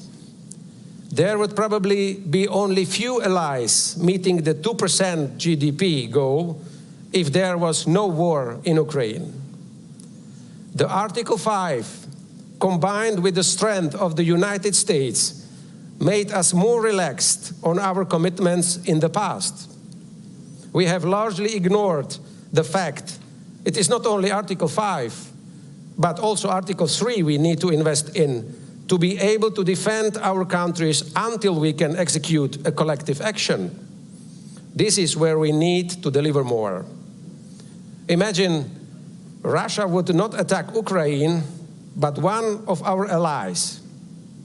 The question is, were we really ready for the collective defense at that moment?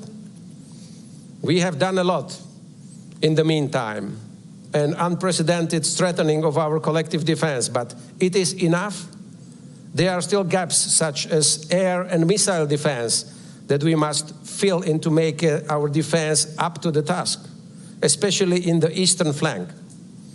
We have here several defense ministers, and I wish to ask them, is our defense industry ready to ramp up the production? If we speak about air defense, we may have plans, but how realistic are they? Can we build it in 5 years, or 10, or more? How much time does it take to produce, for example, to produce and sell 5 Patriot systems? Russia has managed to restart its defense industry. How much time do we need? It is evident 2.5 years have not been enough. We need to turn plans into reality, as our opponents do. And let us also not forget about the new. What are the lessons learned from this war? Drones, electronic warfare, keeping the technological edge, and the hybrid warfare that accompany this aggression. Are we already implementing this aggression? Are we already implementing these lessons into our plans and our forces? We have been meeting the 2% commitment already, but will this be enough? Is there a true political will to do the necessary? All those questions may be sensitive, uncomfortable, and absolutely necessary. And we need to find the answers and deliver on them, including in Europe, to send a strong signal to the United States that we are paying our bills and we are a solid ally.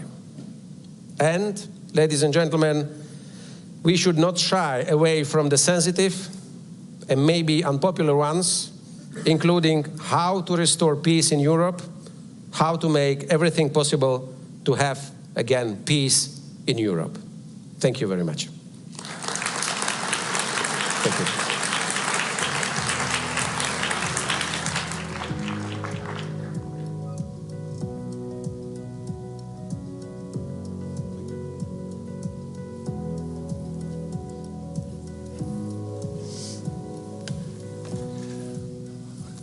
Great. Well, again, good afternoon. We are now here with our very distinguished panelists to take this conversation another step forward to assess what the Russian threat is, what NATO needs to do about it, and how we can best be prepared to do this in the 21st century. To do this, we have immediately to my left, your right, Andris Spruds, the Minister of National Defense for Latvia. To his side, we have the Right Honorable John Healey MP, Secretary of State for Defense for the United Kingdom of Great Britain and Northern Ireland. And last but certainly not least, we have Lieutenant General retired Ben Hodges, former commander of U.S. Army Europe and distinguished fellow with GlobSec. I'm going to turn to Secretary Healey first. You've been the Secretary of State for Defense since July 5th. 5 days. Yeah.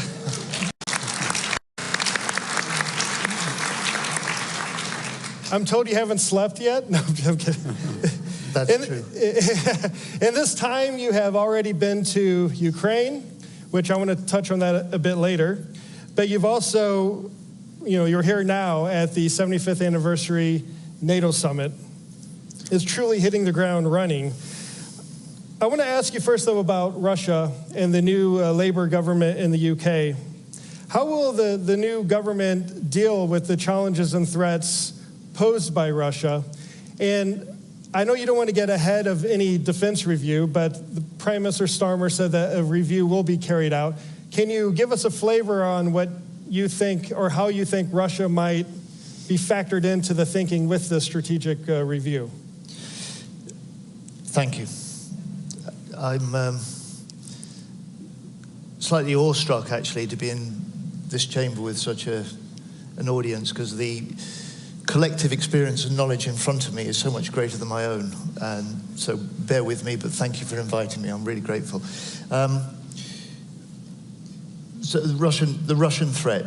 Well, for those of you from the US, your president said at the NAC about an hour ago that Russia is our greatest threat that we face as an alliance. It has its sharpest, most immediate challenge in Ukraine. My first priority, the first priority of this summit and center stage is Ukraine. It's my first priority, was why I went in my second full day in the job to Odessa and spent the afternoon with President Zelensky and his team. But the Russian threat isn't just directed at Ukraine. You know this very well. In fact, we all in our own countries have had warnings of this. We've all had knowledge of this and experience of this for a number of years. So we face wider Russian aggression directed at our own democracies, from hybrid attacks to threats in the high north. And I think this is why this NATO summit in many ways is so important at this time. So this is the first time that we've had a NATO summit meeting with 32 members, which I think shows that NATO is bigger, stronger, more united than ever before. We meet also with the involvement of Ukraine and the IP4, which I think shows that as NATO nations, we stand together in support of Ukraine. And it shows also, I think, for me, the growing indivisibility between security and deterrence in the Euro-Atlantic and security and deterrence in the Indo-Pacific. And then finally, I suppose, for the UK, the new UK government at this summit,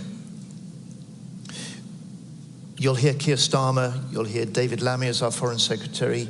I'm afraid you'll hear from me as well as the Defence Secretary, that we will be a government that sets out determined to fulfill our NATO obligations, to secure our role as the leading European nation in NATO, and to make Britain democracy's most reliable ally across the world.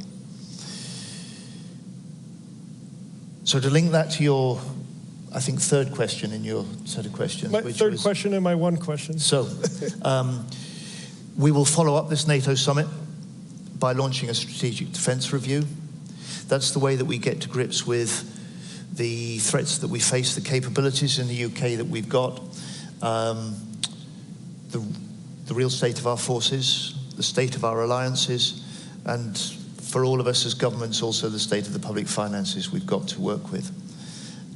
That will be launched by the Prime Minister shortly after the summit.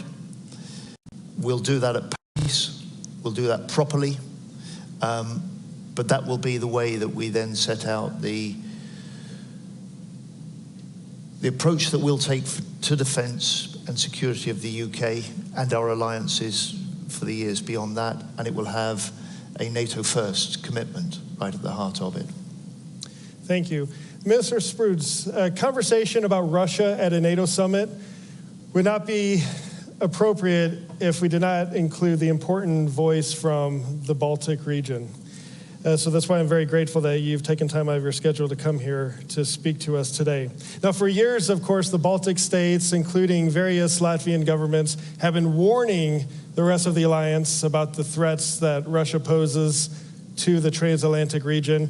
But it wasn't until 2014 that the alliance started to get serious about this. And frankly, it wasn't until February of 2022 that we started to see real action. So once again, the Baltics were right. We should be listening to the Baltics more.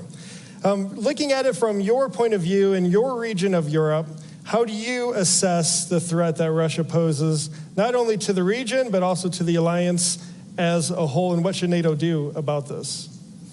Thank you so much. Thank you for having me, I think, very symbolic anniversary summit, and also here in a public forum. I've been participating in public forums for years in a think tank community representative. Now I switch sides, but of course I'm always very glad and grateful to come back and of course discuss those very important issues for all of us. Yes, indeed, the Baltic voice is important, and thank you for including the Baltic voice as well in this discussion. We've been advocating taking a strict position on Russia for years. We ourselves have been experiencing hybrid attacks from Russia for decades, so that's why the threat has been quite clear what we are facing. We are facing Russia, the country which can change in every 5 years, in every 10 years, dramatically, but nothing changes in 100 years.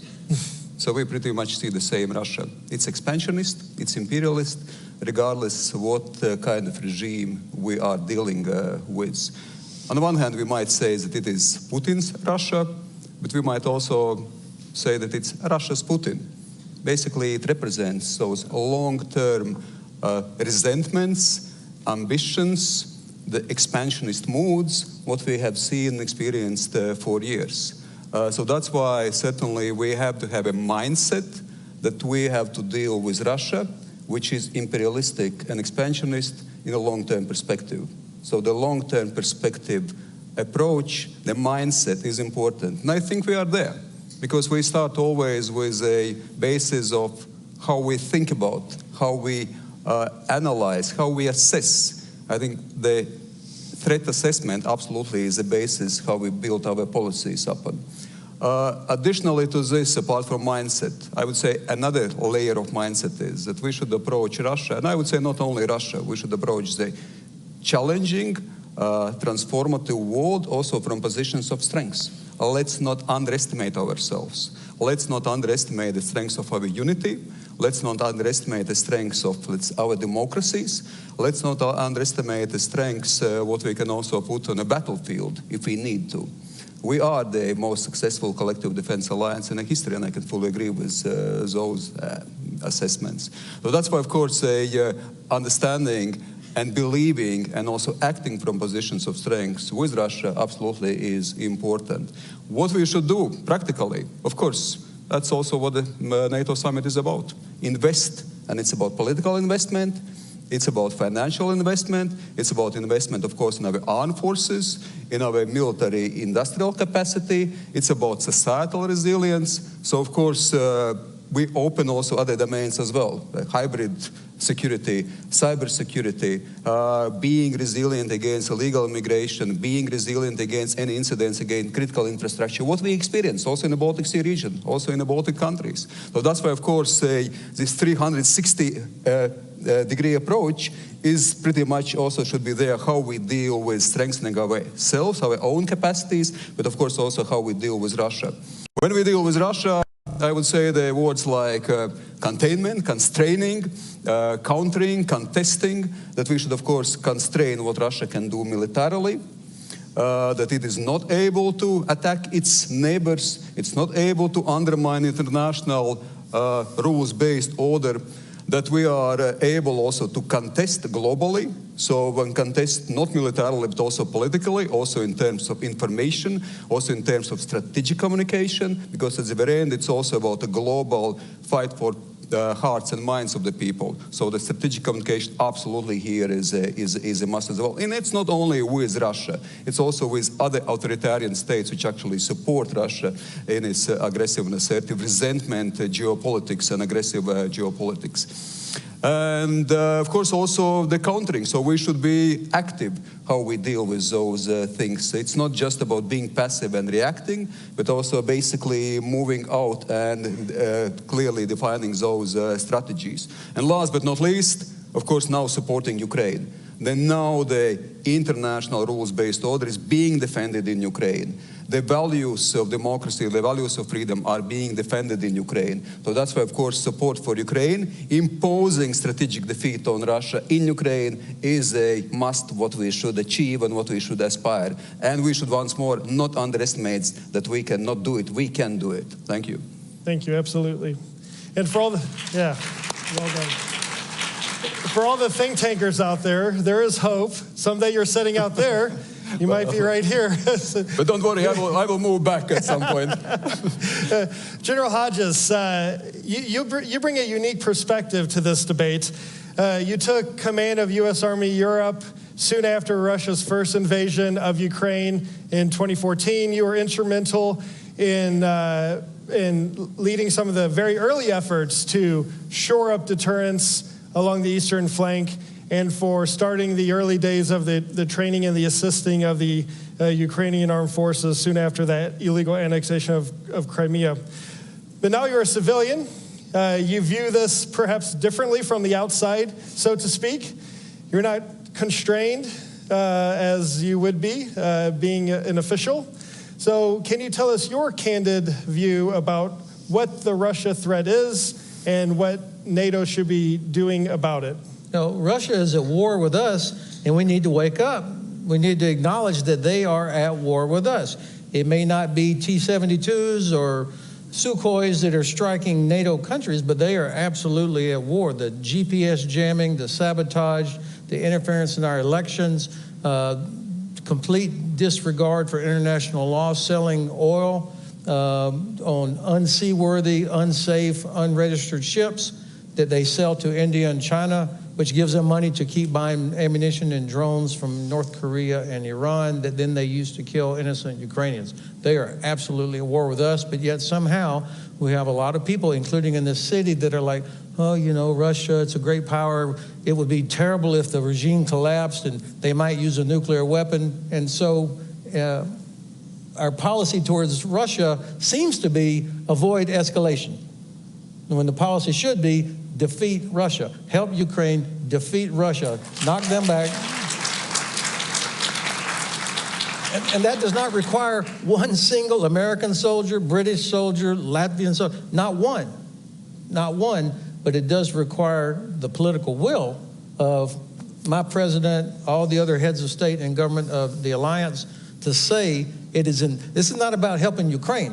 Our policy should be protecting our strategic interests, which is to defeat Russia, make them live within their own borders. Otherwise, it's absolutely, we're going to have a continuation, exactly what the minister said, 3 years from now, we'll think we'll have a peace.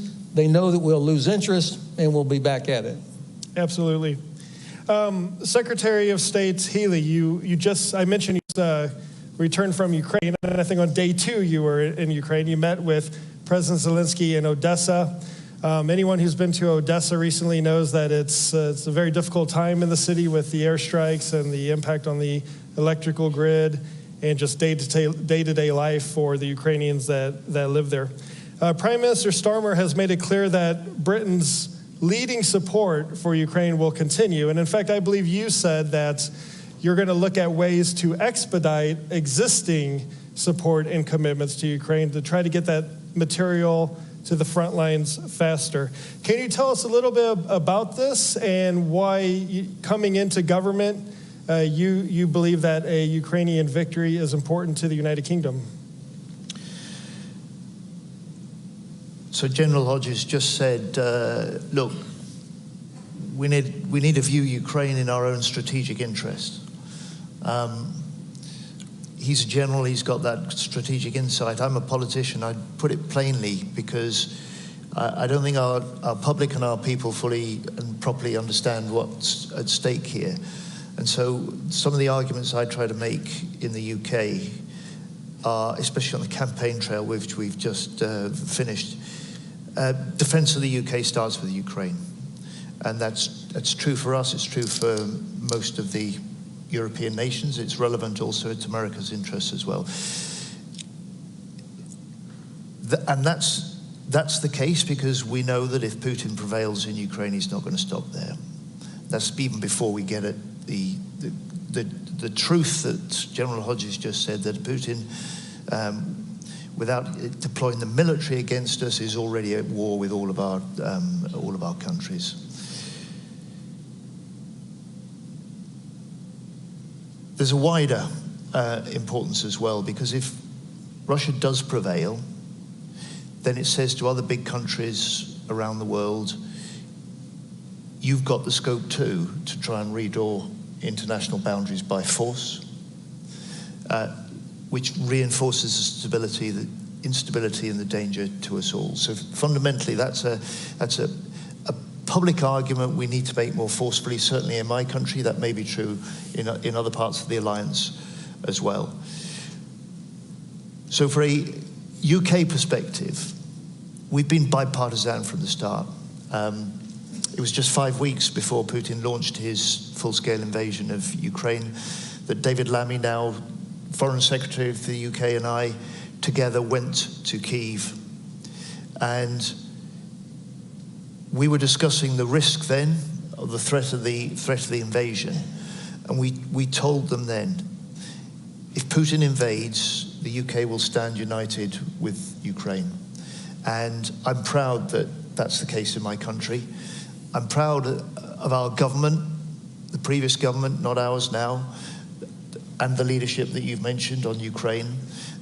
And Keir Starmer and I are dedicated to developing that. So that's one of the reasons that I wanted to be out in Ukraine at the first opportunity, having been appointed. And I was able to say to President Zelensky 2 days in, and his team there, first of all, we will speed up the delivery of the equipment and military aid that's already been pledged by the UK. We will do that. We will complete that delivery within 100 days. So the big Rishi Sunak pledge in April, the largest UK package to date at that time, will be fully delivered within 100 days with a Starmer guarantee. The second is that I was able to require a immediate stock check of what we could offer, and we've been able also to provide an extra package of equipment, the sort of kit that they're using day to day and need in battle. I can give you some of the details. It's not big, but it's a sign of, an important sign, I think, for the Ukrainians that the UK commitment continues. And there may be a change of government, but there'll be no change in the UK's determination to stand with Ukraine or confront Russian aggression or indeed pursue Putin for his war crimes.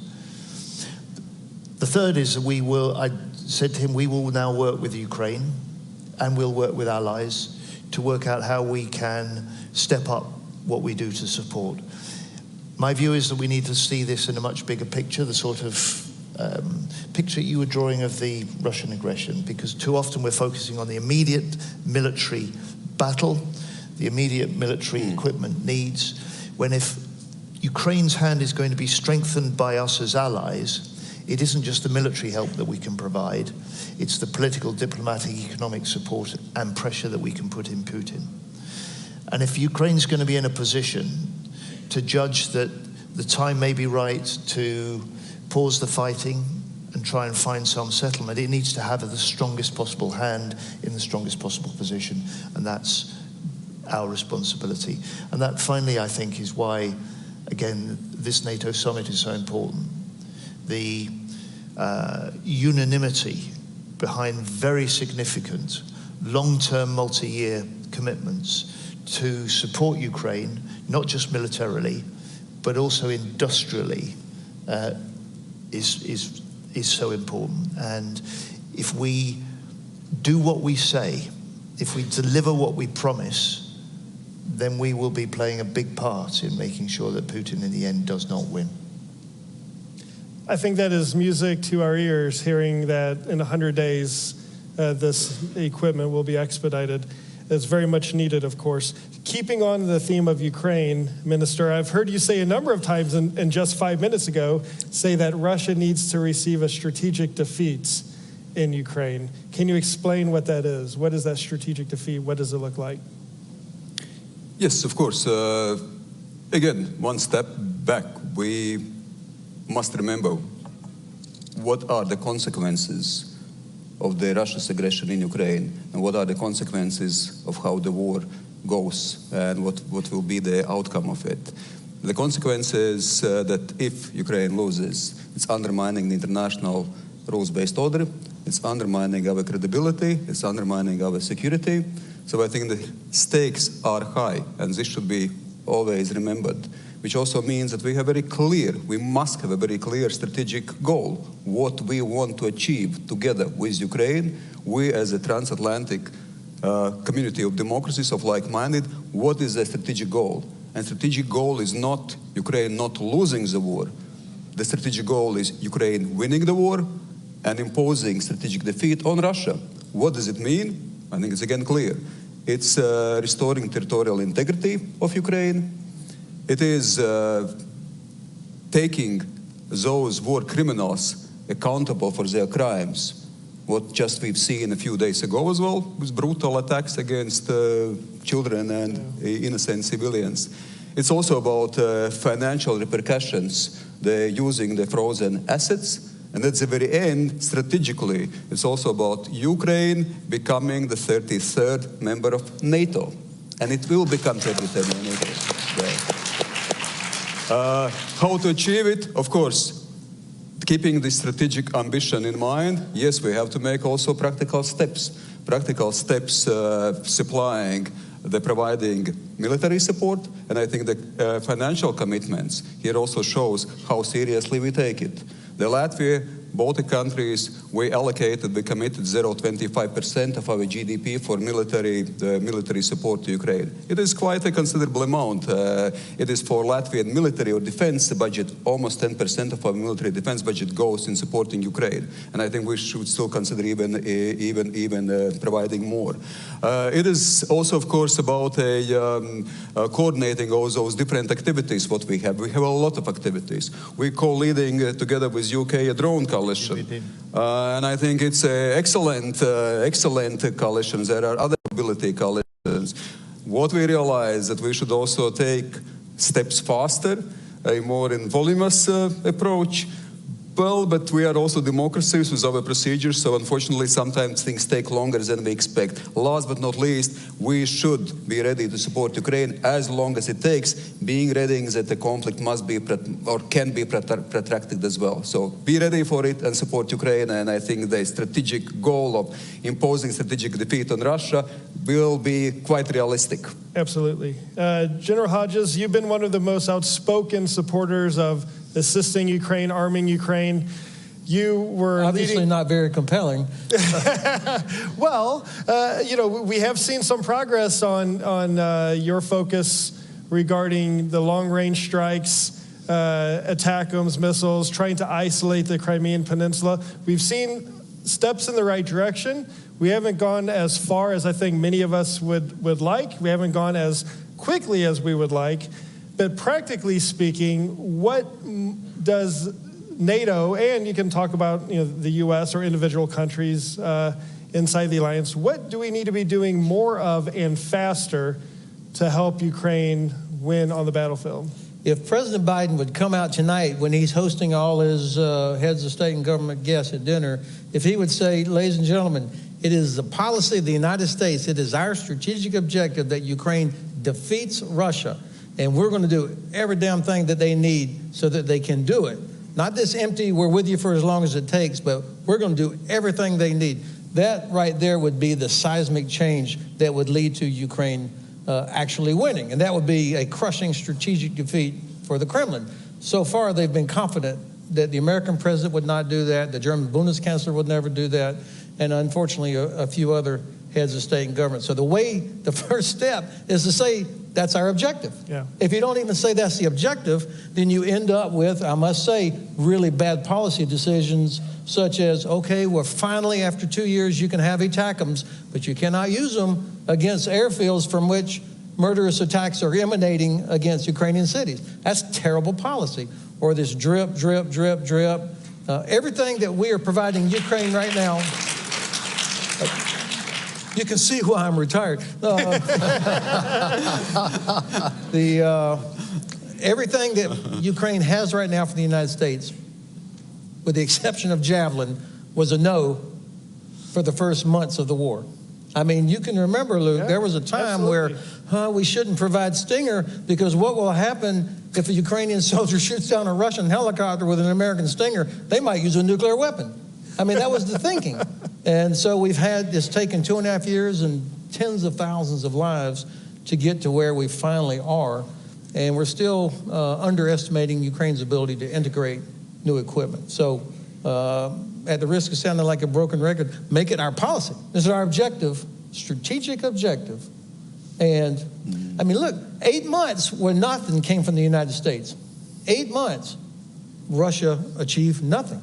All they could do was continue attacking Ukrainian cities. So they could not even exploit for over half a year, despite having all their advantages, they lacked the ability to knock Ukraine out of the war. They can't do it.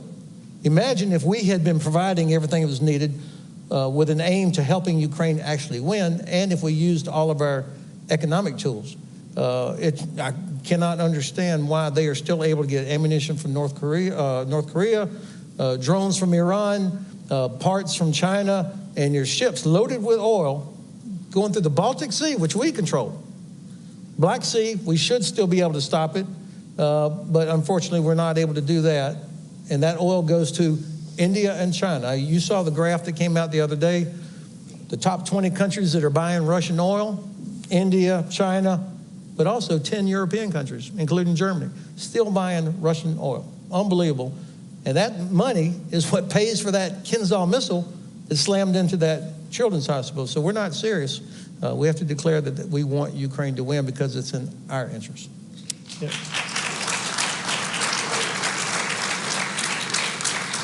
Yeah, it comes down to we have to start wanting Ukraine to win more than we just hope that Russia might lose this war, and we need to start acting that way. Now, these gentlemen have very busy schedules. They rushed over here from the NAC, and they're going to be rushing directly back to the NAC as this ends, and I'm very mindful of the time. I want to make their schedules delayed. So with that, please join me in thanking our three panelists.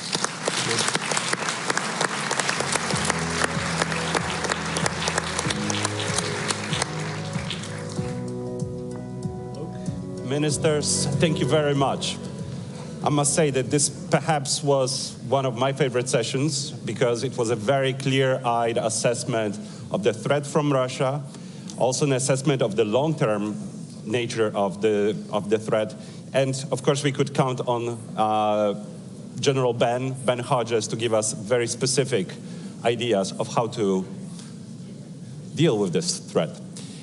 Right now, if you are watching us online, stay tuned for a couple interviews with NATO veterans, as well as a conversation with Senator Roger Wicker. And for those of you here, please join us for well-deserved coffee break. See you back here in half an hour. See ya.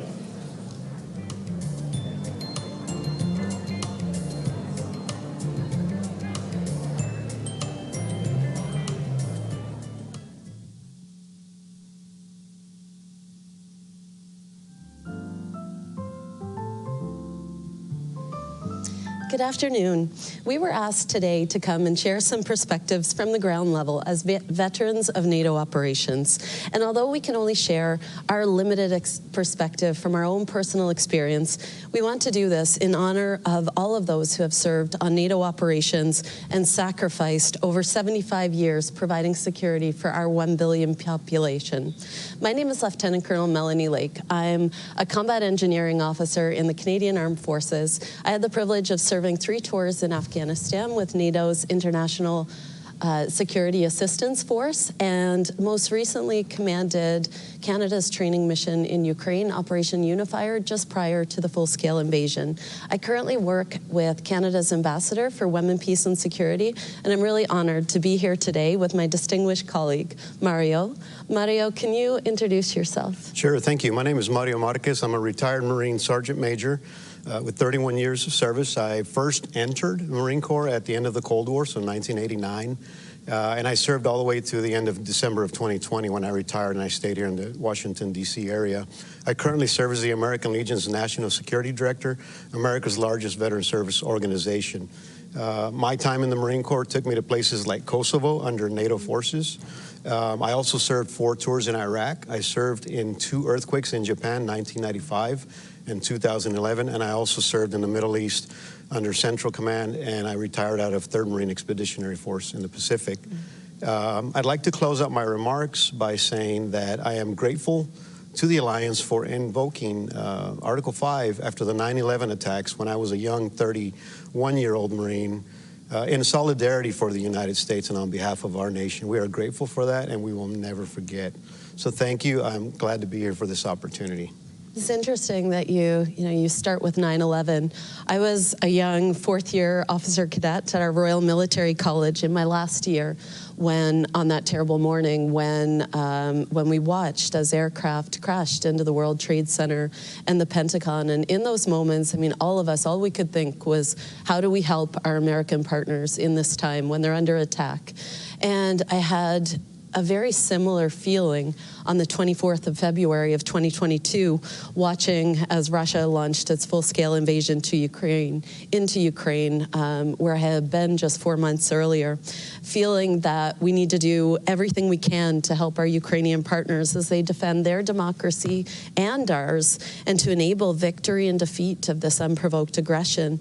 I was struck really recently by these images of President Zelensky meeting with a U.S. veteran on the shores of Normandy during the 80th anniversary of D-Day, and seeing them recognize that commonality in their fights against evil and oppression, and the courage needed to face it, and face it decisively. And I think we're reminded of how critical that is right now after seeing, this horrible attack on Monday against a children's hospital in Kyiv. As soldiers in the Alliance, I think that those of us at ground level, we've always understood and accepted that great sacrifices might be required of us in the defense of our values, our democracies, protecting other nations' rights to self-determination, and deterring others who might be aggressors. And we stand very willing to do that and ready to do that. Finding ways to contribute for me when things go wrong in the world gives me a way to counter some of that frustration and anger that I think many young people are feeling right now watching world events. Mario, I know you have immense operational experience. What have you learned on your many tours working with allies and partners? Thank you, Melanie, for that. I think I talked about my time in Kosovo, and that was my first exposure to NATO in a formal capacity. I was the operations chief for the 24th Marine Expeditionary Unit, and we quickly moved from our ships into Greece, Macedonia, and we began operating across southern and southeastern Kosovo. Our German, Austrian, and Swiss partners swiftly integrated us. They brought us on board, and we seamlessly began operations as if we had been working together for years. And I will never forget that, because we worked out so well initially that we began to do other things, such as interoperability training or staff engagements, marksmanship training, other types of humanitarian work that we were not planned for. And so what that did is the camaraderie and the bond that we build with our partners from the Alliance had enabled us to just service the people of Kosovo much better. And I took a lot from that. I think the second thing, and probably the most vivid memories that I remember, is being in a convoy, in many convoys, and riding in the front seat. And we would share the roads with civilians. Well, why would we share roads with civilians? Because the country was mined. There was mines everywhere. So the civilians would put their lives at risk by walking on the road between these big vehicles and feared stepping off into the dirt because not every minefield was marked. And I never forgot those images. It was powerful, and it taught me to be compassionate and understanding. And then we would go into villages, and we would provide humanitarian aid, and the mothers would look at us with fear, but hope in their eyes that there would be peace and stability in their future. And the children would smile with kindness and just hope that they would also maybe grow up in a better place one day. And that's what I took away. It made me a better Marine. It made me a better service member, a human, and I employ all of that today, all of the time. That's impressive, Mario. It was actually seeing that mine threat in the theaters like where you were operating that inspired me to become a combat engineer. I joined the military not long after the Ottawa Treaty was signed to ban anti-personnel landmines, and that was something I knew I really wanted to be a part of. And on my first tour in Afghanistan, I felt like I was able to do something that mattered at a local level when we were able to destroy some landmines, clear some of the explosive threat in some small villages south of Kabul. I have, a lot of positive and difficult memories from 3 tours in Afghanistan.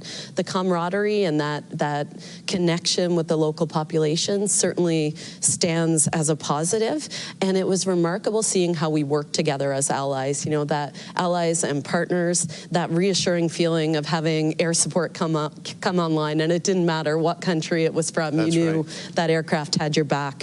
And ISAF and the war in Afghanistan, that was a really defining period for soldiers of my generation, but also had, a profound impact on Canadian society as we were losing soldiers in combat. I did see there that NATO, as an organization, that we have the ability to collectively learn. And one important example, I think, was the evolution of our approach to mitigation of civilian harm. I personally struggled with memories of the fear on young children's faces that we encountered during some of the night raids that I participated in on suspected insurgent compounds. And I think through these difficult lessons and experiences, we realized that protection of civilians went beyond this need to adhere to the laws of armed conflict, that it was a strategic imperative, really core to our mission success, but also central to our legitimacy and our credibility as responsible military forces. And I think these are lessons that we can draw upon as we look next year to revamp our policy on protection of civilians. I think this is also really important as we're shifting our focus to deterrence and defense on our own territory amongst our own populations.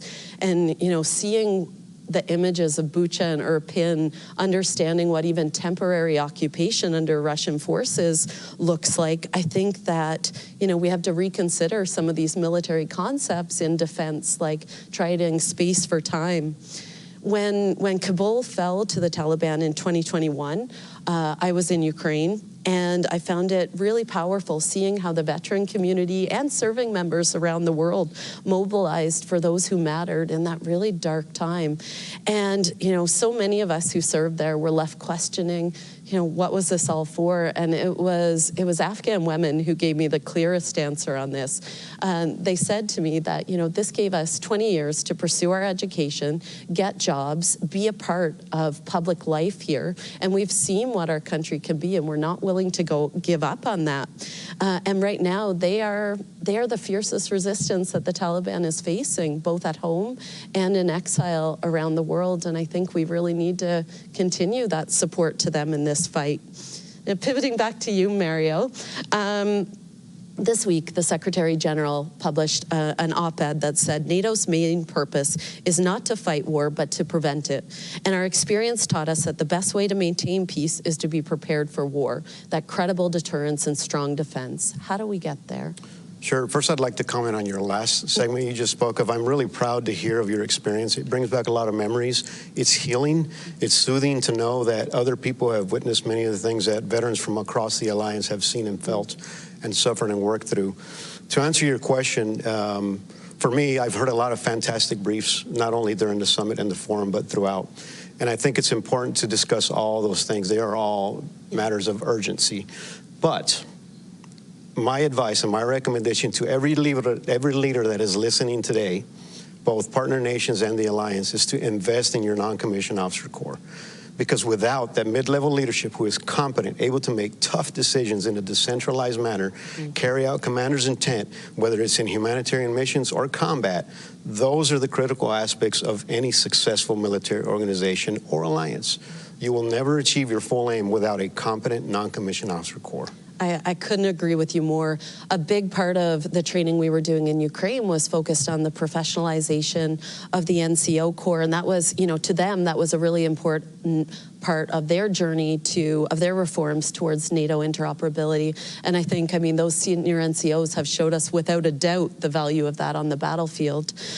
From Canada's experience, as we stood up our Enhanced Forward Presence Battle Group in Latvia, which is now growing to brigade with 14 countries all working together, we're working through many of the complexities that come with interoperability. I mean, there's a lot of challenging technical aspects, like how do you get your radios to talk? How do you work through language barriers? How do you get your resupply?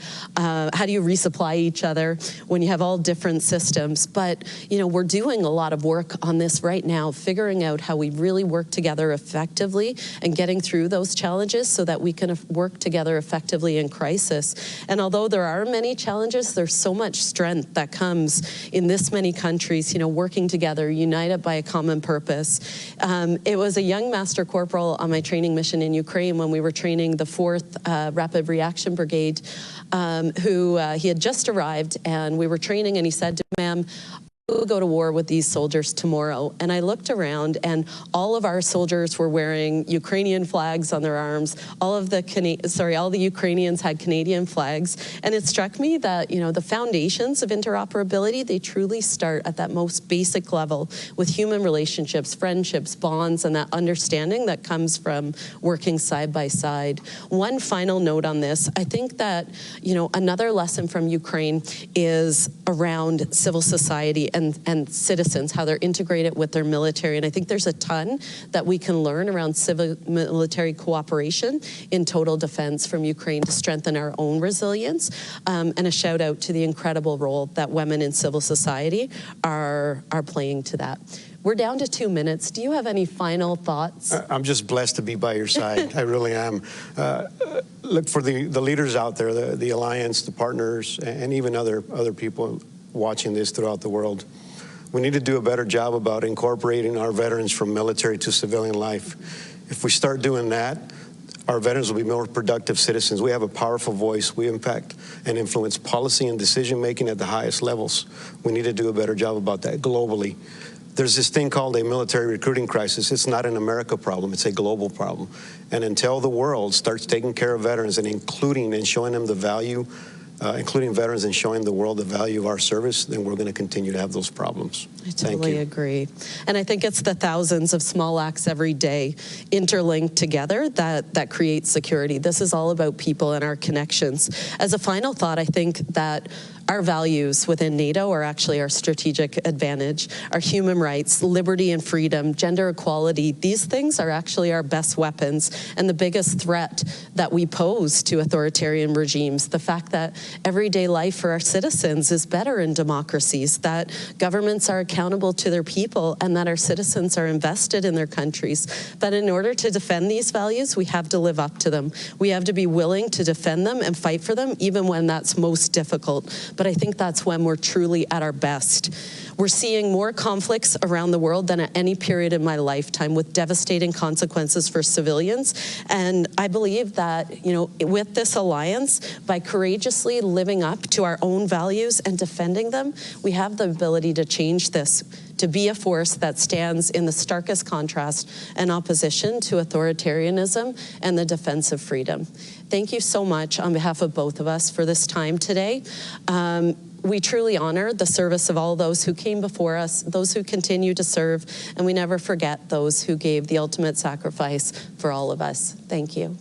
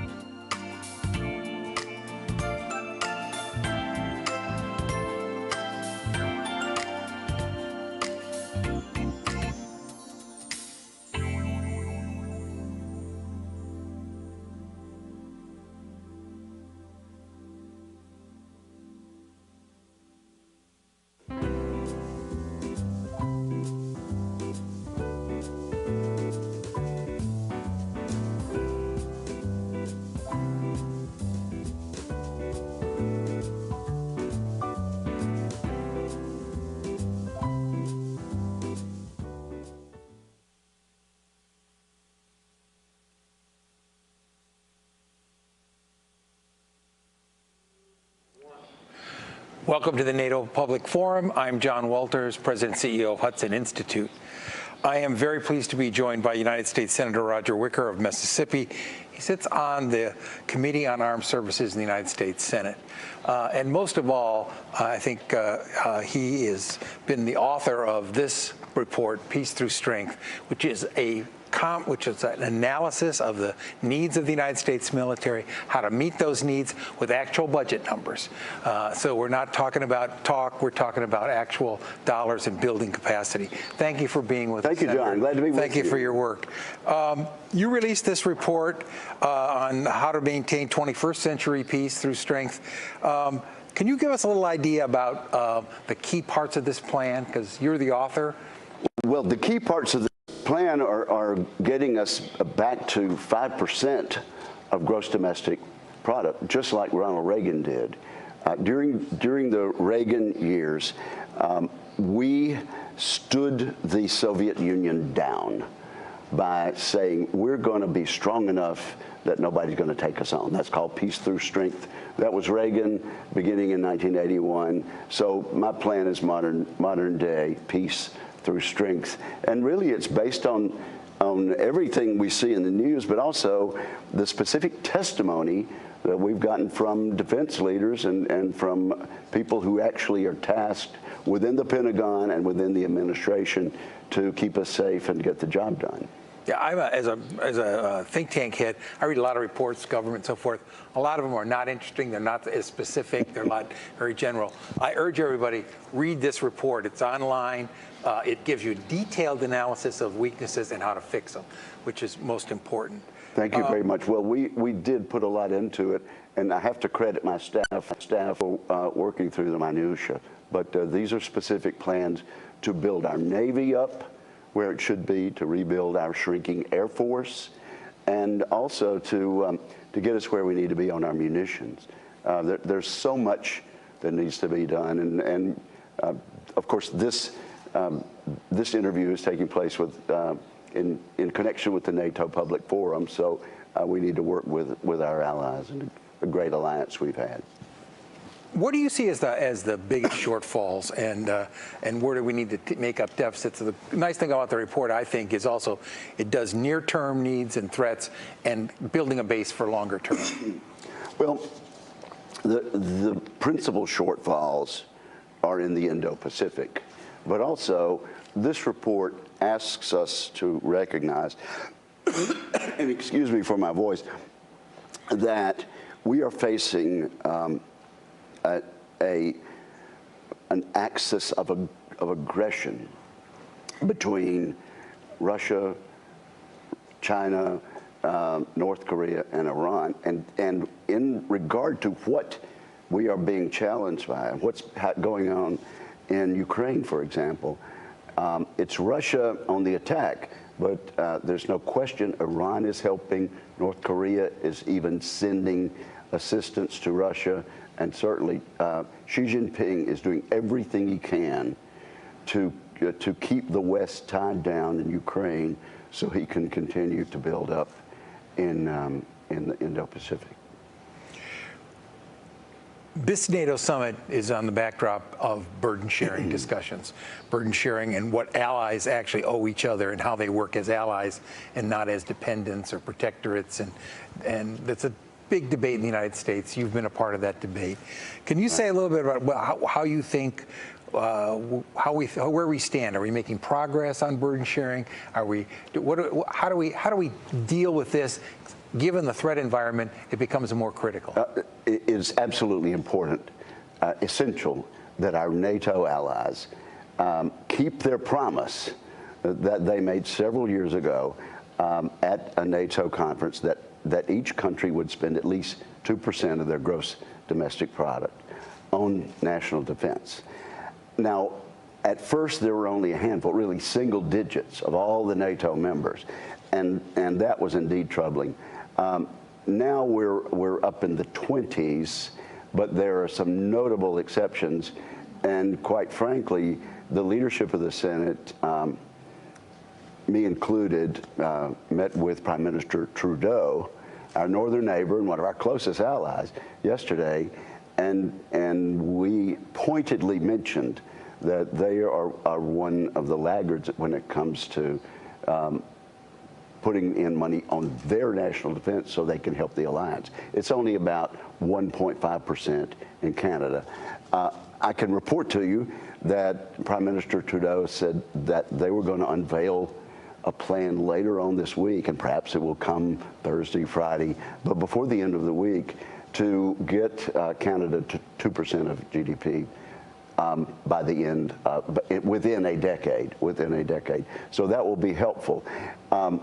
Clearly, we're making progress.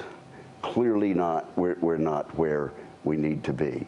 But it is, I would have to say, the strong rhetoric, perhaps hyperbole, on the part of President Trump during his term of office and during the course of this election has been a wake-up call for our NATO allies. And so they're headed in the right direction. A lot more needs to be done. And since the context here and allows speaking to the American people as never before, and a reminder, what is the importance of NATO as you see it? You have to look at the appropriations for the U.S. military. You have to work with our allies, but you see the overall threat situation. When you look at that, how do you tell your constituents what the importance of NATO is? Well, the question is, who will lead the world in the rest of the 21st century? Will it be dictatorships like Iran, Russia, Communist China, North Korea, or will it be the great democracies of the West and people like them, like we're beginning to form alliances with in the Indo-Pacific, Japan, South Korea, the Philippines even, and Australia. So someone is going to lead in the world. Will it be the dictatorships of Putin and Xi Jinping, or will it be the United States and our allies? And that will determine what kind of world we live in. I don't want to turn this country over and the rest of this century over to my grandchildren in a world that is ruled by dictators. Democracies don't invade their neighbors. Look around. The countries that threaten their neighbors and try to change the borders by violent aggression and armed forces are the dictatorships of this world. And chief among them are this war criminal named Vladimir Putin. Absolutely, if Russia were a democracy, they'd be tending to their own business and seeking to internationally recognized borders that the rest of the world has agreed to abide by. Since we've had NATO, we've had a relatively peaceful Europe, and that has meant a relatively peaceful Atlantic alliance, including the United States and Canada. Yeah, I think people forget that the combined GDP of America and its European allies, when they worry about being swamped by the economic power of China and others, we dwarf them out as far as you can see. We'd have to let them not wreck that. True, except for this. China is increasing their defense spending dramatically, and that's why we have this report. We're getting. We are being overtaken by the dictatorships of this world. They don't have to spend money on school lunches, on social spending, on retirement programs, and we need to be absolutely mindful of what the witnesses in this year, last year, and the year before have told us, and they tell us this is the most dangerous era that we have faced in half a century or more. And so, yes, while we have the economic might, we're not spending a big enough portion of it on defending our future and defending freedom and democracy. Well, I want to thank you again for this plan. Well, John, thanks for your leadership. And thanks for the Hudson Institute. We really appreciate it. You're welcome. Thank you, sir.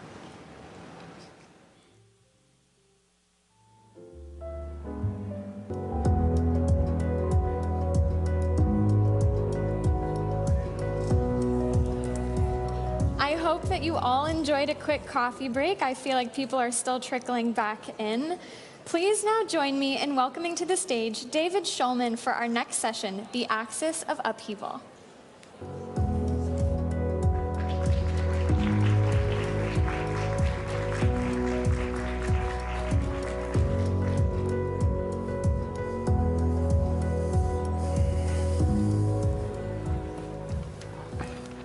Okay, well, welcome back, everyone. Welcome to our panel on the axis of upheaval. We've had a bit of a last-minute change in moderation, so I will be acting both as moderator and panelist. And what we're here to discuss over the next 40 minutes or so is, we've discussed over the last couple of days, of course, NATO's successes in recent years and expansion, but it's critically important that we discuss as well what NATO adversaries are doing. Obviously, Russia, we've talked a lot about China, but also the role of Iran and North Korea, and what that means for the NATO alliance, what that means for the United States and for Europe. Just as Russia's invasion of Ukraine has revitalized cooperation and cohesion among the NATO allies, it's also spurred a lot more cohesion among Russia and its backers. We've seen the consequences of that in cooperation that's on full display in Ukraine, where the support Russia has received from China and Iran and North Korea has enabled it to sustain its warfighting machine, and we've talked a lot about that over the last couple of days. But that's really just the tip of the iceberg. We see their relations deepening in a whole range of different domains. They're increasing trade. All of these countries, Russia has become China's largest supplier of crude oil. Trade between China and Russia hit a high mark last year. Moscow is now Iran's largest source of foreign investment. And they're finding ways to work around the Western financial system in critical ways that undermine U.S. and NATO foreign policy tools, including de-dollarization. And of course, they're also deepening military cooperation. And we see China and Iran and Russia having held naval exercises just recently in the Gulf of Oman, and having done that now 3 years in a row. And they're also looking to expand their access to other countries. So this is a really critical domain that we need to dig into further. And we have some excellent panelists here today to discuss it from a variety of different angles. I'm happy to be joined by John Alterman, who's a senior vice president and holds the Brzezinski Chair in Global Security and Geostrategy, and is director of the Middle East program at CSIS. And we have Benedetta Berti, who serves as head of policy planning in the office of the Secretary General at NATO. So maybe, why don't we get started and just jump in, maybe start with you, John, and give us a sense of where you think Iran is when they think about this axis that we're talking about between North Korea and China, Russia and Iran. How do they view it? How is it of utility to them? And where are maybe their concerns going forward? Thanks very much, David, and thanks to all of you for coming. Very important set of discussions this week in Washington. It seems to me that Iran feels very isolated in the world and looks and talks about how much it shares in common with Russia and China. And one of the principal things it shares in common is it hates that countries aligned with the United States have non-kinetic means of coercion. What they would like to do is say, if you want to stop us doing something, we'll fight you. And that's a high threshold. And they have lots of asymmetrical tools to use, and that's the space they want to be in. When you start talking about sanctions, when you start talking about diplomatic action, from an Iranian perspective, that makes Iran more isolated, weaker, and they love the fact that they feel that both China and Russia share an interest in undermining the ability of the United States and its allies to use those non-kinetic tools. So they try to build that sense of commonality. They try to use China and Russia to defend them in international fora. I think the rub is that oftentimes the Iranians understand just how weak they are vis-a-vis China and Russia. China represents about 30% of Iranian trade. Iran represents less than 1% of Chinese trade. And the Chinese have a much bigger game to play. And they use Iran. And Russia has had a long and often difficult relationship with Iran. It's changed with the Ukraine war and with sending drones and other materiel. There is a tactical sense of partnership, but deep down, Iran aspires to be a great power. It knows it's not a great power.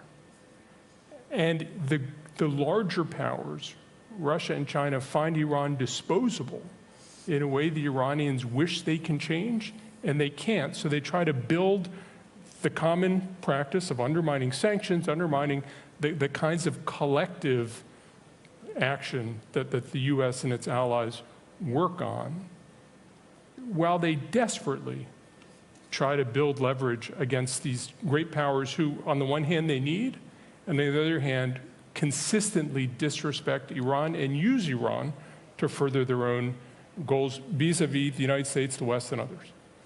I think great points, and I think the fact that you started, or at least centralized your comments around Iran's desire for this axis to fight U.S. centrality in the global system and to push back on the United States generally, that's very similar to, I think, China's view of this relationship, specifically with Russia, but also with Iran and with North Korea. There is this concern about U.S. hegemony.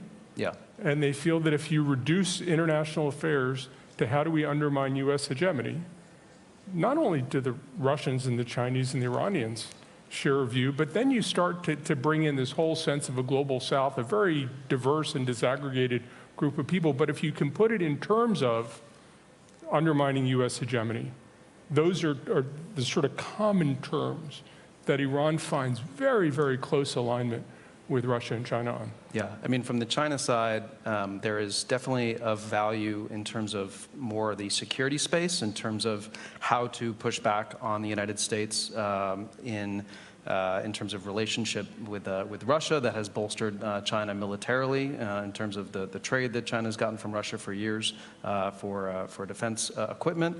But in addition to that, the deepening of military exercises with Russia, that has been of great value to China, a PLA that has not had a lot of operational experience, more joint training with Russia, that has been of great value.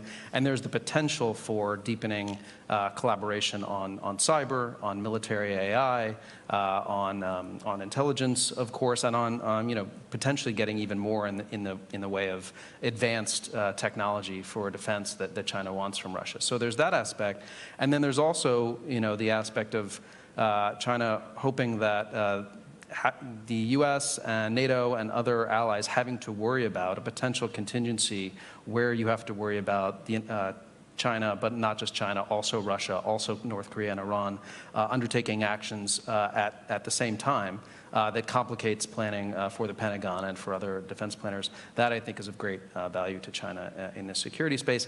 And then more broadly, this sense, and we've discussed it at the summit over the last couple days, that you can't divide Asia from Europe, right? So I think in Beijing, there is a sense that if Russia were to succeed in what it's been trying to do with its brutal invasion of Ukraine, if the NATO alliance and the United States were to fail in pushing back on that, that would have fundamental consequences for any kind of contingency in Asia over Taiwan, over the South China Sea, and China could be more confident that there would not be a robust response from the alliance. And there's a very important way in which Asian countries look at how the world deals with Iran, and thinks that that's how the world will deal with an Asia contingency. Asian countries have profound energy security interests in the Middle East, and therefore the extent to which you can work through allies and partners and provide security, that gives you security not just for Europe, not just in the Middle East, but it extends to helping provide security in Asia. Benedetta, I want to come to you. So how does, from your perspective, NATO, the alliance, the members, view this emerging axis in terms of the interests and how it affects the NATO alliance itself? Yeah, well, I would probably agree with a lot of the points that have already been made, but maybe just to start framing the discussion, I think in the 2022 strategic concept, so a couple of years ago, NATO already recognized what it defined as the growing strategic alignment between the People's Republic of China and the Russian Federation. Now that trend remains very much part and parcel of how we look at the security environment today, but I would say that as of 2024, the scale and scope and just the intensity of that relationship has grown in a way that wasn't perhaps forecasted in the 2022 strategic concept. And now really we're looking much more at what does concerted action and increasing strategic alignment by the PRC, the Russian Federation, Iran, and the DPRK look like, and what's the impact on Euro-Atlantic security. To make a long story short, I think you need to look no further than Ukraine to see how this all crystallizes and comes together. And that as a test, both for the resilience of Ukraine itself, but also for the future of European security and global security at large. And in terms of what are their concerns, what are the trends that we pick up in Ukraine, and what are we learning about it? Well, first of all, we see these actors amplifying each other hostile narrative in a very systematic way. And that's something that, of course, it's part of the knowing that the information space is really important when we talk about deterrence and defense in a 21st century. That's an issue of concern. Another issue of concern is that, of course, we see these four actors working together to try to minimize the impact of our foreign policy tools. For example, to hold Russia accountable and to try to constrain its war machine, including by circumventing sanctions. So that's, of course, a very significant issue of concern, especially today, where we know that the PRC is the largest enabler of Russia's war of aggression against Ukraine today. And really key to how the Russian Federation is reconstituted, its military instrument of power, and why that's working out at a faster pace than anticipated. So that reciprocal enablement is, of course, a very strong issue of concern.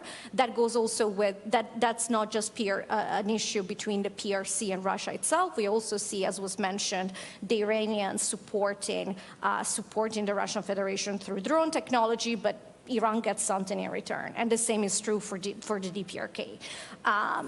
Just as important, I think I would highlight the trend of authoritarian learning, mutual learning.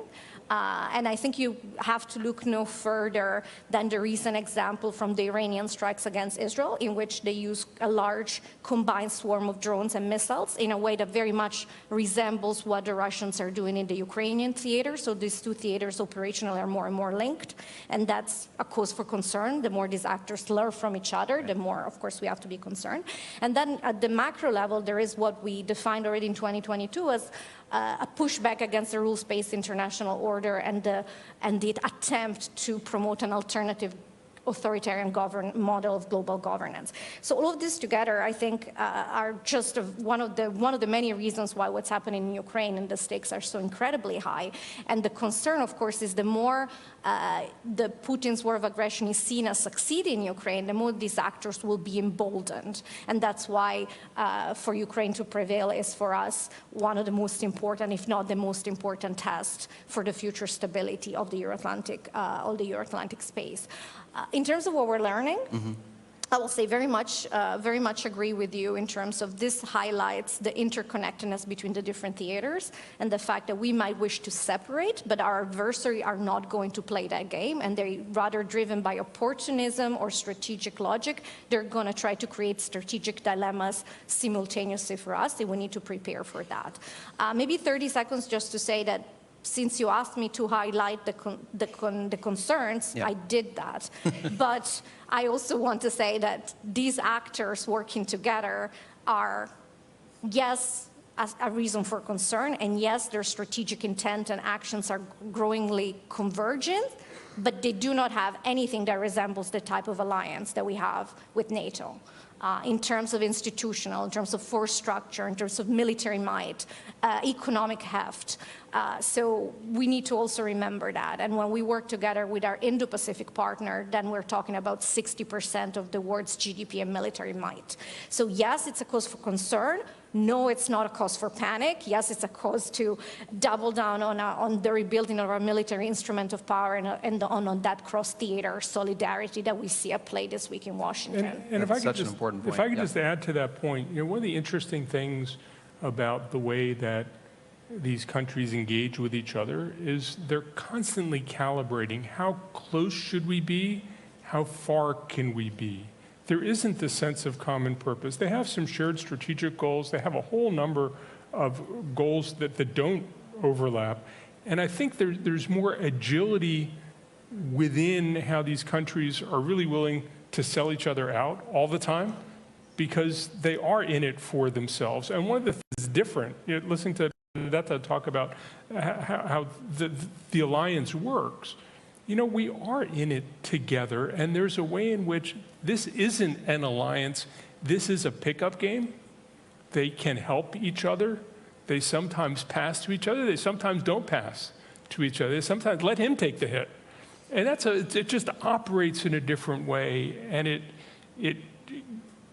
I think is difficult for us, but I think we also need to recognize that for all that these countries are together, you can also pick them apart on different issues. And certainly with the Iran nuclear program, there was a time when both Russia and China decided it's actually constructive to try to put the Iran nuclear program in a box, and that time has changed.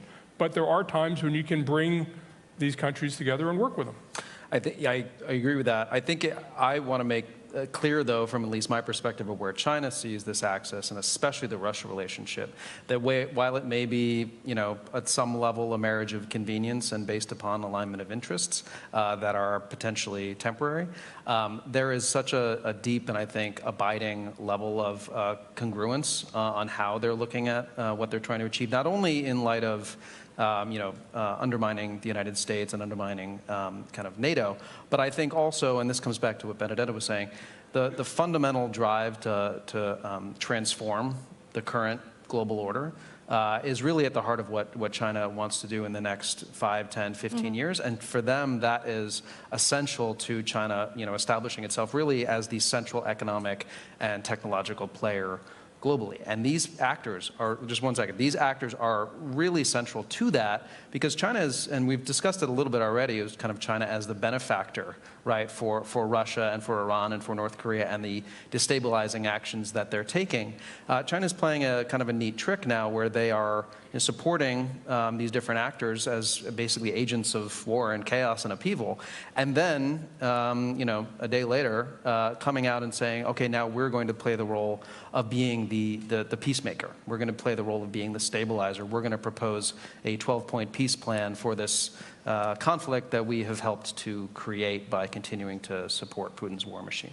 And then beyond that, also proposing, okay, now we have ideas for a common future of shared destiny for mankind, the Global Security Initiative, the Global Development Initiative, the Global Civilization Initiative, these grand ideas which are ideological at their root, that are meant to fundamentally transform the order and put China at the center of it. And it's not really possible without partnership from these other destabilizing actors that can make everyone stand back and say, oh, this order is unstable, it's not working anymore, and the United States can't do what it used to be able to do in terms of preserving the peace. And it seems to me that fundamental to the Chinese notion of world order is world order is predicated on bilateral relationships between states, where China is stronger than every bilateral partner except for the United States.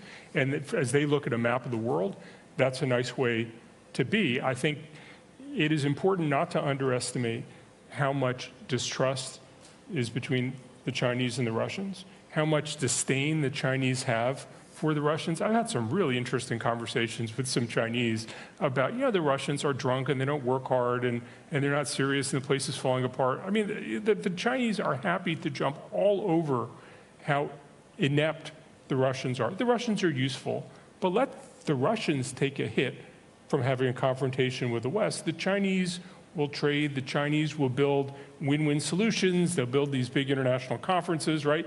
Let the Russians do the aggression part, and ultimately, I think as there's a huge power disparity between the Chinese and the Iranians, there's a huge power disparity between the Chinese and the Russians, and I would bet the Chinese don't lose a single opportunity to remind the Russians, and the Russians don't go a single day wishing they didn't have more leverage against the Chinese, desperate for leverage against the Chinese, and knowing the Chinese would sell them down the river in a New York minute if it became convenient. If I may, I would just point out that over the last year, so compared to, let's say, the Vilnius summit, where we had a similar discussion about where we were in terms of the relationship between the PRC and the Russian Federation, things have changed, and they've changed quite substantially, and there is now a past dependency. The level of PRC support for Russia's war machine to enable and energize and allow to reconstitute its defense and technological industrial base is now the most critical enabler. And that is really important to underline. So it is really, we may have very intellectual discussion about whether we want to call this a marriage of convenience, a strategic alignment. The reality is today Russia is able to fight its war in Ukraine and reconstitute its military instrument of power at the speed and scale it can because of the provision of dual-use goods from China. And I think that's an important point that we are discussing this week. And one of the issues that you will hear leaders discuss is exactly what should be our response. Is it reasonable to have a country that on the one hand wants to trade, wants to be treated like a normal and respected member of the international order, and on the other hand, it is their financing the largest full-scale war of aggression, illegal war of aggression that we've seen in generations. And perhaps there has to be some type of signaling that it's difficult to have your cake and eat it, and consequences must come to You went exactly to where I wanted to go, which is this notion of forcing China to choose, as the Secretary General and others have said, because China is different in many ways, but in this particular way, different from the other three countries that we're talking about in the sense that they do want to portray themselves as a force for stability and peace, as a responsible player, and they do want to be able to continue to have productive relations with Europe and with developed countries for economic reasons and for other reasons, unlike, arguably, but correct me if I'm wrong, Iran and Russia and North Korea,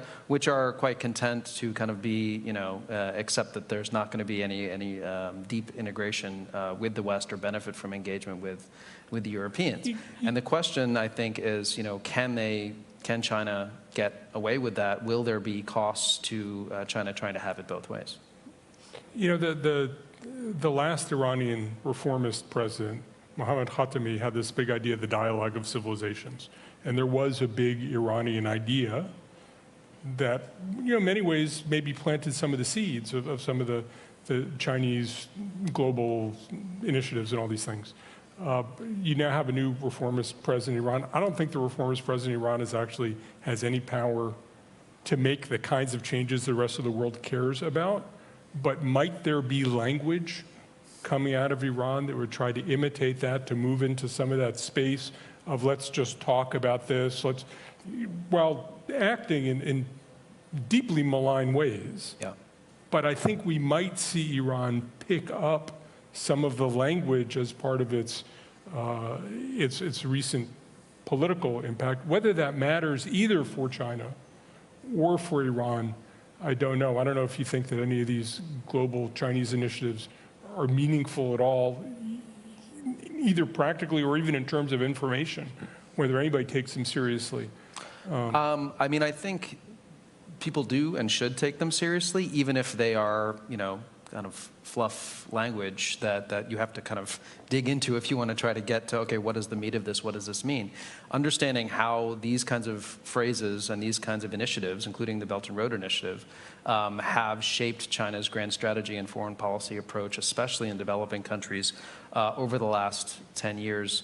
I think we make a mistake if we dismiss them as meaningless, because I think China now, in the way that it has for years referenced the Belt and Road Initiative in most of its engagements with countries across the developing world as well as in the developed world, it's now referencing the Global Security Initiative and the Global Development Initiative, et cetera. And it also underscores the fact that what China is trying to achieve here is ideological, right? I mean, it is a transformation of the order to one that is, China at the center, not U.S.-led.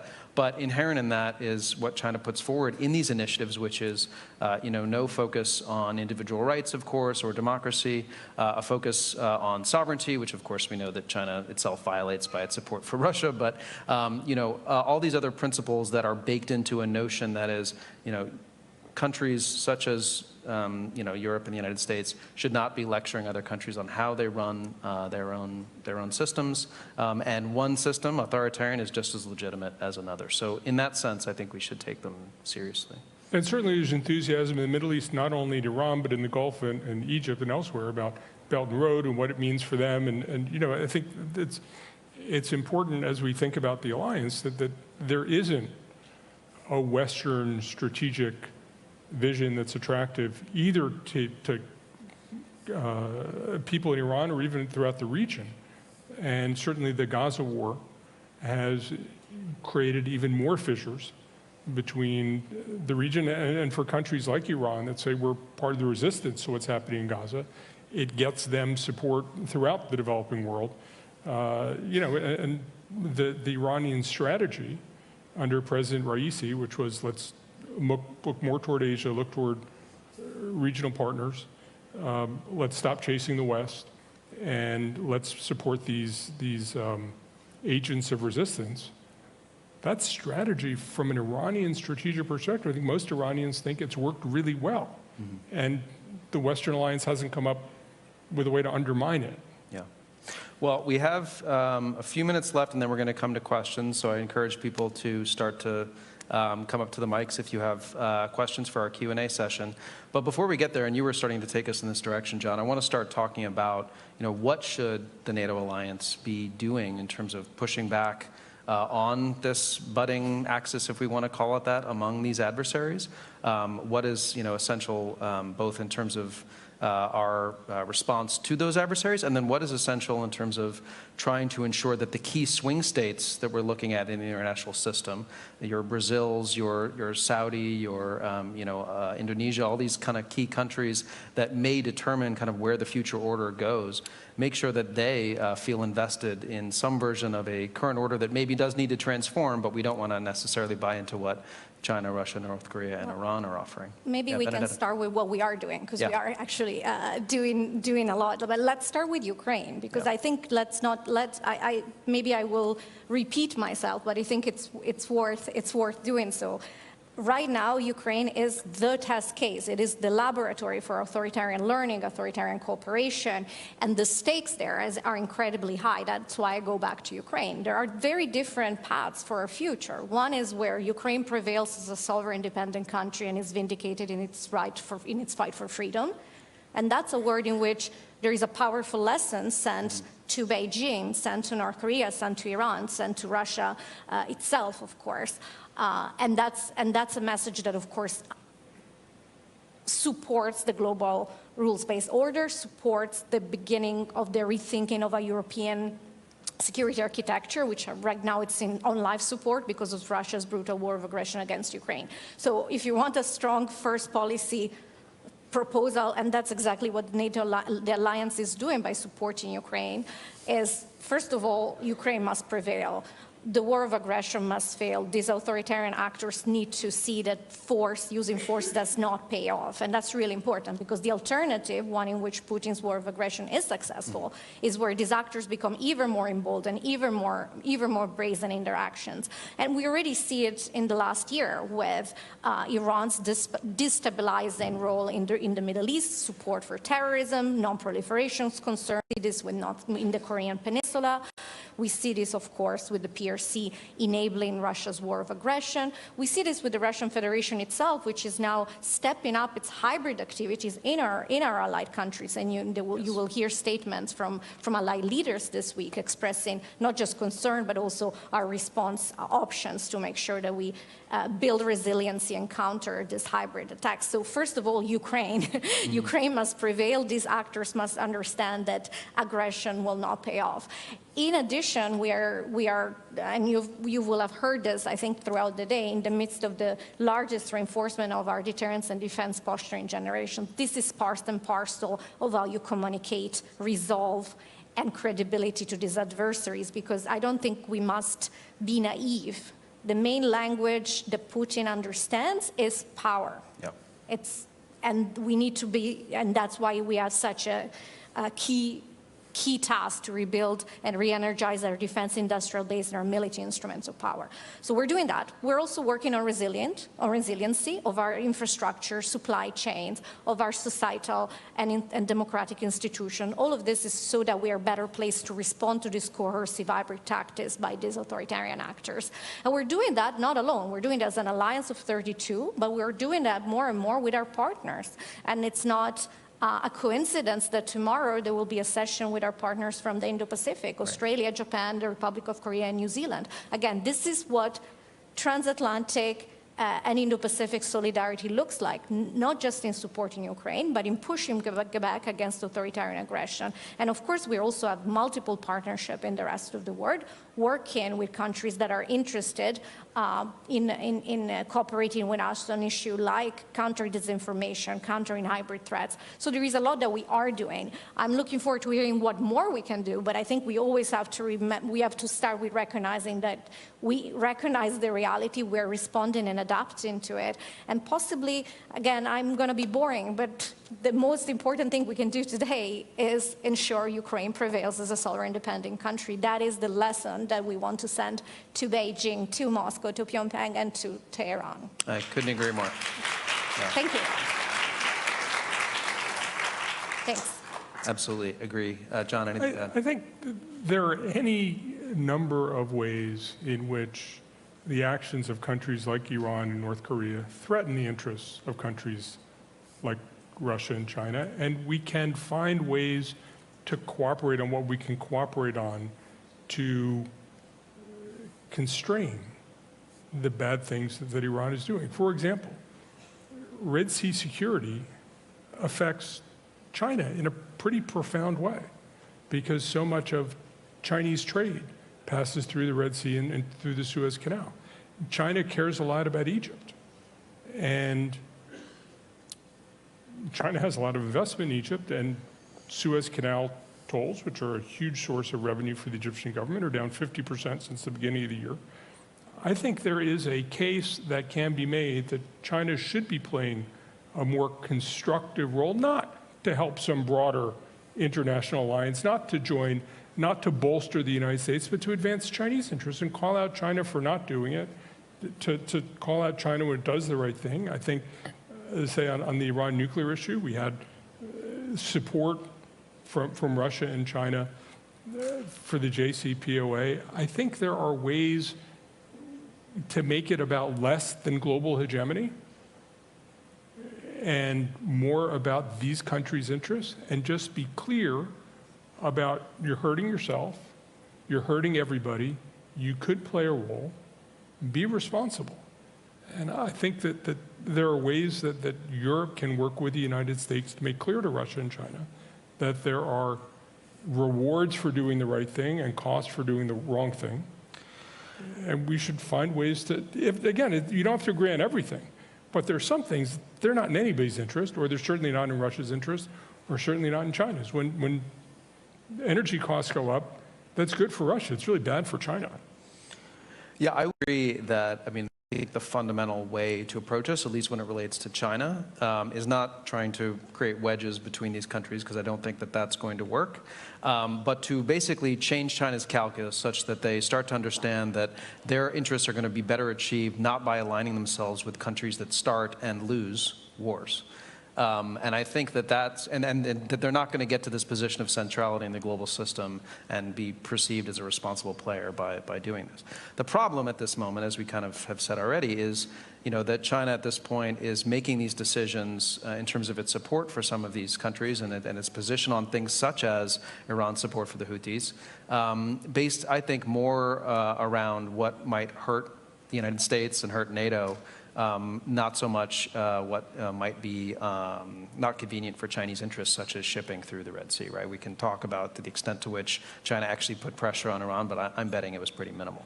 So, I mean, that I think is the challenge, is that we're not necessarily framing this, as the Chinese would say, in Cold War terms. It's China that is looking at the United States and is looking at NATO from through that lens, and how do we deal with things given that reality. Oh, we have a question. Great. Please share your name and your affiliation. Yes, hi, I'm Nick Locker from the Center for New American Security.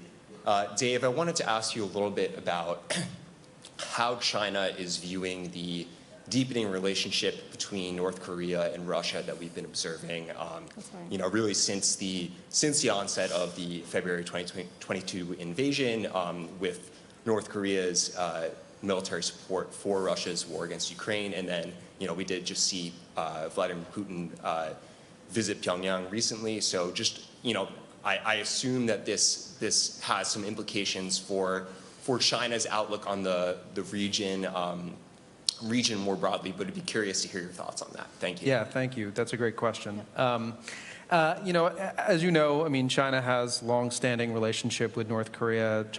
North Korea's only formal treaty ally going back to 1961. And I think, when we look at how China views this burgeoning tightening between Russia and North Korea, as you mentioned, we have this meeting between Putin and Kim Jong-un in Pyongyang. They had a new announcement of a defense pact.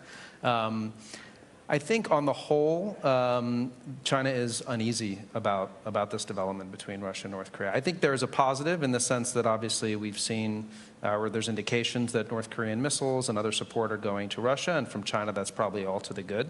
But in terms of China's ability to have sway over North Korea in the determination and the decisions that it makes, that potentially gets diminished by Russia and North Korea deepening their ties. And I think, China, as we've discussed, kind of views itself as a more responsible player in these other countries that it's dealing with as the risk appetite, ones with high risk appetite, and doing things that might be dangerous. And when you look at the Korean Peninsula right on China's border, I think the notion of Russia and North Korea getting closer and potentially making decisions that are risky that damage China's security is of great concern to China. Potentially Russia even giving North Korea advanced technology that helps North Korea to further its nuclear development in ways that could create even more security hassles for China in the region. So on the whole, I think China is watching this warily, not terribly happy about it. But there's not much they can do about it, to be honest. And I think the question that I've gotten about this is, well, is this an opportunity to create a wedge there between these countries? And I don't see that at all. I think it's just something to watch and wait. But it is an indication, as we've discussed, that there are these. This is by no means a smooth relationship between these four countries that we've been talking about. No, I would agree that smooth is possibly not the word that comes to mind, but I think still the reality is that it is further along than what we would have, I think most analysts would have anticipated before 2022 and the beginning of Russia's war of aggression against Ukraine. And that also when we look at the DPRK-Russia relation.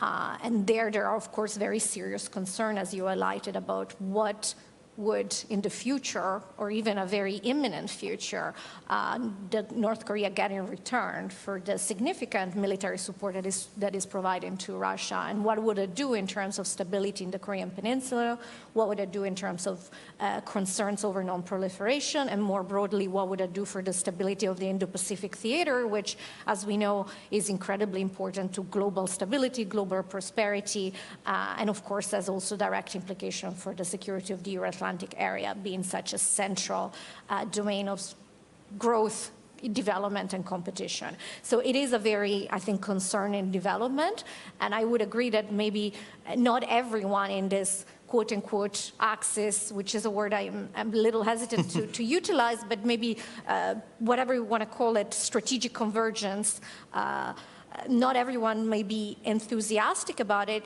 but yet none of these actors is taking active steps to slow down the cooperation or undermine it or call it out in international fora or frankly support sanctions to North Korea. So I think that again, we see that despite the fact that there may be baked-in frictions and disagreements for the time being, the broader strategic direction of trying to undermine the United States, NATO, and its allies remains, I think, the dominant consideration. That's something that we need to take on board and reflect upon and adjust our posture and actions accordingly. But of course, it's something that we need to keep a close watch on.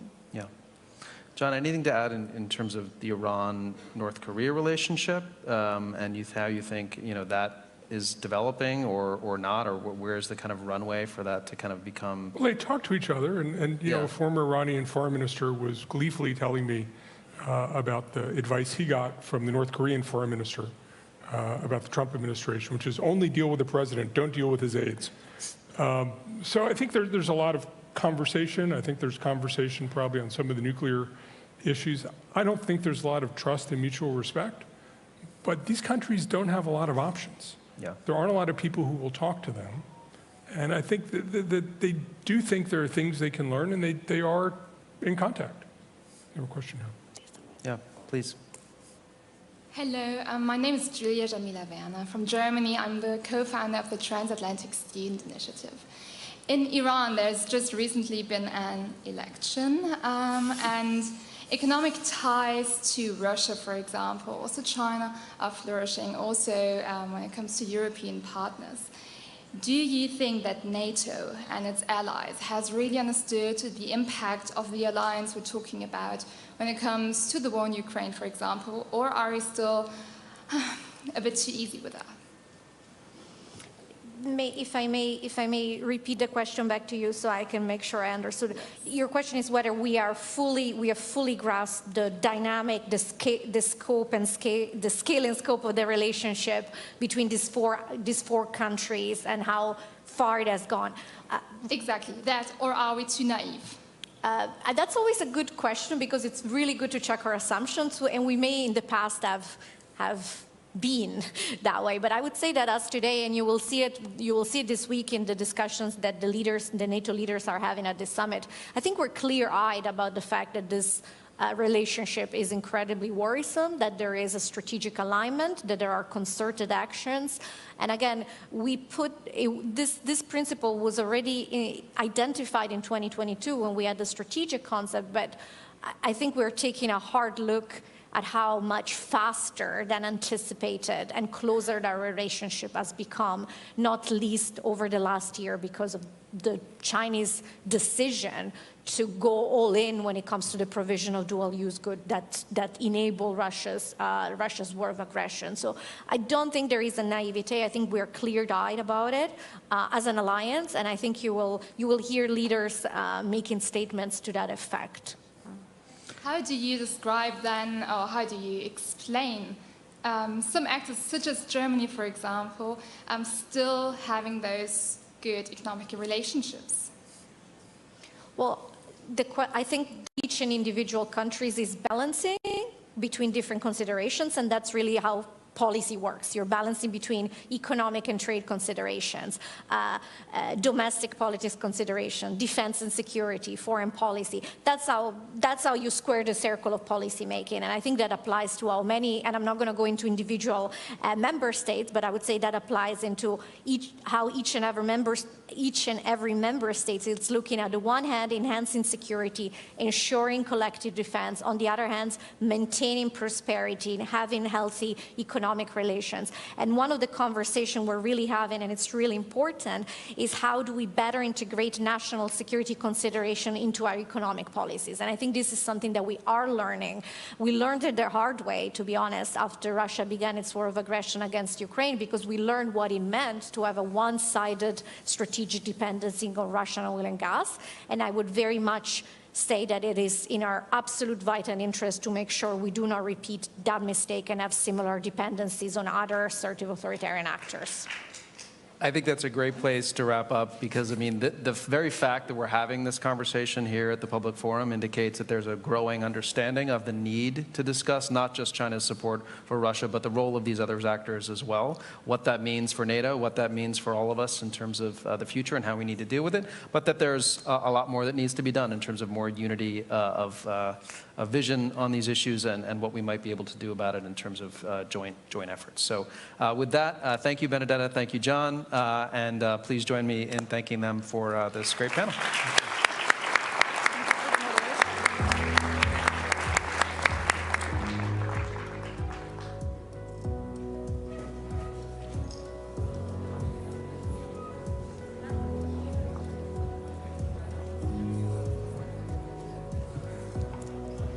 What a brilliant panel discussion. Thank you to our panelists.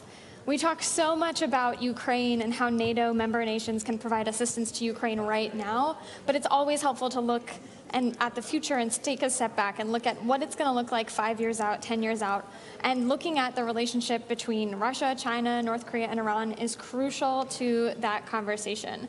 And the panel touched on such an important point that China's willingness to back Russia and enable its war in Ukraine is allowing Russia to continue its war of choice against Ukraine. And they discussed as well North Korea and the burgeoning relationship between North Korea and Russia, which the White House has raised alarm about in terms of whether there are expectations from North Korea to receive additional military assistance from Russia as well. So thank you to the panel. For the next portion of the agenda, we will have 2 concurrent sessions. The first session, Nuclear Checkup, will take place in Salon 12. And the second, a conversation on NATO Looks South, a perspective on strategy and partnership. The salon will take place in the other salon, I believe it's Salon 10, but please check with any of our audience members on the way out. The salon is located on this floor, down the hall and to the right. Please proceed to the breakout if it interests you in an orderly and timely manner so our next sessions can begin shortly. Before the next session starts, we will take a poll and answer the question, what is the most pressing challenge to global security today? So start thinking about it, but in order to vote, go to the polling function in your app, if you have the app, and select your response. Soon we'll have some results to share with you. If you're on the live stream, press Slido to access the poll. So we'll wait a minute while the results are coming in. And I'd like to take a step back and bring us through a moment of reflection of our day so far.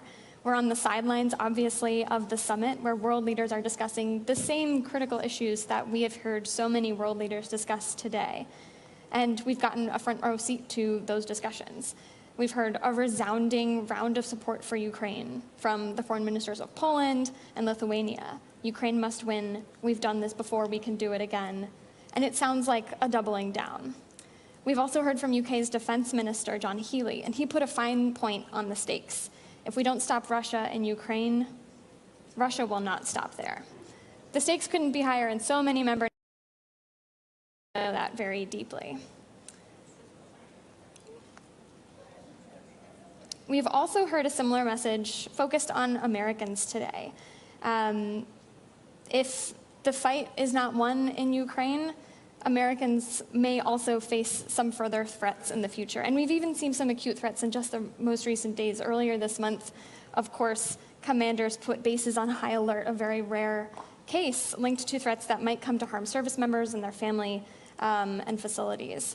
And it's been reported that's due to Russian-backed plots of sabotage and attacks targeting US military personnel and facilities. This is already, of course, impacting Americans. And here's the thing. We've heard a number of esteemed guests talk about how we are in a changed environment 2.5 years into this after Russia re-invaded Ukraine. Russia's changed, Ukraine has changed. And Lithuania's foreign minister put a very intriguing point out on the stage today.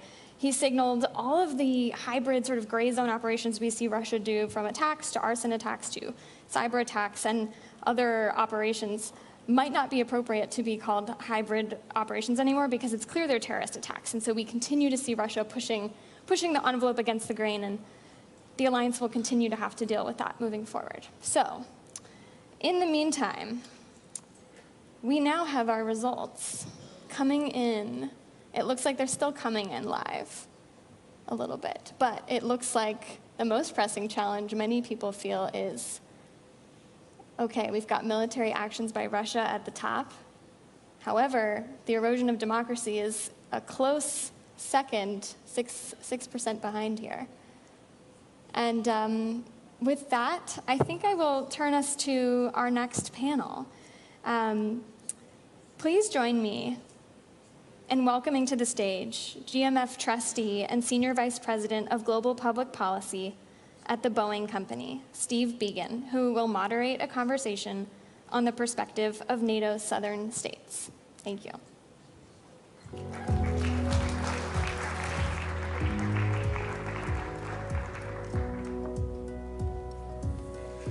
Wow, what a great day.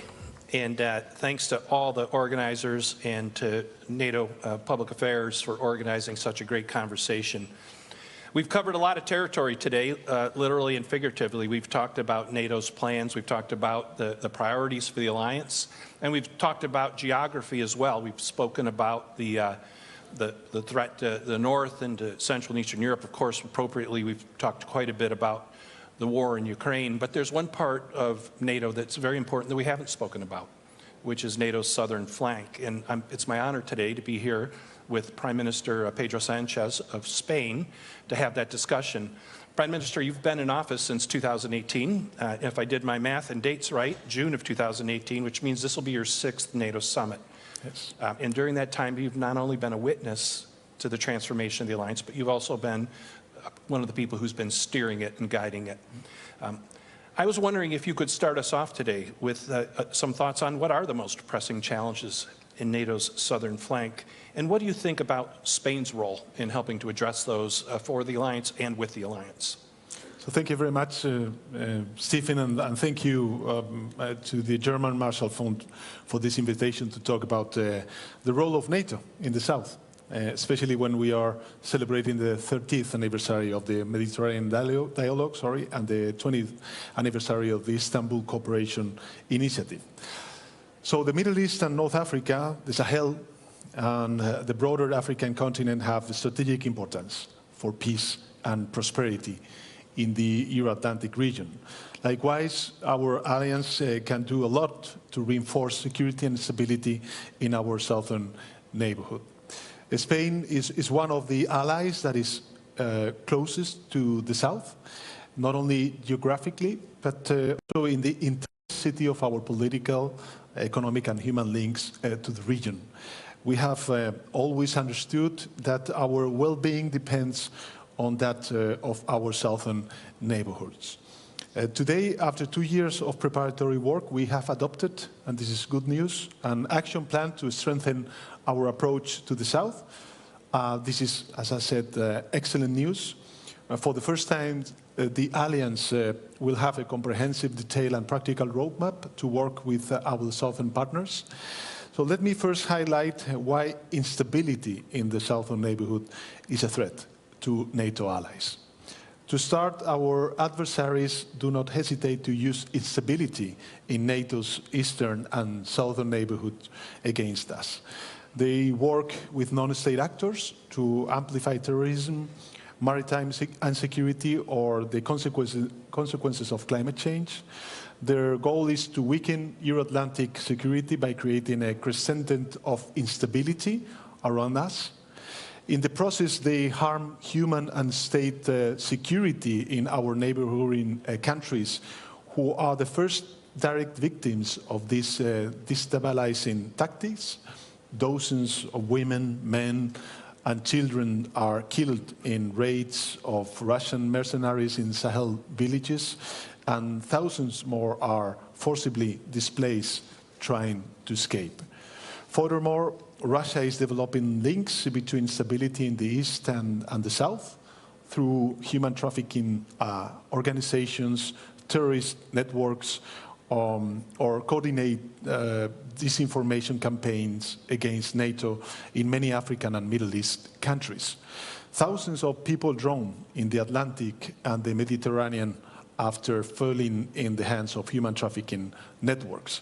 Irregular border crossing originating in Africa into Poland are increasing dramatically. Who is helping these criminal networks and why? The human cost of these hybrid tactics is dramatic. NATO, I believe, must therefore have a comprehensive strategy to promote stability and good governance in the South. To work with our partners for strong security and defense institutions on capacity building with practical cooperation measures, and doing all of this based on mutual respect. This is where our new action plan comes in. First, through this action plan, we will invest in more political dialogue and more hands-on cooperation. NATO's political dialogue with our southern partners must reflect this spirit of friendship, mutual respect, and mutual benefit. NATO has to be more present in the south, We already have a regional center in Kuwait, and we hope to have a liaison office in Amman soon. Second, we will work more with international organizations.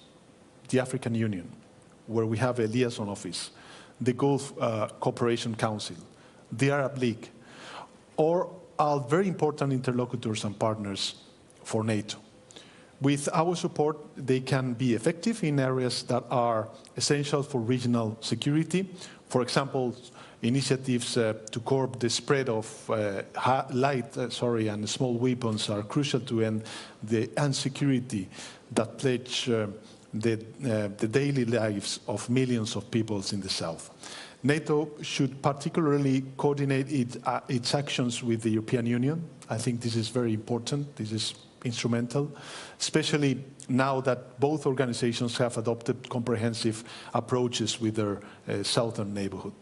And third, NATO is ready to work with its southern partners on critical issues such as terrorism, climate change, maritime security, or resilience. So let me finish, Stefan, by highlighting that the endorsement of this action plan is a big step for NATO. It's a real big step for NATO. And we particularly welcome the appointment of a special representative for the South. But this is not the end of the roadmap. Implementation in years to come will be key. In this difficult endeavor, you will always find the staunch commitment and support of my country. Spain is already working on many of these fields with our southern partners, and we are ready to scale up our efforts in the context of NATO cooperation. So thank you very much for your attention, and happy to exchange some views on this with you.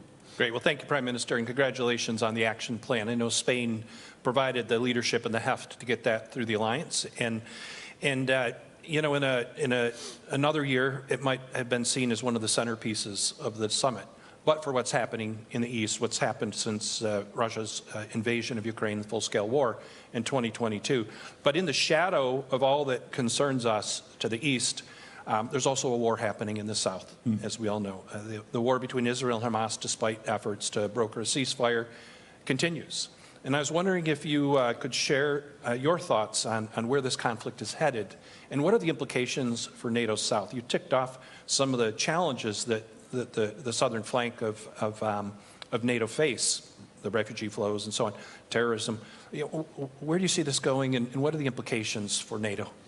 Well, I believe that the implications are, you know, very difficult for all of us, for NATO, and of course for all the countries in the region, in the Mediterranean, and of course the Middle East. But I think this is a global challenge for all countries. As you know, Spain and other countries in Europe, we took that step to recognize the state of Palestine because we believe that we need to give a political horizon to the people in the region, especially in Palestine, a political horizon to create the conditions for a new state that could coexist in peaceful and with security with their neighbors, especially with Israel. So I would like to acknowledge the efforts that President Biden has been taking since the beginning of the war regarding different aspects. The first one is the release of the hostages. The second is in the beginning to support Israel in its fight against Hamas. We of course condemned the terrorist attacks to Israel perpetrated by Hamas.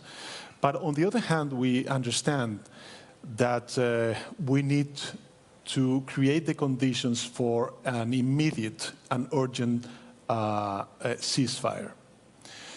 Why? Because first of all, we need to avoid any risk of escalation, and there's a real risk of escalation to Lebanon. Second, because we need to stop this terrible humanitarian crisis that the Palestinians are suffering, not only in Gaza, but also in the West Bank, sorry. And last but not least, because it will be important to convene a peace conference, an international peace conference, to create the conditions for what I said in the beginning of my speech, the two-state solution, and to create that political horizon for the people in Palestine. So I think that we need, of course, that political effort. We need also to understand that UN resolutions from the Security Council are binding, and that last UN resolution led by the US administration stated crystal clear that we need a permanent ceasefire in order to stop this terrible war and focus on the humanitarian catastrophe that we are witnessing through the international media. So, of course, I think that this is going to be one of the challenges of the southern flank that we need to face and address from our NATO organization. And we will do our utmost to create those conditions and not to be again prisoners, I would say, of a new cycle of violence in the Middle East in the years to come. I think that this is enough. There's a lot of suffering on the ground, and we need to create those political conditions to avoid any risk of escalation and, of course, a new cycle of violence in the future. Well, I hate to jump from one gloomy environment to another, but there's another part of Europe as well that's suffering terrible violence and bloodshed right now. The brutal war that Russia is waging against Ukraine as Ukraine fights for its own independence. One of the things that we've talked about here during the course of the day with other leaders is the bridge to NATO membership that the summit is agreeing to today. I was wondering if you could kind of give us your take, the view from Spain, which is a long way away from Ukraine. What is your take on the bridge to NATO membership for Ukraine, and what do you see as the opportunities and challenges along the way? So we actually have, Stefan, in Spain more than 200,000 refugees coming from Ukraine, even though, of course, we have this long distance. And I can tell you by that large number, the majority of the Spaniards, they support our efforts regarding Ukraine, and because we understand what is at stake. It's not only the defense of the territorial integrity, the freedom, the right to exist of a nation, but also the respect of a world ruled by clear, let's say, principles, and this is also what we are defending: democracy, freedom, and the right to exist of a country such as Ukraine. So, you know, I think that it is indeed very important for our citizens to understand that what we are defending in Gaza and in Ukraine are not only the international law, but we have a consistent position, a consistent political positions, that we don't have double standards. So if we are telling our people that we are supporting Ukraine because we are defending the international law, this is the same to what we have to do towards Gaza and the war that we are now witnessing in the Middle East, saying that we are backing the international law, especially the international humanitarian law. So this is, at least from our perspective, what we defend as a country. And I would also add that, coming back to Ukraine, perhaps we don't have the conditions yet on the process for the integration of Ukraine in NATO, but in the statement, the declaration that we already endorsed, we say that that path is irreversible, and this is something that is going to happen. In the meantime, what we need to do is to support and back Ukraine as all member states from the NATO. From NATO, we are doing.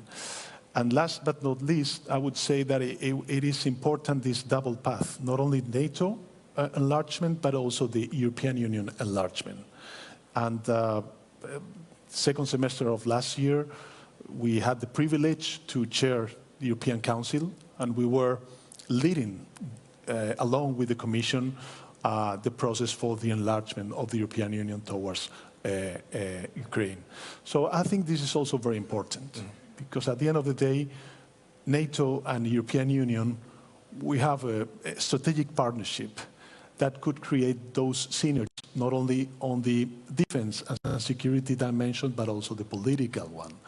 And this is something that I think is recognized, and people in Ukraine are grateful for that. Well, Prime Minister, I know you have a busy day, and I wish you the very best in the summit proceedings. On behalf of the entire forum, let us join in thanking Prime Minister Pedro Sanchez for his time. Thank you, Stephen. Thank you.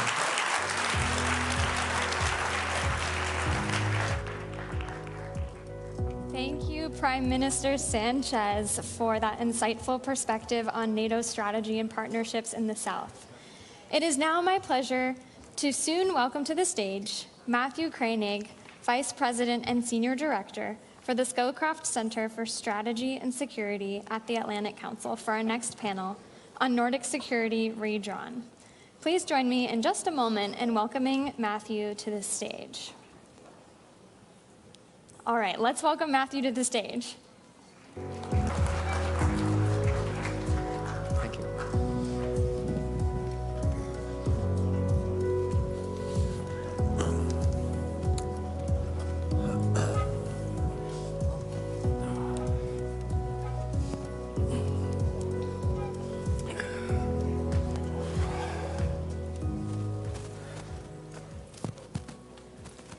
Well, good afternoon. I'm pleased to welcome you to this discussion on Nordic security redrawn. As you've just heard, my name is Matthew Koenig. I'm Vice President and Senior Director of the Atlantic Council's Scowcroft Center for Strategy and Security. As we all know, NATO has 2 new members, Finland and Sweden, bringing the NATO alliance to 32 countries. It also means that now every Arctic country except for Russia is a member of NATO. So to dive into some of the challenges and opportunities presented by this new Nordic security landscape, I'm honored to introduce some distinguished panelists. So starting all the way at the end here, we have Minister of Defense of the Republic of Finland, Antti Hakonen. Welcome. Next, we have Minister of Defense of Norway, Born Arild Gram. Welcome. Next, we have Minister of Foreign Affairs of Iceland, Thordis Kolbrún Reyfjord Gylfadóttir. Welcome. And then next, Minister of Defense of the Kingdom of Sweden, Paul Johnson. And last but not least, to my immediate left, Minister of Defense of Canada, Bill Blair. So, Your Excellencies, welcome to the NATO Public Forum.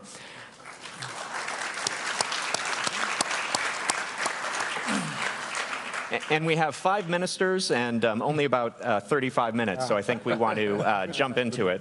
And so let me ask the first question, and Minister Johnson, you're the rookie here, so maybe I'll start with you. You know, some Americans might say, well, additional countries in NATO, aren't these just additional countries we need to defend? Why is NATO stronger with Sweden in the alliance? Sure, and thank you for that question, and also thank you for having me on with a great panel. We interact a lot, and I think there's many things that unite us around this panel as well. But just a few things then on Swedish NATO membership.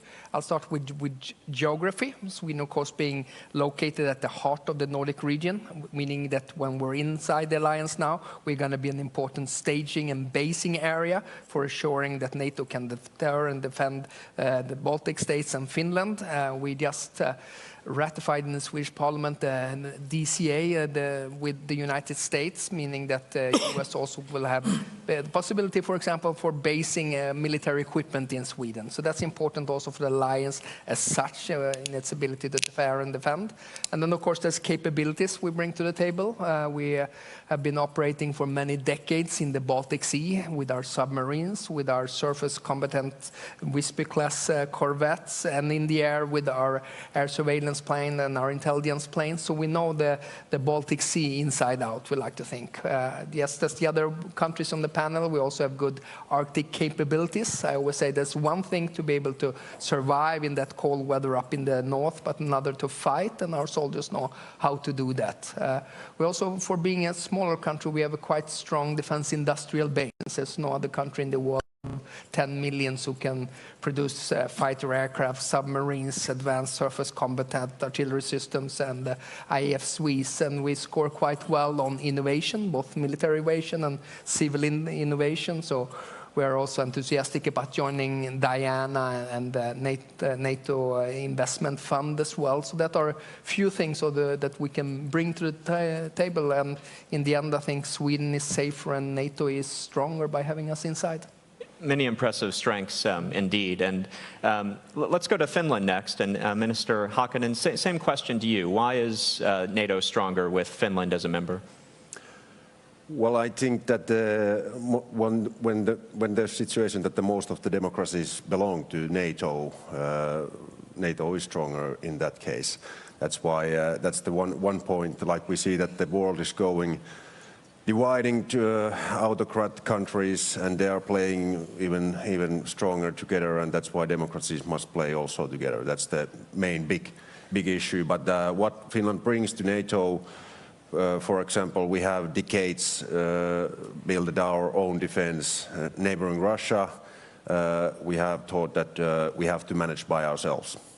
That's why we have almost, I think, the highest number of will to defend the country, over 80%. And 90% of our people also say that they are willing to defend NATO allies. Now, this is the recent newest poll. We have a large reservist army. We have almost 900,000 citizens who are military trained. Wartime strength, almost 300,000. We have old traditional warfare capabilities, but also new, highly valuable capabilities. We have almost largest artillery in Western Europe. We have kind of been prepared for that kind of conventional warfare what Russia is now waging in Ukraine, because we have true intelligence, watch it really closely what Russia is doing. That's why end of the Cold War we didn't let our guards down. We kept our large reservist army, large artillery, large land forces, and now we are also purchasing new high-tech capabilities, F-35s, and developing our army with heavy investing programs, 2.4% last year. And now it's a new thing for us to do a close cooperation with all our allies. We have done it closely with the Nordic countries, with several partners in JEF cooperation, and with United States for decades. But still, Article 5, that's a new thing for us. And last year, when we joined to NATO, everything has gone smoothly. We have been integrated really fast to NATO, to our kind of a common defense system. And that's why we are really happy to see the results from this summit. We are taking a stronger stance with the collective defense, and also the Finnish integration into collective defense has been really smooth.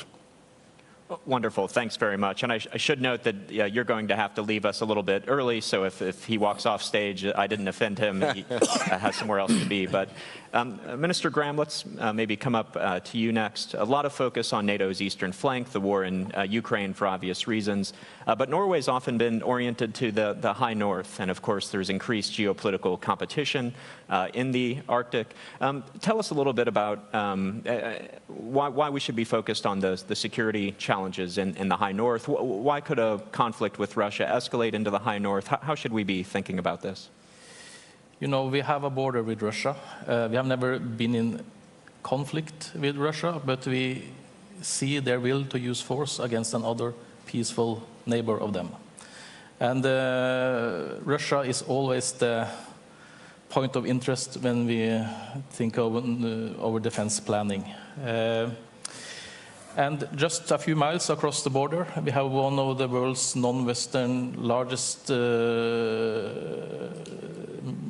nuclear bases. Russia has much of their strategic nuclear weapons, nuclear submarines and so on the Kola Peninsula, just across the border. And this basing complex increases in importance for Russia these days. Much of their conventional forces on the land has been sent to Ukraine, and they are depleted there. They are killed, but they have most of their nuclear forces, their submarines, their airplanes intact. And with the difficulties they face in the Black Sea with their naval forces, the Baltic Sea is more of a NATO lake, you could say. Then the Northern Fleet and their basing in the Kola Peninsula is even more important for them. They, of course, want to defend and protect these capabilities. So for us, it's very important to have situational awareness, to have presence in the High North, follow the activity. This was also a very important part. We had just presented and had a unanimous support in Parliament for our new long-term defense plan. Increasing the situational awareness when it comes to the space domain, to maritime surveillance, intelligence, to being more present with the naval forces and so on. I think this is a very important part of the deterrence. We want predictability and stability in the High North. We welcome more allied activity also in the High North. At the same time, we want to calibrate this and as I said, have a stability and predictability. So this is important for us. We also watch closely what kind of development we see with the Russian and Chinese cooperation in the High North. We have Chinese researchers on the Svalbard Islands, the far north. So we have to watch this closely. But can I also say, because you asked the importance of Sweden and Finland joining NATO, I think this is a huge thing for us as well. Of course, for Sweden and Finland, this is a huge step. I mean, Sweden, more than 200 years as neutral or alliance-free. But also for us, this is a huge development. Being able to see all the Nordic geography, the whole of the Scandinavian peninsula, when it comes to defense planning, to operational cooperation. We have been used to be, for the first time, we have a border with a land border with a NATO ally. That was when Finland joined last year. Trusted ally. And now we have this Nordic defense cooperation. We see so many possibilities in all domains, in all areas, when it comes to defense planning and defense capabilities. So this really opens a new world, and it happened really. There were some hiccups when it came to the ratification process, but still it happened really fast. So we don't have all the answers yet, but we see there is a lot of possibilities to strengthen the northern part of the alliance. Great. Minister Gylfadóttir, let's come to you next. And Iceland is a unique and special country in many ways. One of the ways it's unique is that it doesn't have standing armed forces. So given that, how does Iceland contribute to NATO's security? Yes, thank you. I need 2 mics for some reason. I'm sorry. First of all, Iceland is a founding member of NATO, 1 out of 12, and our contribution is partly, literally our strategic location, being in the middle of Europe and North America. Our presence and us being a member of NATO is, of course, a cornerstone of our national security policy, and it has been for all these decades, 75 years, but it's also a contribution to the region. We have radar stations around the island, which feeds NATO information 24/7. We have Keflavik Air Base, where, of course, the United States was there up until 2006. We took it over. We have host nation support. So when friends and allies are operating and doing all kinds of air policing and practicing and etc. And we have from the US submarine surveillance, which again, with the increased capable of mobility from Iceland, it's not only a question whether it makes us safer in Iceland, but what does it mean for the region? What's our contribution in that regard? And I have to add a point on Finland and Sweden's membership. It truly, it truly matters tremendously, both, of course, for Sweden and Finland, but also for the region. And not only the Nordics, the same goes with the Baltic states, the region itself, and for NATO. And of course, what these countries bring to the table, I mean, it's tremendous. And that's why it has gone smoothly, because of course we've been close partners and the integration has been very strong. But also as countries, because NATO is not only about tanks and weapons. You know, it was founded to cherish and protect democracy, individual freedoms, and the rule of law. And to have two members, you know, that rank the highest in that regard, with such a big, huge resilience and strong societies, that really makes NATO stronger, without a doubt. Wonderful. Well, Minister Blair, let's continue on this theme with you. And so how does Finland and Sweden joining the alliance change the Nordic security situation? It makes the Baltic Sea a NATO lake, but closer to home for Canada, it means that now all Arctic countries other than Russia are NATO members. How does that change the situation when it comes to Arctic security? I think I believe it's hugely beneficial. And frankly, it has brought to my country a renewed focus on some of our responsibilities. And you know, for the last 150 years and plus, my country has been blessed by extraordinary geography. We're surrounded by 3 oceans, one of which has been mostly frozen. We also live next door to a great superpower, a benign and supportive ally and friend. And so almost for our entire history, Canada has not been invaded, but we have a very significant armed forces, and all of our work for the last century and a half has been primarily expeditionary. We have fought in almost every war, but not in our own country. But there's been an acknowledgement. The world has changed, and I think we've seen certain evidence of that with Russia's illegal invasion of Ukraine, but we're also seeing through such impacts of new technologies, and in particular with climate change. Our Arctic is becoming far more accessible. The high north is actually being impacted by climate change at 4 times the global average. And what we're seeing is the melting of the permafrost, but also new accessibility in the Arctic. And we estimate that if we continue on the same path, and hopefully we won't, but if we do continue on the same path, by 2050, the Arctic Ocean could be the primary point of transit between Europe and Asia. And as it becomes more accessible, security concerns become, I think, far more significant to us.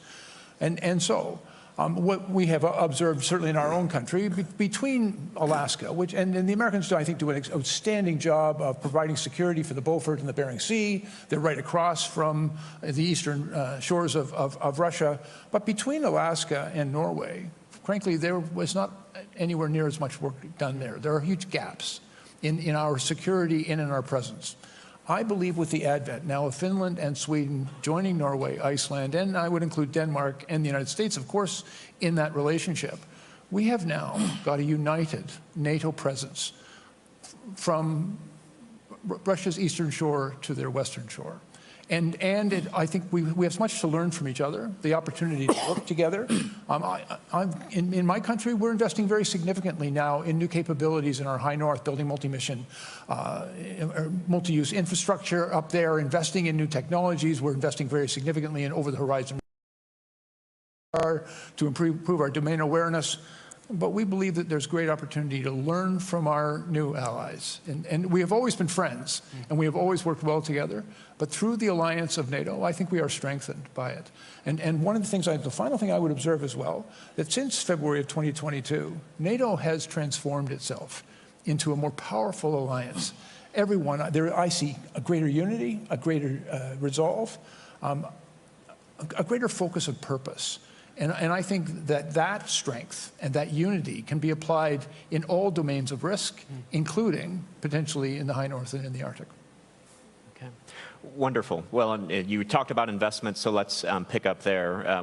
One of the major themes, of course, of the summit is deterrence and defense. We have new regional plans. We need to get the capabilities to make sure those plans can be implemented.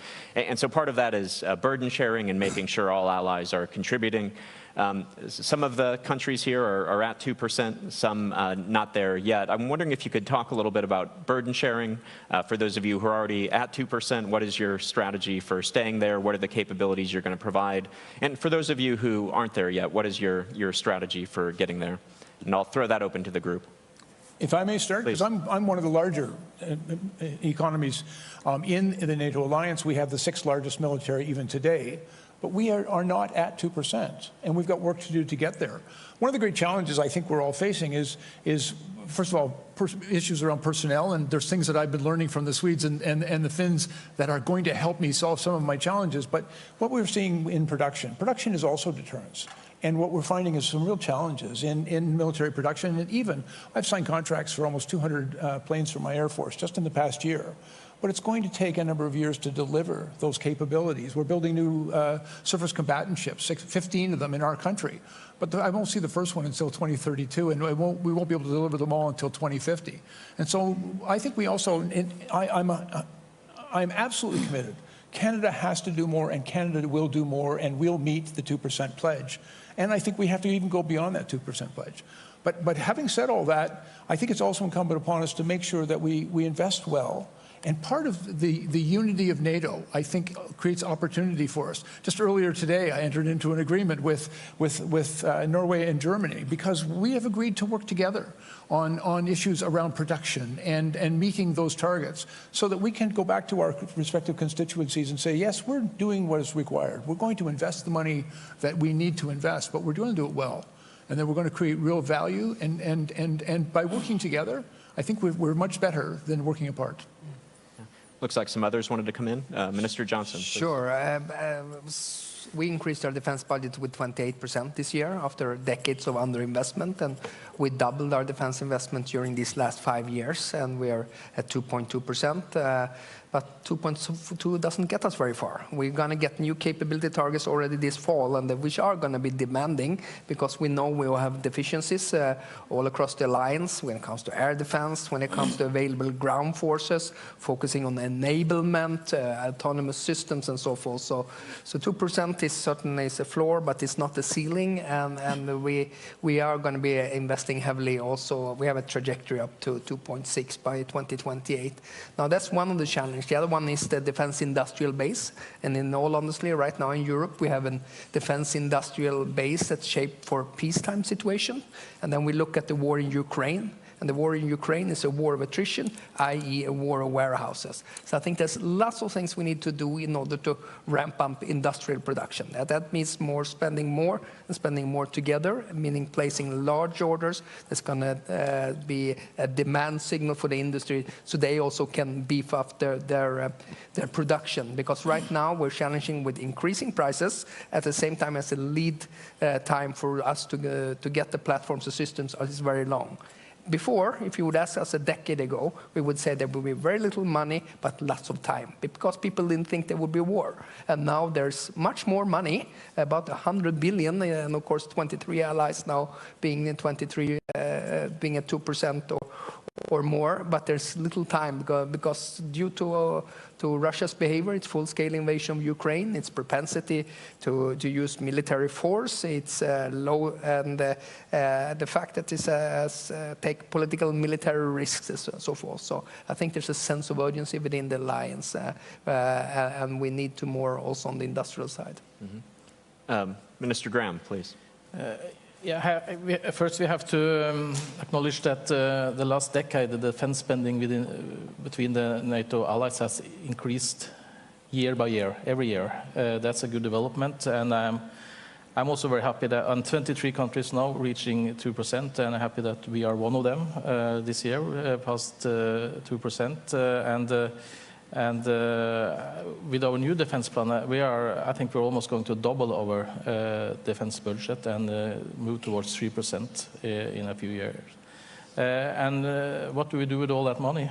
Well, we strengthen really all our armed forces, from 1 to 3 brigades in the army, the home guard, more than doubling the air defense. But the main effort will be when it comes to the maritime sector. And we are a coastal maritime nation. We have Norway is geographically quite big land, not so much people, but we have 7 times the land area at sea, with huge resources, energy, fisheries, lines of communication and so on. It's so important to protect this, to be present, as I said earlier, follow the development, have situational awareness. So we are these new submarines, new frigates, renewing most of the Coast Guard and other surface vessel as well, having new satellites for surveillance, maritime, long-range maritime drones, and so on and so on. This is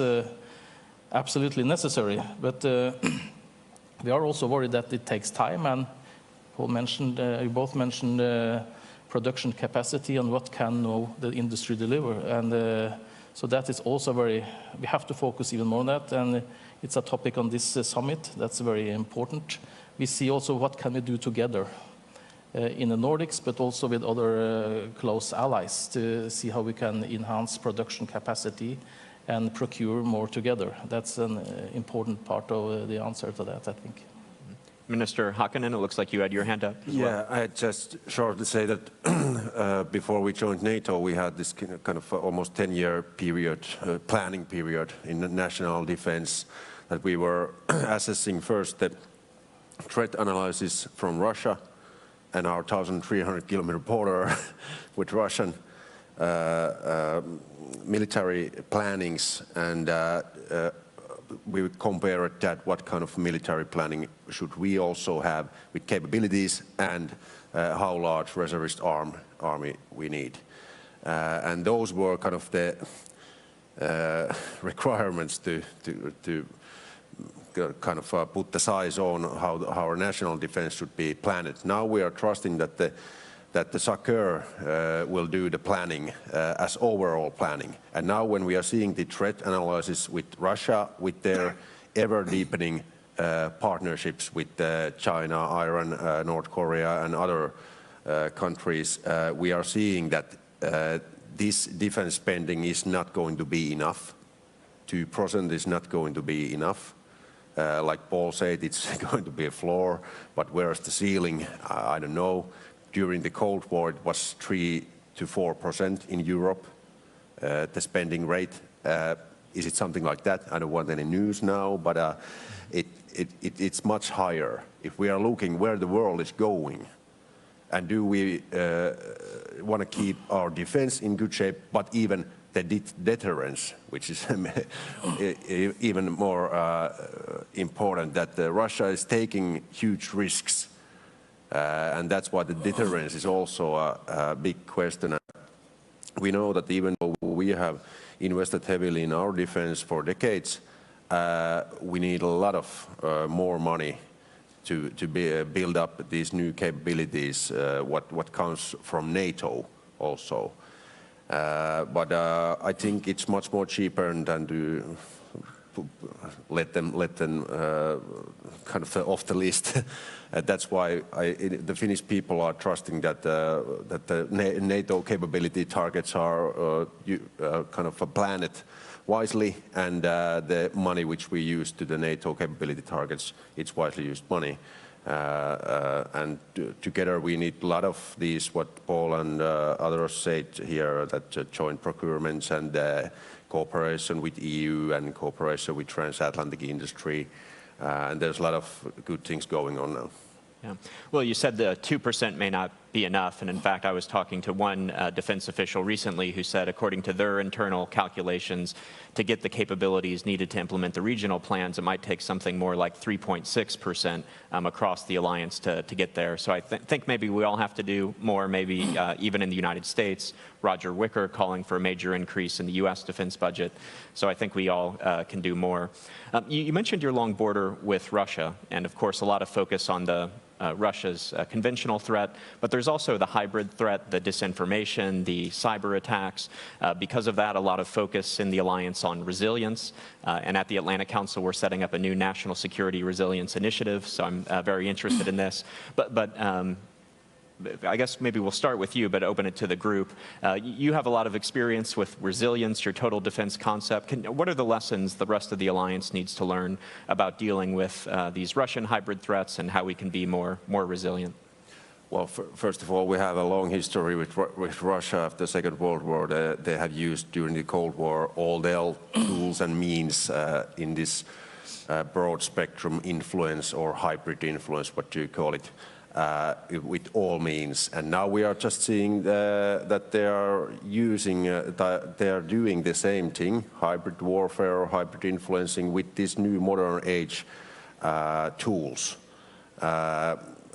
The first thing is that we have in Finland this comprehensive security model, where we have kind of participated all our civil sectors and private companies to kind of what's the overall security situation in the society, and all those sectors have a role to support also the defense.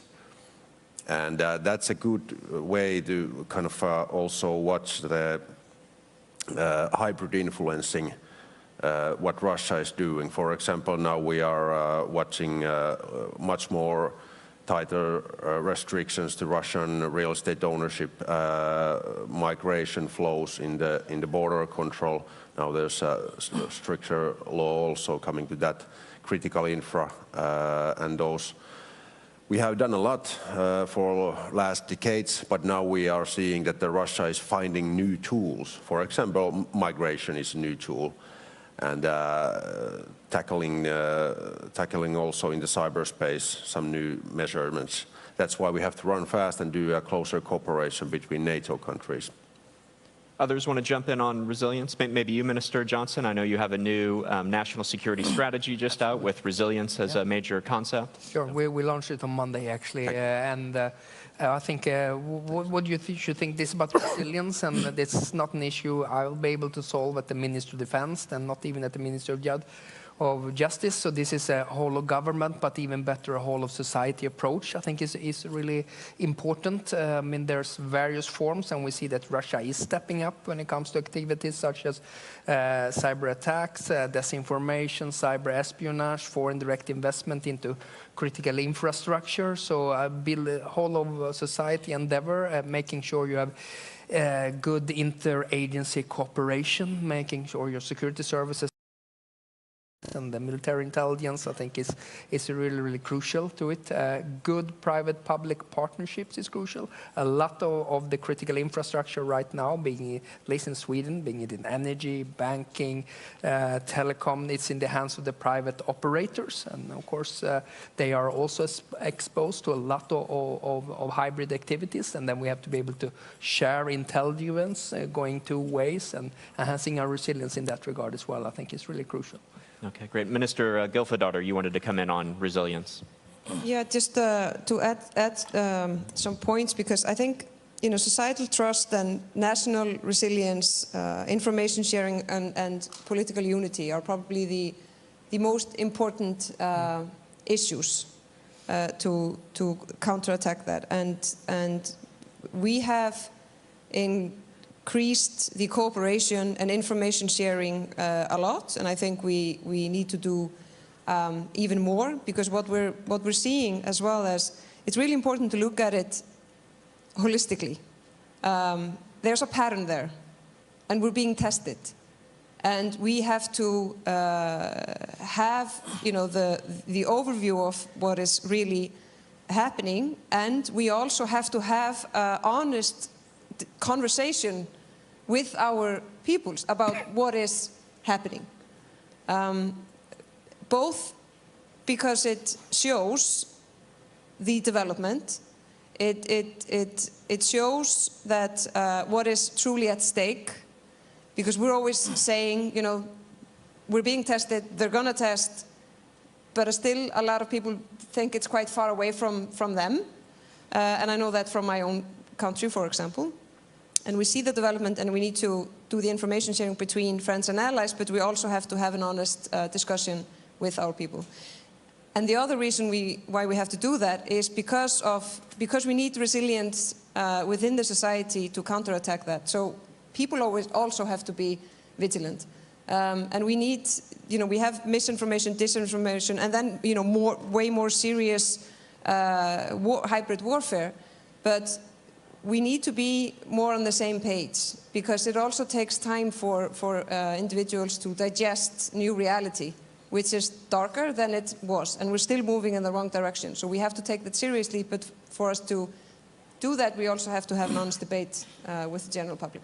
Okay, great. Well, we're almost out of time, so maybe a final word to Minister Blair and Minister Graham. And what is the most important thing you think the audience should take away from this discussion? And you had your hand up first, and you also mentioned an interesting thing in the green room about some things you're doing in Canada. Don't know if you maybe want to share that with the group. Well, I think we're all doing some interesting things. Yeah. I'm hoping over the next few days that we'll be able to articulate for our colleagues a credible and verifiable path for Canada and the investments we have to make. I think one of the ways we're finding the smartest way to do that is through alliances. If I just may add just a small point to the last thing, because we've talked about hybrid warfare and asymmetrical warfare, and I think quite understandably at a NATO conference we're talking primarily about Russia. But we are noticing a very significant level of activity directed towards Western societies and Western democracies by the People's Republic of China. In many respects, it is more insidious and more threatening to us. I think what we're seeing is a very overt action to undermine our public institutions, attack our critical infrastructure through various cyber attacks. I think in many respects our response has been, might even characterize it as somewhat naive, because we constantly attempt to defend ourselves from these daily attacks. But I think we need to be very outspoken to our own populations, as you mentioned, how important it is to attribute the activities of hostile nations in their actions against our interests. We're seeing that the Russians do it in a very different way. The Russians are I think, trying to torque up political and public opinion on certain areas, but again, their intent is to undermine the democracies that we rely on, and also to put in jeopardy, I think, our alliances. And so our awareness of that and a very strong response, a united response, I think is the great strength of NATO and the possibility that presents itself here. And that's it for me. Okay, Minister Graham, final word. Well, yeah, since we're out of time, I just want to a few words on the resilience part, and because we are all strengthening our defense forces now, doing a lot there. That is absolutely necessary, but it still isn't enough, because we have to think about the whole of society. Securing the state security, that's one thing, but health security, food security, and civilian resistance is also an important. When we have all of this in place, then we are truly resilient and can be able to defend ourselves.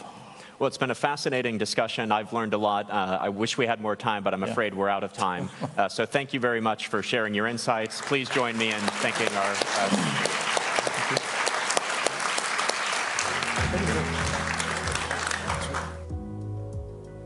Thank you for that very insightful perspective on Nordic security. Now, please allow some time for your colleagues to rejoin us here in the plenary room from the Nuclear Checkup Parallel Panel. We will resume our programming shortly. Please do not leave the room during a brief pause as colleagues join us. Thanks.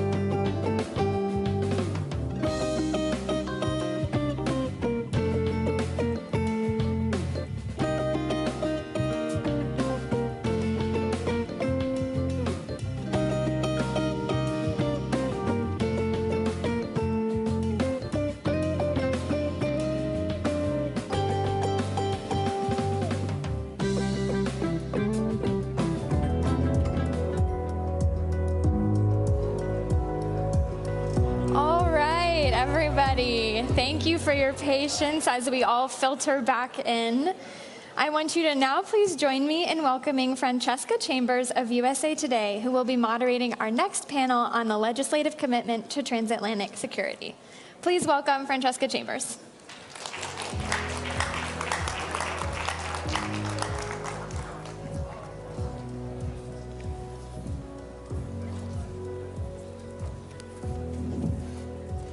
Everybody left.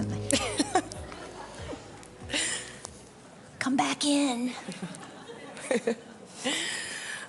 Well, I'm Francesca Chambers, White House correspondent for USA Today. I am thrilled to be leading this discussion between Senators Jeanne Shaheen and Thom Tillis. Thank you all for being here, and thank you for the invitation to speak at this forum, marking the 75th anniversary of the NATO alliance. As you may know, Senators Shaheen and Tillis are the co-chairs of the Senate NATO Observer Group, a bipartisan group that they reestablished in 2018 after more than a decade of inactivity. The topic of this panel is the legislative commitment to transatlantic security. And that is where we will begin, taking head-on the question on everyone's minds. Regardless of who wins the U.S. presidential election in November, how will you ensure that the United States remains a member of NATO and that it will uphold its Article 5 obligation to every member of the alliance, regardless of whether they spend 2% of their GDP on defense or not? Well, first of all, thank you. It's really nice to be here. Thank you to the Atlantic Council and to all of you in the audience for being here for this conversation. For those of you who have done this event in past years, you will know that Senator Tillis and I have now done this for 4 years in a row. We were in Brussels, Vilnius, Madrid, and now it's nice to be able to celebrate the 75th anniversary of NATO here in Washington, D.C. And I think that speaks to the strong bipartisan support that NATO has in the United States Senate and really in Congress. Earlier this week, I went to the NATO Parliamentary Assembly event in the House that had a number of members of Congress who were there in support of NATO. And as you're probably aware, in the last session of Congress, we changed the legislation to require approval by the Senate for any president who wanted to withdraw from NATO. So I think the support is ironclad. Yeah, and actually that clarifying legislation was just that. It already exists. This is a ratified treaty that has existed for 75 years. And the Article 5 commitment, the only time that we have had to mobilize under the Article 5 commitment was when our family of nations came to support the United States in Afghanistan and the war on terror. So, you know, we're in the political silly season here right now. And you have to deal with campaign rhetoric. But for that Congress would ever support the exit from the most successful, most important alliance that's ever existed is, quite frankly, rubbish. And I'll speak purely at this point from a Republican standpoint, and I think Jeanne would say the same thing for my Democratic colleagues. So, you know, at this point, we have to speak frankly about this. This is not a real threat. This is something that is used as a political device to create the fear and uncertainty and doubt. And I'm an elected official. I understand that. I don't know that I would ever use it. But let's just be very clear. This is not something that's in the cards. And I do remember when we went to Brussels, right. I think it was in 2018. Literally when we were on the way, then President Trump said maybe we should withdraw from Brussels. I think we were coming to speak at this event. And I was saying, you know, our institutions of government and the Article 1 institution that we happen to be a part of is very prominent when it comes to ratifying and enforcing treaties. And you should know that the Ukraine vote, the Ukraine supplemental vote, is a good indication of just how strong support for the alliance is, and also, incidentally, for Ukraine. Well, the prolonged debate over that Ukraine aid in Congress has called into question the legislative branch's commitment to protecting its European allies from Russia's military aggression. Secretary General Stoltenberg has asked allies to maintain their spending on Ukraine over the next year and pledged to contribute a collective $43 billion USD at minimum. Given the fierce debate in Congress, is that a commitment that the U.S. can realistically deliver on? I think that we have to. We have to go through it. I mean, if you think about when we entered that debate, many people thought that we were not going to be successful with the Ukraine supplemental. It got done. And I should also say that from a Republican perspective, we're well into the primary season. There's not a single Republican who has gone through a primary, who has lost, who voted for Ukraine supplemental, who's lost their primary. So I think that's also a good benchmark for anyone else who thinks that this is something that's politically sensitive back home.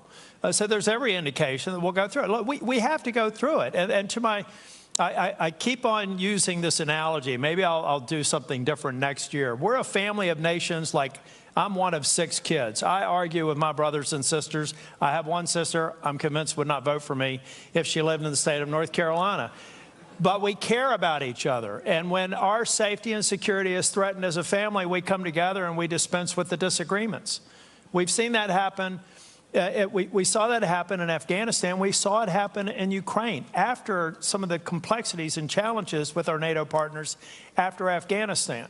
But we have to have a serious discussion about the exposure here. This is not just about achieving a 2% floor. First off, let's dispense with the idea that that's a ceiling. It's not about achieving a floor. It's about taking today's dollars, the dollars that have not been invested in our modernization and our mutual defense and our defense industrial base. I can think of one founding nation that in this century, the amount of money that they have not committed to achieve their 2% minimum obligation is $300 billion in today's dollars. So adjust for inflation, that's $500 billion in modernization that we've lost over the last 24 years. Russia exposed some weaknesses that we're now addressing, but those weaknesses will be buttressed by a consistent commitment to 2%. For my purposes, take that off the table. And then when you do that, almost all the political headwinds that we have to deal with here will essentially go away or be de minimis. Look, I think we will continue to support the Ukraine effort against Vladimir Putin, not just because it's in Ukraine's interest and Europe's interest, but because it's in our interest in the United States. The reason the Ukraine supplemental bill got done ultimately is because a significant piece of it went to our defense industrial complex here in the United States. And as Senator Tillis says, one of the things that the war in Ukraine has exposed is the challenges that we have to get prepared for war, to support our own national security. I had a chance to go to the Indo-Pacific back in March with a delegation. And we visited the Philippines, Vietnam, South Korea, and Japan.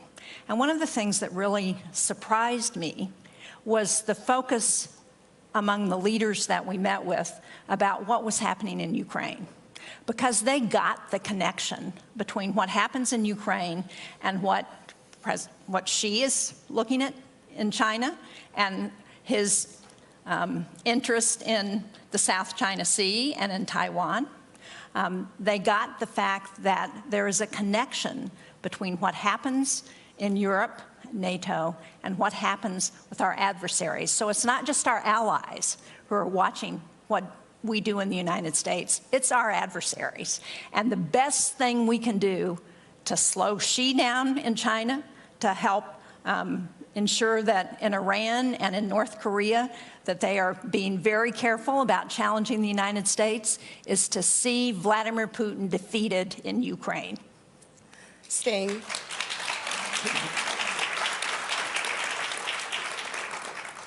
on Ukraine, any future expansion of NATO would require Senate approval. Allies are poised to declare at this summit that Ukraine's inclusion in NATO is irreversible, provided that it makes the reforms that NATO allies are seeking. Does Ukraine's eventual inclusion in NATO have enough backing in the U.S. Senate for America to be able to agree to that?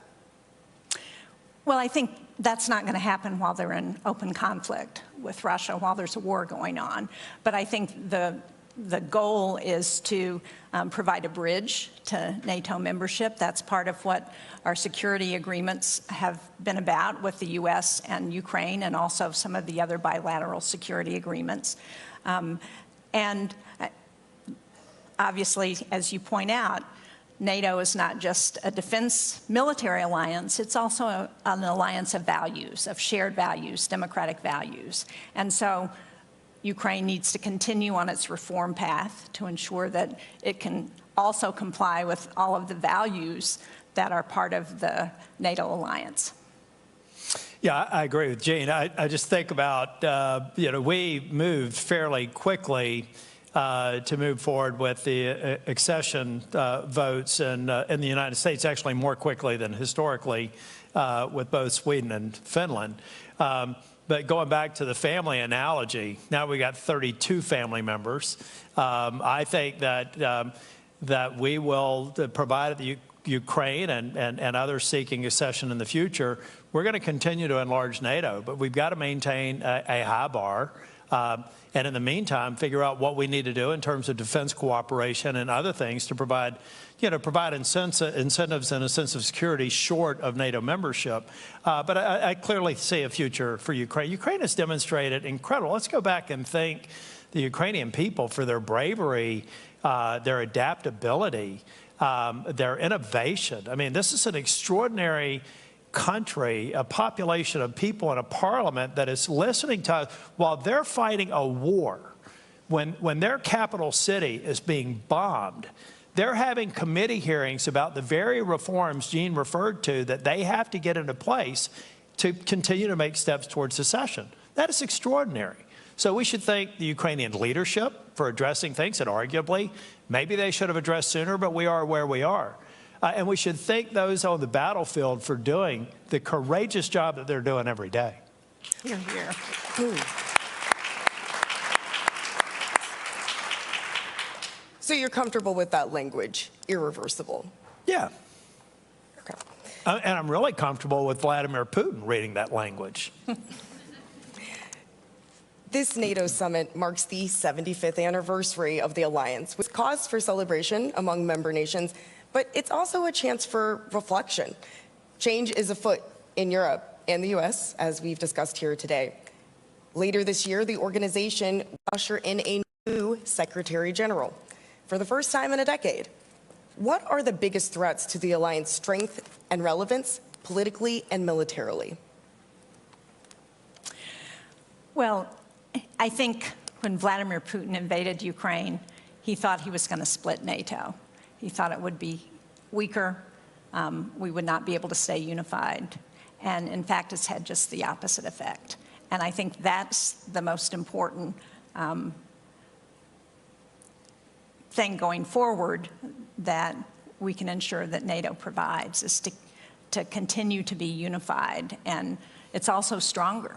I mean, not only is it stronger in terms of its compact and the provisions that we are doing in terms of putting more troops on the Eastern Front, looking at interoperability for our equipment and making progress on that, new weapon systems.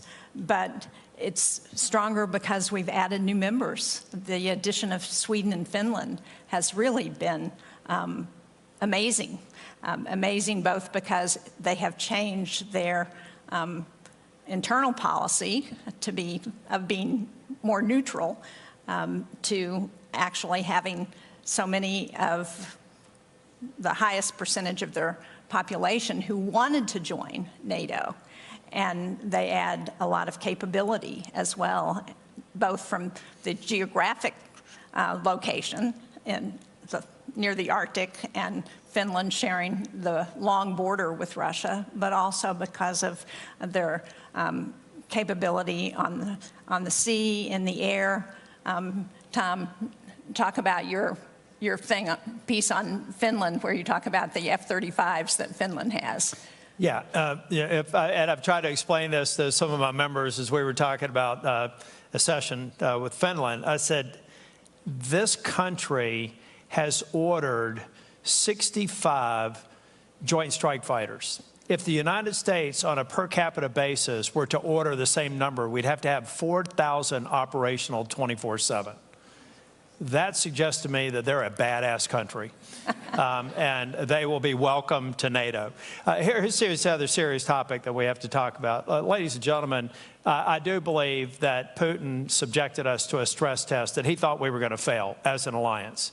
He honestly, there's no way he could have assumed that he would have been successful if he was gaming this out.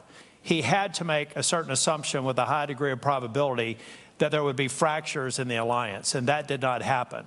But we also have to understand, we understand a lot of weaknesses. Number one, our intelligence about Russia's capabilities was wrong, absolutely wrong. They have non-commissioned officer corps that's going to take them 10 years to develop. Their weapons platforms are far short of what they should have been, and I'm reminding some of our friends who buy Russian platforms, they may want to dispense with the brochure and see how it actually operates on the battlefield and rethink their weapons sources. But we have to modernize, we have to invest, we have to have latent capability that can be scaled up for the defense industrial base.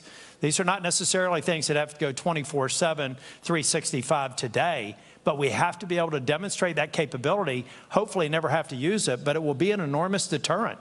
But if we don't have it and we get into a live fire situation, we will be dramatically limited in terms of our response without addressing elements of the stress test that were not relevant to what we've done in Ukraine, but would be absolutely relevant if we had to come together and satisfy our Article 5 commitment. You know, the other thing that NATO is working on, and I'm really excited about this because I've been involved in the U.S. in women, peace, and security, and I know there's going to be a panel after this one talking about this. But you know, back in 2000, the UN passed a resolution on women, peace, and security that basically recognizes that women need to be integrated into all aspects of what we're doing. NATO is working on this.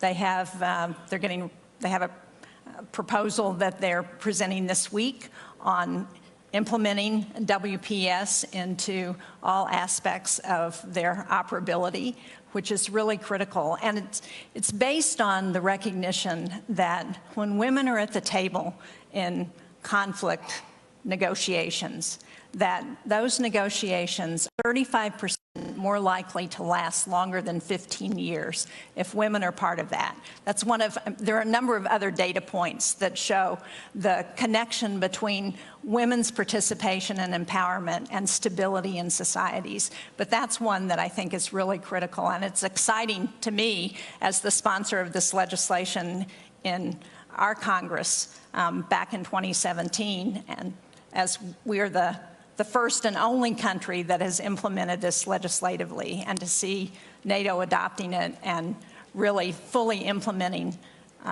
this policy is important. I'd like to go back to something.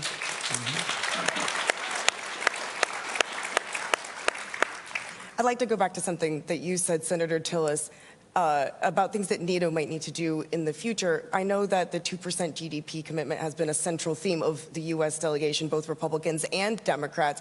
So what have your conversations with member nations been like about that? What is your argument to those that are below that number about why they need to increase their spending sooner rather than later? Okay, number one, I complimented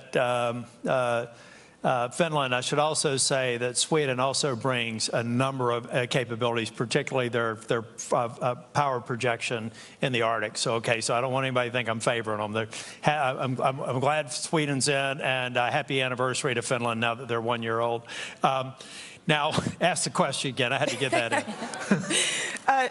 What has your conversations been like with member nations that are below the 2% GDP? What is your argument to them to increase that spending? The reason why I try to use the family analogy is to make it very clear I care deeply for every one of the other 31 members of NATO. This isn't a discussion of criticism. What I hear from some people, it doesn't play very well back home. You know, they want us to spend more on this policy or that policy. I said, have you explained to them that their personal safety and sovereignty is a part in increasing that? improving their safety, improving our collective ability to even deter an aggressive act by making this investment? Have you really connected with your population in a way to make that understood? Because if we don't continue to press on it, then why should anyone else who's struggling politically continue to pursue the 2% or more? Why can't, I mean, we can't afford in the world that we live in today to get back to single-digit members contributing 2% and considering that a ceiling. We have to dispense with that and communicate it in terms that the population understands. I would love to spend resources on other things that address domestic priorities, but we only exist as free nations and are able to implement those policies because we are sovereign and we are secure. National security is a prerequisite for long-term democracy, and we have to communicate it that way to diffuse the politics and eliminate that. I'd love to have a NATO conference where we're not talking about the 2%. 30% of the dialogue this week would probably be about fair share or burden sharing. Let's get past that. Talk about modernization. Talk about industrial base expansion. Talk about deterrent effect that comes from the amount of money that we're spending on modernization, interoperability, defense supply base. Let's get to that point. I agree with Senator Tillis. I mean, I'm not going to disagree. I think one of the other arguments that I have used with some of the countries that still need to get to their 2%, and there are a couple that don't have a plan to actually do that yet, and we're hoping to see those plans this week, is that it allows us in the Senate and in the U.S. Congress to take that off the table in terms of opposition to whatever might be happening in NATO. And it allows us to stay focused on what the real issues are, which is defending, I really want to make Europe. sure, yeah, I'm sorry, Jen. I really want to make sure that we understand numbers here, because 2% doesn't sound like a lot. But I used one example of a nation that is below 2% and has been below 2% just in this century. And the delta between what we believe they should be paying and what they paid is $300 billion. Ladies and gentlemen, let's aggregate the others and say, what if all had been paying 2%? What would $2 or $3 trillion more dollars over the last 24 years have created in capabilities? Who knows? I mean, you know, it's only guessing, but if we had put $2 or $3 trillion more dollars into our mutual defense over the last 25 years, would Ukraine have even happened? One has to ask the question. Yeah, it's about deterrence. Yeah. And defense. Well, other than that, I don't have an opinion on it. Well, let's talk about the next 25 years then. How should the NATO alliance approach the Indo-Pacific in light of the military aggression that we have seen from China in the South China Sea? Well, I think one of the exciting things that's happened over the last 3 years has been the addition of those 4 Indo-Pacific nations to, they're not NATO members, but they are participating in the NATO summit. The compact, the NATO compact coming out of Madrid talked about China for the first time and the threat that China presents. And I think having those partners in the Indo-Pacific who recognize the connection between what's happening in Europe and the potential for what happens in the Indo-Pacific is really critical. And again, as I said, what we know is that they are watching what happens in Ukraine, that China is watching what happens in Ukraine, because it has an impact on what President Xi might actually do in Taiwan. They see the connection. If Putin is successful in Ukraine, what's to prevent Xi from going into Taiwan? So it's connected, and they understand it. It's not by accident that Japan has announced this year that they're going to double their defense spending, because they recognize the challenges to their own security that China and North Korea present. I actually think having the IP4 here since Madrid, right? Yep. There was a funny story. We were meeting with the Japanese delegation, went to the wrong Marriott, but we finally got there and had a wonderful discussion with them, welcoming them to the NATO summit. But having the IP4 now for the third year, China's watching. You know, I don't know that China is necessarily concerned with quantitative differences between our arsenals and theirs, or maybe even qualitative differences, but we know that China is concerned with our alliances. And that the more we see this cooperation, for the first time in the strategic concept, China being mentioned 6 times, those are things that China watches. I think by itself it has a deterrent effect, but it also forces discussion amongst our allies, amongst the IP4 and this forum and other forums, which I think are very helpful and by themselves have a deterrent effect. Do you see a role, though, for NATO in that theater? And if so, what would that role be? You know, I for one thing, I don't want to get into NATO necessarily becoming a global alliance. It may be. I mean, in terms of the United States, the world is small. And I think increasingly our colleagues in Europe feel the same way. But I don't want to get into the complexity of making NATO a global sort of alliance. I think that we could have something short of that and have other agreements, alliances that make sense for that part of the world. And for some of our partners in NATO, it may make sense. For others, it may not. But I don't think we have to get there yet, because we're only 3 years old in terms of having Indo-Pacific nations represented here at NATO. And I think we continue to build on that. That by itself is great progress. Yeah, I think NATO will determine that, along with other countries, what's appropriate. Well, you'd have to change the acronym and everything, too. Well, we are almost out of time here, so I just want to offer you both the opportunity. Are there any closing thoughts that you'd like to deliver? Well, just to reiterate that 75 years is amazing to have the strongest, longest-lasting military alliance in history.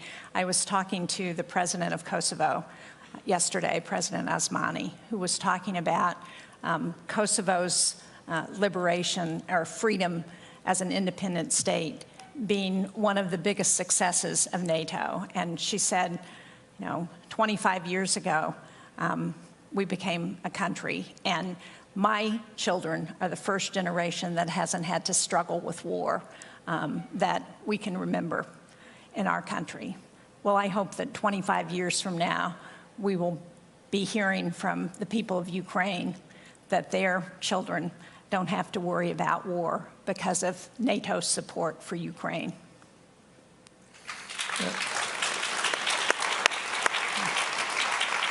You know, the message, it's perfect timing for the NATO summit to be in the United States, because a lot of people, like I had my opening comments, are wondering whether or not, you know, there's a risk to U.S. involvement in NATO. I mean, we need to dismiss that. And I'll give you various data points. The number of people who were so supportive of accession of Finland and Sweden was extraordinary. It was never a discussion. We didn't have to work hard to get support for that. That's pro-NATO, right? Because we're talking about accession and expanding NATO. Ultimately, what you saw with Speaker Johnson, in spite of all the political headlines and everything else, you saw Speaker Johnson support the supplemental over the objections of some of the members of his conference in a very tumultuous time. That's another demonstration of long-term commitment to NATO. I think what you see in the Senate, the very strong vote for Ukraine supplemental, is another indication. So I hope you all leave here recognizing that our democracy is a messy one, but it's been relatively successful. And I expect it to continue to be very successful, and I expect that to also continue to be an unqualified support for the most extraordinary treaty that's ever existed.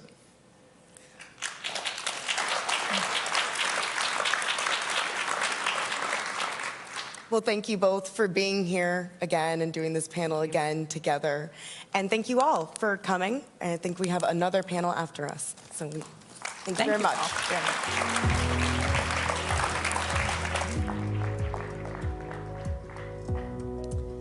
Thank you, Senators and Francesca, for such an interesting conversation on peeling back the layers on the legislative perspective on the transatlantic relationship and an irreversible path for Ukraine to NATO membership.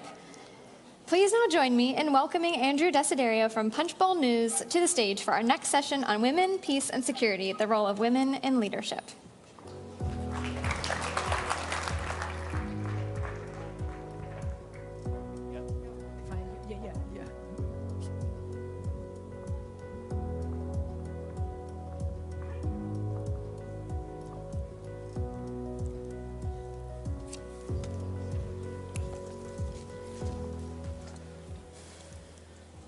All right, good evening, everyone. It's my pleasure to welcome you all here to Washington and to this session on women, peace, and security, the role of women in leadership. My name is Andrew Desiderio. I'm senior congressional reporter for Punchbowl News, where we cover the power, people, and politics that drive the decision-making here in our nation's capital. I am honored to be here today moderating this panel, which seeks to highlight the Women, Peace, and Security Initiative as a critical element of transatlantic security. As many of you know, NATO's policy on women, peace, and security was first unveiled in 2007. And during this year's summit, we're seeing the first update to that policy since 2018 in order to reflect the latest geopolitical developments. And of course, in 2022, NATO named the women, peace, and security as a core priority in the strategic concept. I'll also note that in 2017, the United States became the first nation to comprehensively enact through legislation a women, peace, and security strategy with the goal of promoting gender equality in the field of conflict resolution, and this has remained a bipartisan issue, importantly, in Congress. So what has changed since then? Well, quite a lot. Russia's full-scale invasion of Ukraine has completely redefined the security landscape in Europe and here in the United States, especially for women on the front lines. And as we know, intensifying conflicts around the world pose targeted threats against women. However, women have proven to be indispensable leaders working to guarantee peace and security. Against all odds, women in Ukraine continue to demonstrate their courage and bravery, and across the entire NATO alliance, women in positions of power are transforming the very way we think about our collective security and defense. So without further ado, I'm going to stop talking and introduce my distinguished panelists here, who I'm thrilled to be with. To my immediate right is Olga Stefanishyna. She is the Deputy Prime Minister of Ukraine for European and Euro-Atlantic integration. We also have Irina Felin. She's the NATO Secretary General's Special Representative for Women, Peace, and Security. And at the far end of the stage, Jennifer Klein, Assistant to the President and Director of the White House Gender Policy Council. Thank you to all three of you for being here. Really excited to dive in and start this conversation. Yes. Deputy Prime Minister, I want to start with you. A couple of years ago, you were given the NATO Parliamentary Assembly's Women for Peace and Security Award, and I want to read something that you said at the time. Quote, "I accept this award on behalf of Ukrainian women who are making every effort to protect their country from the Russian invaders and who have been fighting alongside men for freedom and essential democratic values." Can you start us off by talking a little bit about the contributions that women have made and are making to the war effort in Ukraine, and how Ukrainian women have been so disproportionately impacted by Russia's unjust invasion? Well, probably I'll start with the numbers, which are not that vivid across Atlantic and probably somewhere beyond the Ukrainian borders. We have around 20% of women constituting the overall entirety of the Ukrainian armed forces, with more than 10,000 serving on the front line and around 50,000 in a different areas, in a different senior officers position. Just to compare, it's a totally different number from the one we had before the full-scale war. Although as a advancing democracy, we were mainstreaming gender equality policy and trying to lift every barrier which has been arising from our post-Soviet legacy, putting restrictions to women to access to military, to any other professional or whatever. But the situation has changed dramatically because of the war, and as a country who has continue to be an advancing democracy throughout the war. Country remained fully functional and resilient, regardless the massive aggression and amount of the war crimes. We also made sure that we can catch up with our legislative and institutional changes, enabling women to be more effective throughout the war. That's why we have started a lot of transformations. We lifted all the barriers for women to access any profession in the armed forces, in the security and defense sector, enabling them to have the same access to defend their country as the men had before. It is done. We, of course, reinvent the woman's role in recovery and reconstruction of Ukraine as we are going through a mobilization period where we need a mobilization to be scaled up, to be capable to defend and win back our territories. So, and mostly conscription addresses the man, and that's why but the recovery needs are not getting smaller. So we have a massive program, which means that women would get more access and more engaged in the recovery and reconstruction process. But of course, with the around 6 million of people who had to flee from the places they were living in Ukraine, whether it's to the other parts of Ukraine or Europe, the vast majority of them are women and children who had to save their lives and their families. They lost their lives basically in a very moral way of this understanding. Many women are still facing a lot of challenges because their families are split, because men are serving in the armed forces. These are the same men who were designers, painters, technicians before the war. These are different people. So there are a lot of challenges related to that. And also we are working hard to work with those families who are with the men and the women who are coming back from the combat experience, and their reintegration back into the society is really different, and it's really hard to keep the family going from this very challenging period. And that's all the complexity of things we're thinking about. But also, moving through these challenges opens the priorities for ourselves. We have started to advance and pioneer a lot of new experiences, and with Iran together, I think we have invented the new NATO standard, which is a female uniform and everything related to enabling women to serve in the armed forces equally, not on the paper, but not on the front line, but also according to the procedures and the standards. And NATO is about to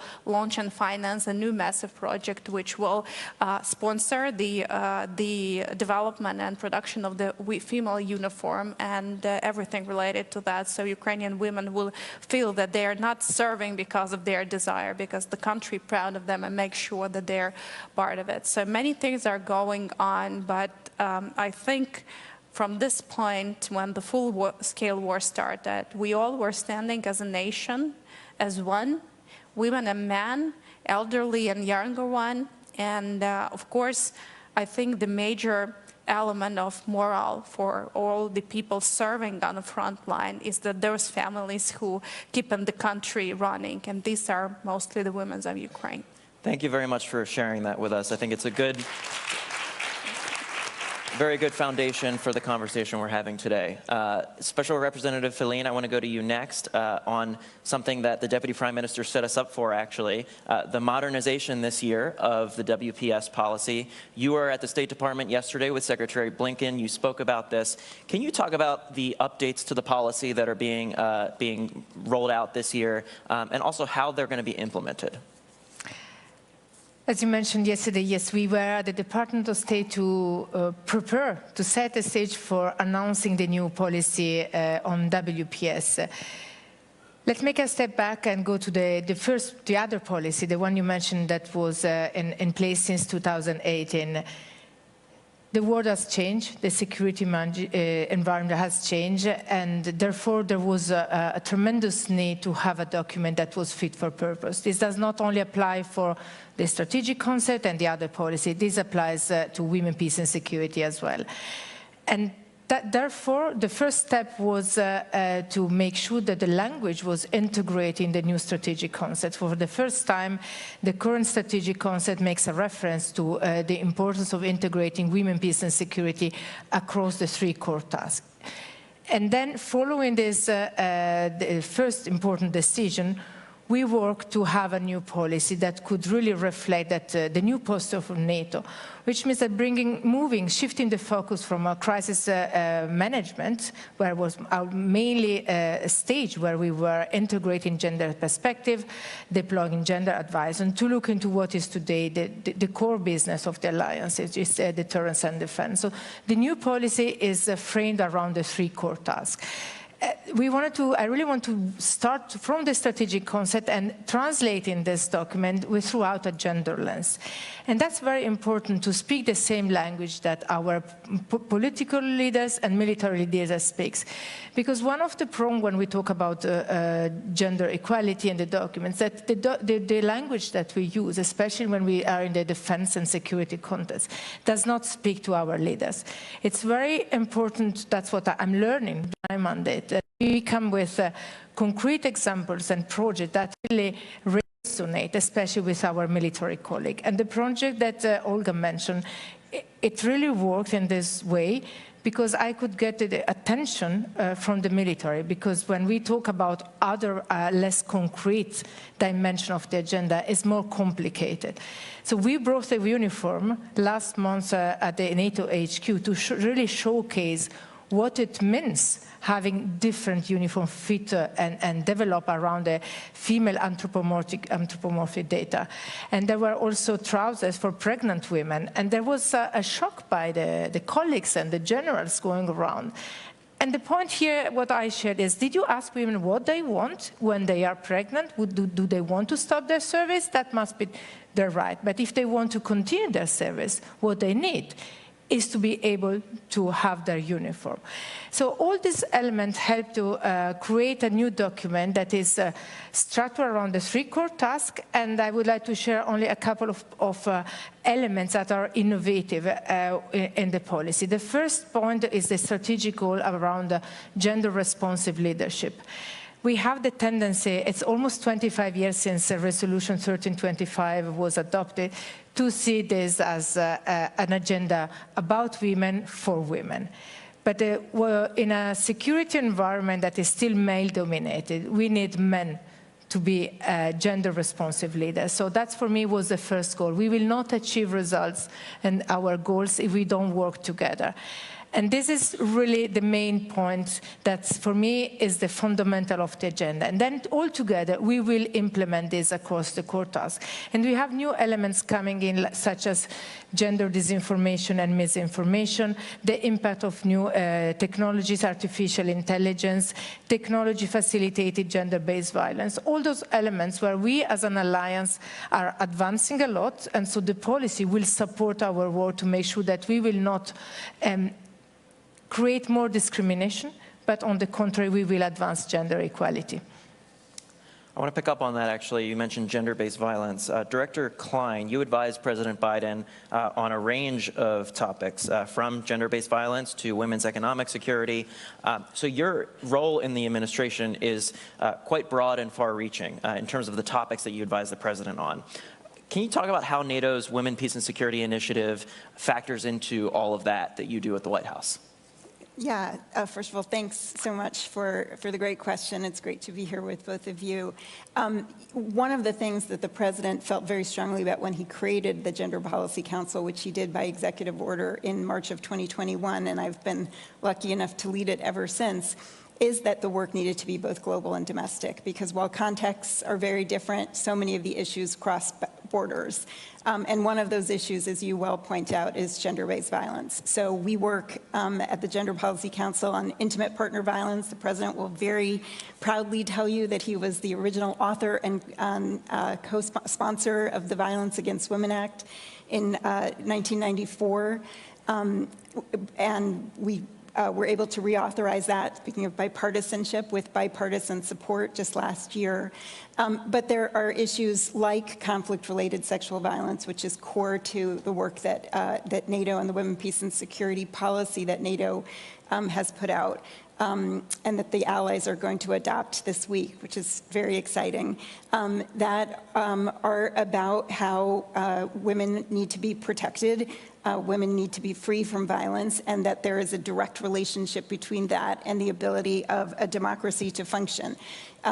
Irina raised technology-facilitated gender-based violence, which I have come to refer to as the 21st century latest form of gender-based violence. And it's very important you emphasize, you said this, but I will emphasize your point, that while the NATO policy that the allies are adopting this week is similar to what has come before it and acknowledges the importance of the status of women to the stability of nations and understands those linkages and understands that meaningful participation and protection and leadership are core. It reinforces that.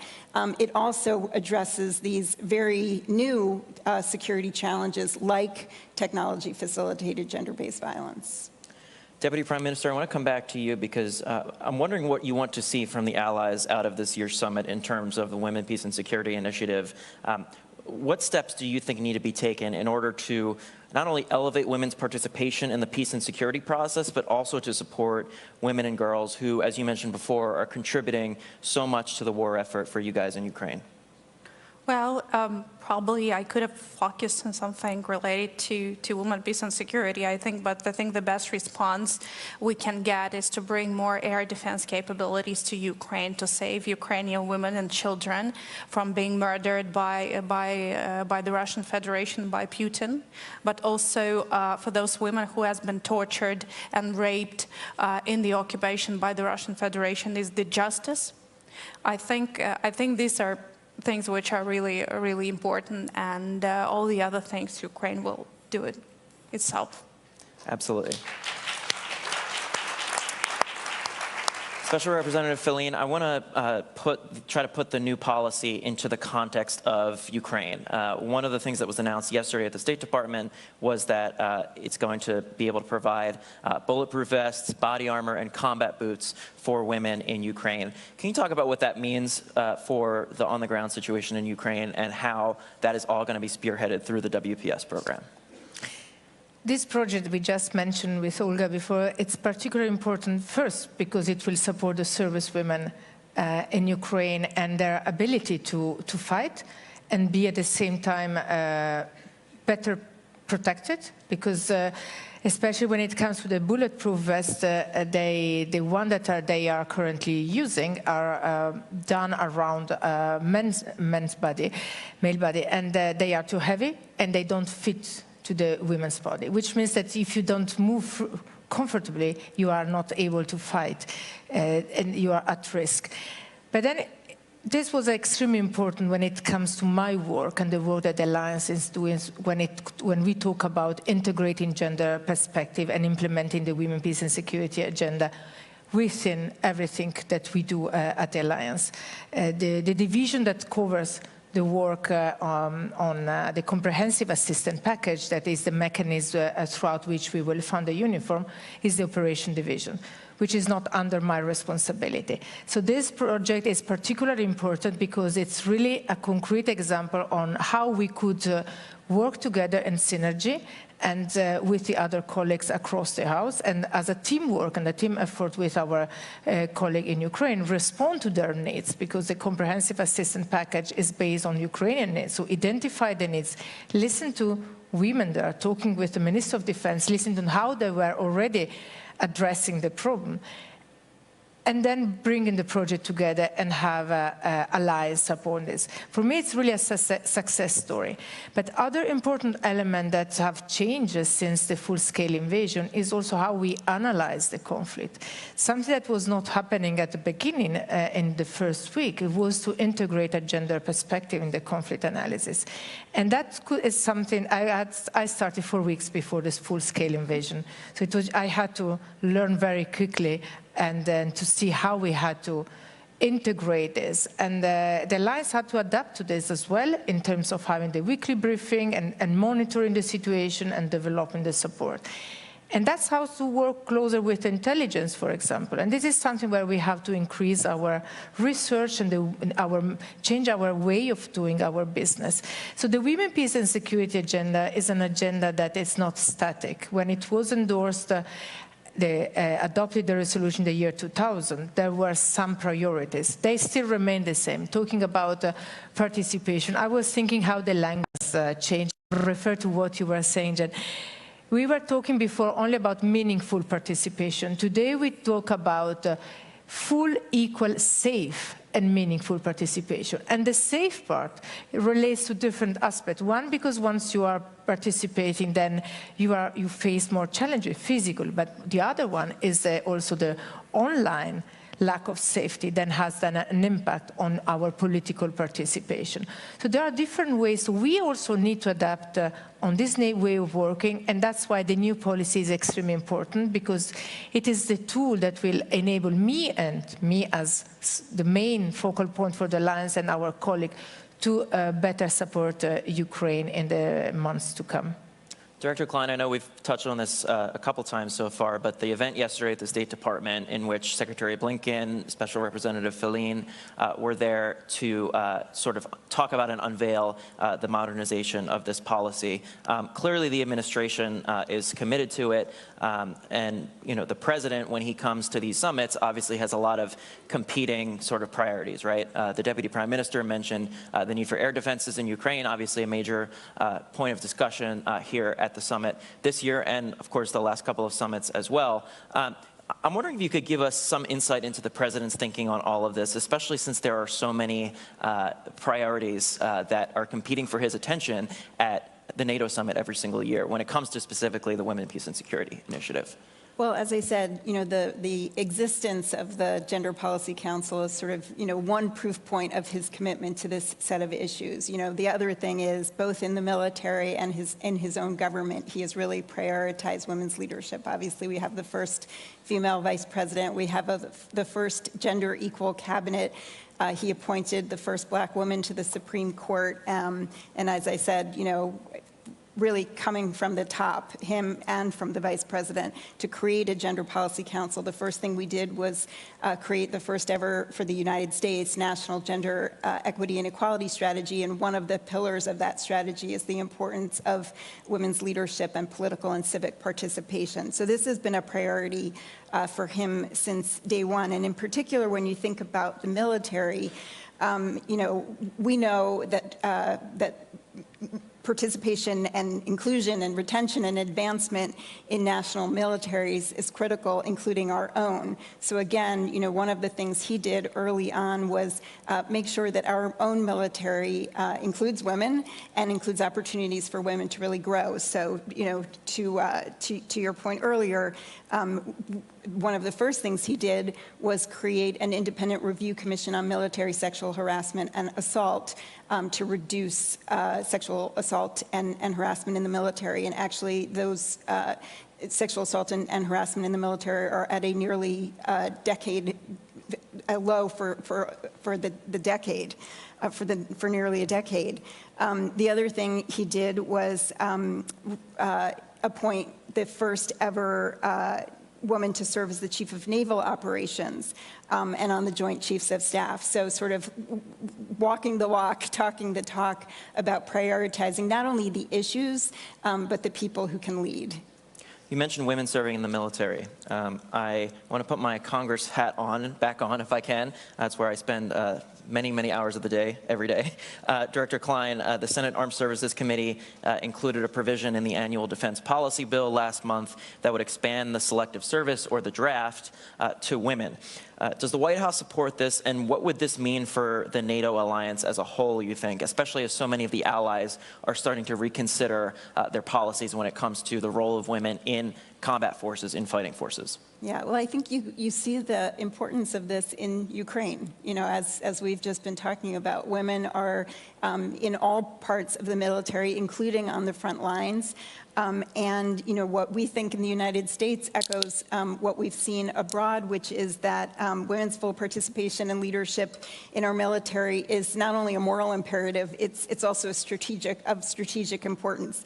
And we can't outcompete our adversaries, we can't win wars, we can't meet the greatest challenges facing NATO and the world without using the talents and the skills and the courage of women service members. So that is, an administration commitment. Deputy Prime Minister, you're seeing this firsthand in Ukraine, obviously, but sort of the direct involvement of women in the fighting forces and the combat forces. Do you think the allies are doing enough to support the meaningful participation of women in national militaries and in NATO forces? Well, we have been thinking about ourselves, and I presented a pretty wide picture of what we have learned. And just as we're sitting here, North Atlantic Council has released its statement, which precisely says that Ukraine is the major source of innovative experience of the warfare. And I think the gender elements and the gender equality and the gender aspects of serving in the armed forces and the access to the armed forces and representation are also the enormous source of data and information to learn from Ukraine. Because again, as I was referring in my speech in the very beginning, Ukraine is an advancing democracy. And I mean, for years, gender equality policy was mainstreamed across the government planning. We have multiple strategies. Institutions went through the gender audit. Everybody from Ministry of Defense to Ministry of Foreign Affairs, Ministry of Education, and the government. But only when the war started, we thought that we were advancing very much. We also had the gender audit in all our security and defense forces. But when the war started, all the barriers which were unseen through the papers and through the feasibility studies, they revealed.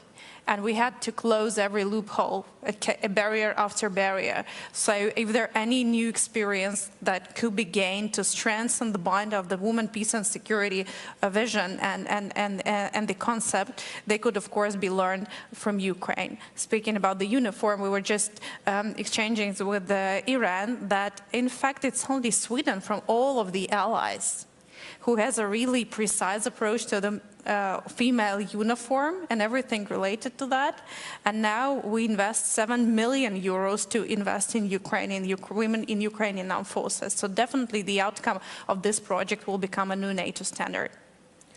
And Ukraine is obviously setting a very, very good example for the rest of the world, certainly the rest of the alliance as well.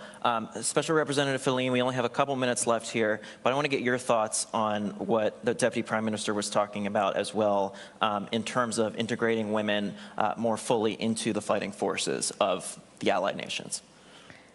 As also it was said, it's clear that Ukraine is leading by example on this. And this is a broader observation I would like to make as part of our cooperative security, NATO and the relationship with partner. We will have a lot to learn from Ukraine and this experience on many fronts, including about women fighting in the armed forces. And what this example showing, and what Olga just said about the fact that the alliance, about the uniform, that this is something that is missing across the lines as well, says a lot about the need that we have to integrate this perspective in peacetime, which applies also to the fact that integrating women in the armed forces during peacetime, it's what we need to be ready when, if and when we have to deploy them.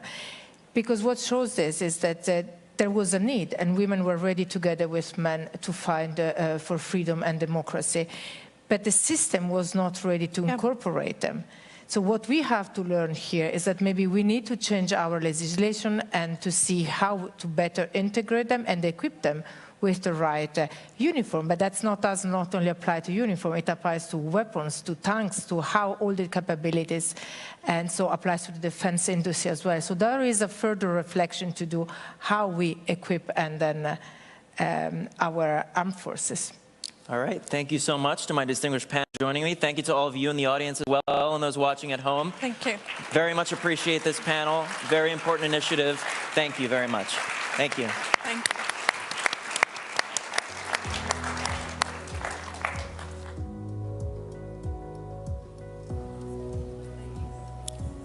Thank you to our esteemed panelists and moderator. Dear audience, that concludes our first day of programming. Thanks to everybody who attended and watched us remotely. I would like to recognize once again the effort that went behind this event, our co-hosts, NATO and the US government, and the 5 co-organizing think tanks. A special thanks to our corporate partners as well as our institutional partners. Thank you again to all of our speakers and guests for a great day of programming. We look forward to welcoming you back tomorrow.